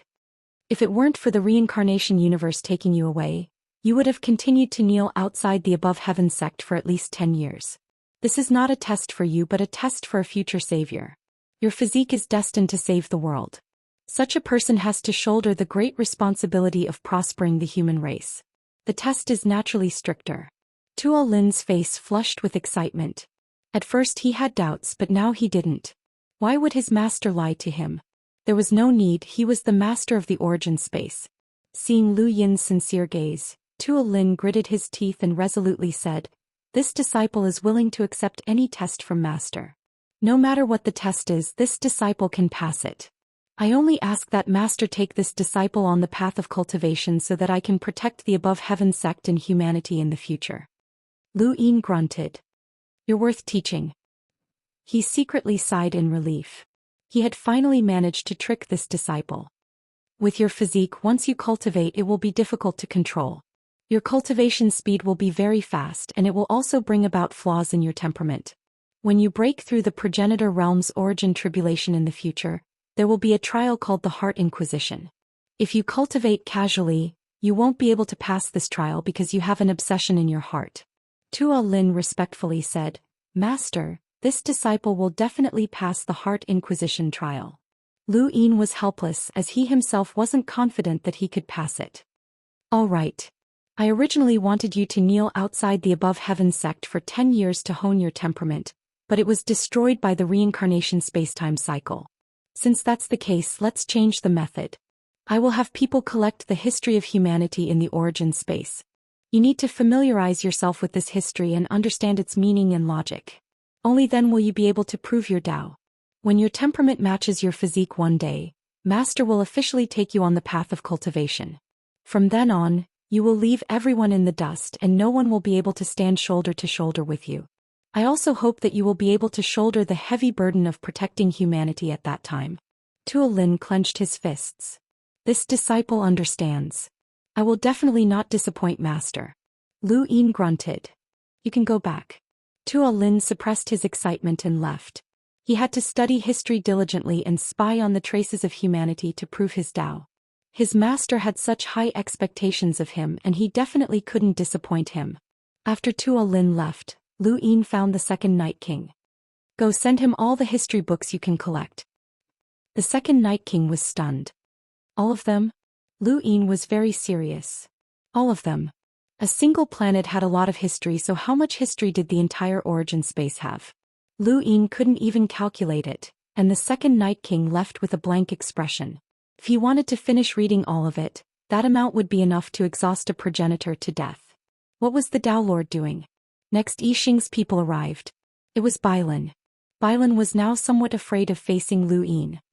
Master Lu. Bailan bowed. Lu Yin nodded. I can't go to the fifth spacetime continuum. I've already told you the reason. Bailan hesitated. Master Lu, what do you mean? At this time Zhao Ran arrived and brewed tea. Bailan drank it naturally, but Lu Yin felt a little uneasy. However, when he saw Zhao Ran's expression, he thought about it and drank it. Yixing and I have a deep cooperation. Lu Yin put down his teacup. Bailan also put down her teacup. Of course, Yixing and Master Lu are friends. Lu Yin said, since we're friends, I won't beat around the bush. If Yixing needs anything in the future, just let me know. Right now, I want to use Yixing to obtain more parallel spacetimes with different time flows. Of course, it would be even better if you have them. Bailan was helpless. Although there aren't many of these parallel spacetimes, it's still possible to find them. Master Lu, why don't you have the Above Heaven sect search for them? I've already asked them to search for them, but I've recently encountered a bottleneck in my cultivation and urgently need time. If we rely on ourselves, who knows how long it'll take. I see. After a moment of silence, Bailan gritted her teeth. I Yixing have a 12th parallel spacetime continuum. If Master Lu wants to go, I can take you there. In fact, Yixing had already guessed Lu Yin's goal when he'd received the Above Heaven sect's notice. Bai Ting had made up his mind to take out the 12th parallel spacetime continuum. He had no choice. Otherwise, he would not be able to maintain his relationship with Lu Yin. This was the disadvantage of an unequal cooperation. If Yixing had the strength of the Above Heaven sect, he wouldn't have to care about what Lu Yin thought. Unfortunately, they didn't. It seemed like a cooperation, but Lu Yin's coercion forced them to take a step back. Lu Yin knew that he had gone overboard, so he took out something and gave it to Bailan. Yixing is already very generous to lend me the 5th parallel spacetime continuum. I can't ask for it selfishly. Treat this black energy source as rent. Bailan quickly refused. However, she couldn't refuse this time. Lu Yin insisted on giving it to her. A black energy source was important to anyone, including Yixing. Lu Yin had paid a price for it. He had no choice. Forcing Yixing to take out the 12th parallel spacetime continuum was already going overboard. If he wasn't even willing to pay a price, how could they cooperate in the future? No one was willing to cooperate with a scoundrel. The price that should be paid must be paid. Bailan held the black energy source. It was extremely valuable. Yixing had wanted to purchase it from the hyperspace continuum, but Dimensional had rejected him. Having it was equivalent to having another extreme powerhouse. Although it was only the weakest extreme powerhouse, it was still not bad. Normally, a black energy source was more valuable than a parallel spacetime continuum with a different flow of time. This was because a black energy source was definitely a progenitor, but that kind of spacetime continuum might not be able to bring someone to the progenitor realm. At most, it could be considered a reduction in time. Bai Ting frowned as he looked at the black energy source. He still wants a parallel spacetime continuum from us. Bailan wanted to say something but stopped. Bai Ting looked at her. Just say what you want to say. Bailan said, that parallel spacetime continuum is not for Master Lu, but for him to cultivate. We won't lose anything. Since Master Lu has paid the price, we won't lose anything. Why not deepen our relationship? Chapter 2934. Bai Ting shook his head. It doesn't matter to normal cultivators, but for someone like Master Lu, he can reverse time. At this point he paused for a moment and said with some apprehension, for such a person that kind of parallel universe is a consumable. Bai Lan didn't understand, but seeing Bai Ting's expression she didn't ask. If it doesn't work, I'll just tell him about that place, Bai Ting muttered to himself, but Bai Lan couldn't hear him clearly. Along with the storm, the dark Red Sea surged with monstrous waves.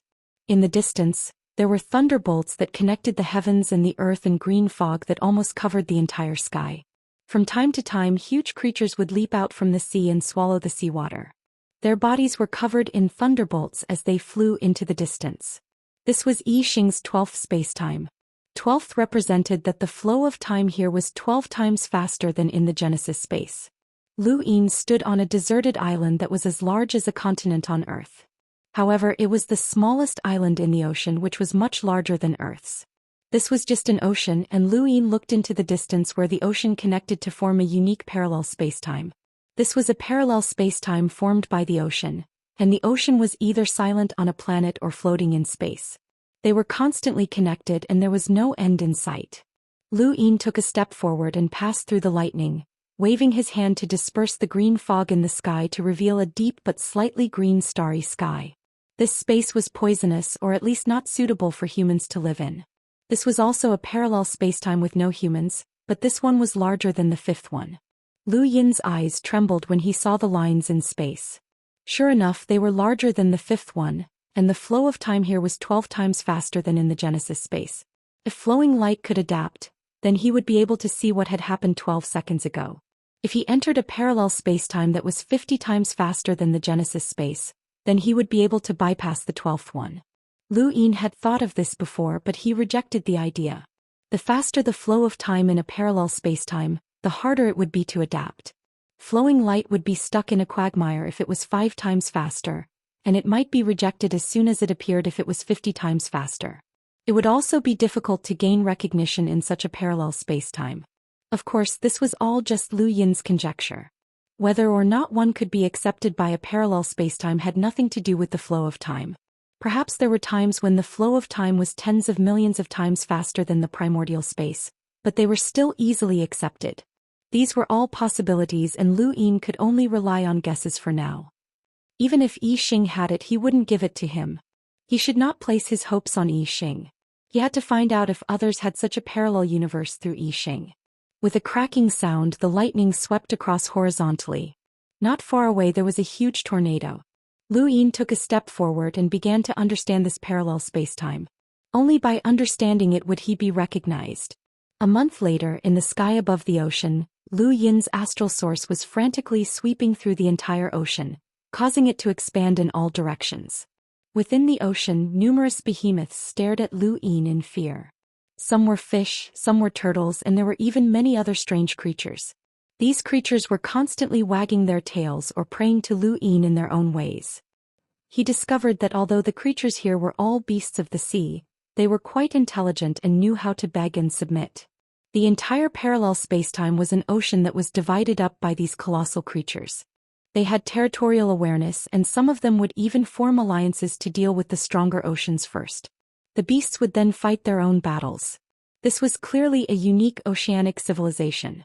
As long as they had a civilization, things would be easier. The only way Lu Yin could think of was to beat them all into submission. He could not possibly reason with these beasts and teach them. These beasts were not without a civilization, and their survival of the fittest was engraved in their bones. Thus, this was the only way to suppress them. Wherever Lu Yin went, his astral source's pressure would suffice.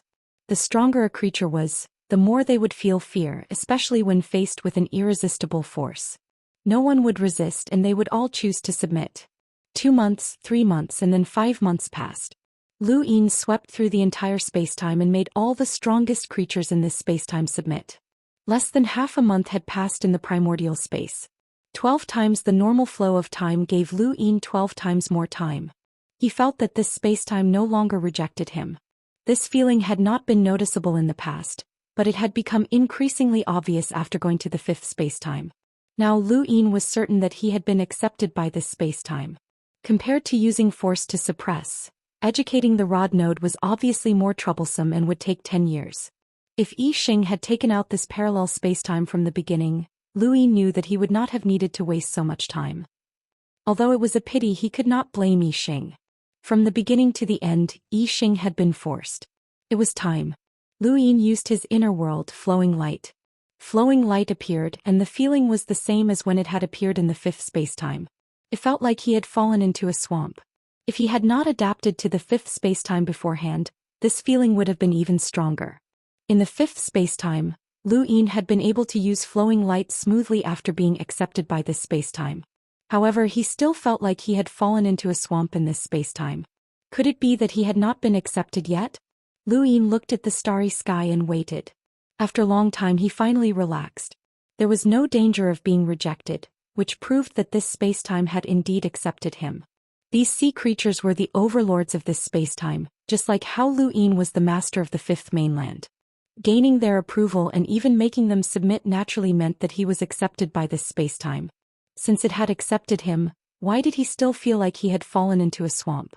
Lu Yin began to use flowing light to adapt to this space-time. No matter what, he had to give it a try. Above the sky sect, Tuo Lin stared blankly at the books piled up in front of him. The second Night King was behind the books and could not enter at all. These are the books that the Dao Lord ordered for you. Please take a look, Junior Headmaster. The second Night King respectfully said with a hint of envy. This youth had been accepted as the Dao Lord's disciple. In the primordial space, even a progenitor would not have a higher status than the second Night King. Tuo Lin was stunned. So many? The second Night King replied, this is only a small portion of a small portion. More are being shipped over. Tuo Lin's face paled. More? How could he possibly finish reading all of them? Looking at the pile of books, which was really piled up like a mountain, he started to have doubts in an instant. Junior Headmaster, these books are from the various sects and clans. They are all about human history. Once you've finished reading them, please inform me so that I can return them, the second Night King said respectfully. Tuo Lin frowned. Are these books very precious? Very, the second Night King replied. This was what Lu Yin had instructed him to say. Tuo Lin he took a deep breath. His master would not lie to him. If he wanted to, he could have just found some ordinary books. Why did he have to find these precious books? Only these books recorded the history that ordinary people could not see. Yes, his master's expectations of him were too high, so much so that his test was very heavy. He recalled every word that Lu Yin had said to him as well as the look of praise in his eyes. For a moment Tuo Lin felt a stifling sensation in his chest, but he spat it out fiercely. His gaze was unprecedentedly resolute. No matter how difficult the road ahead was, no matter how long his master's test lasted, he would complete it. He had to shoulder the heavy responsibility of protecting humanity. He was the savior of the world. Come. Tuo Lin picked up the book in front of him and began to read. The second Night King did not know why Tuo Lin was suddenly so excited, but he decided to let him be and just read. These books were enough for him to read for several years. In the sky sect's back mountain, Lu Yin waved his hand and a stream of light shot out. He silently counted. 1, 2, 3, 13. There's more? 14, 15, 16, 17, 18. The stream of light returned to his body and Lu Yin was shocked. How could it be 18 seconds?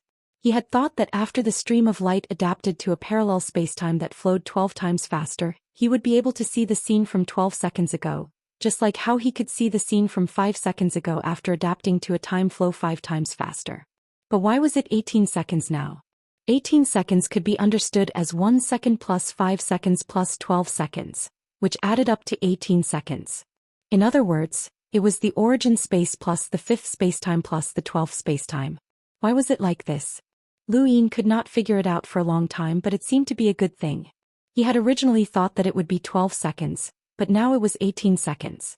If he went to a parallel spacetime with a different flow of time, it could still be stacked, which meant that he could see even further back.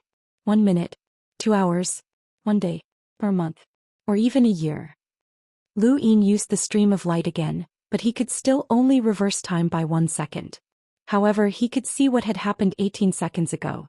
This was truly incomprehensible. He was now more and more eager to obtain a parallel spacetime with a different flow of time. Not long after, Lu Yin returned from the back garden with an ugly expression. He had asked Zijing about the spacetime that the hyperspace dimension had given them to study the sequence particles. The flow of time was 100 times faster than the origin space.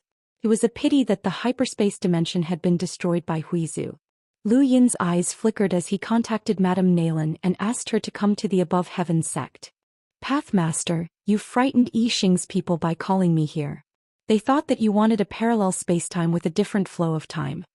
Madame Nalan looked at Lu Yin lazily, and her bright eyes seemed to steal his soul. Lu Yin laughed. They guessed right. I really do want a parallel spacetime with a different flow of time. Madame Nalan was shocked. But it hasn't been that long. Lu Yin did not know how to explain this to her, nor did he need to. Does Yixing have such a spacetime? Madame Nalan was certain. Definitely, but they all tacitly agreed not to tell me. I asked Bai Ting about it, but he didn't tell me at all. As the Above Heaven sect grew stronger, Lu Yin and the other members of the Above Heaven sect became more direct in their actions. This phenomenon was a good thing as it meant that the people of the origin space were very confident. However, it was also a bad thing as this sense of superiority would destroy some people.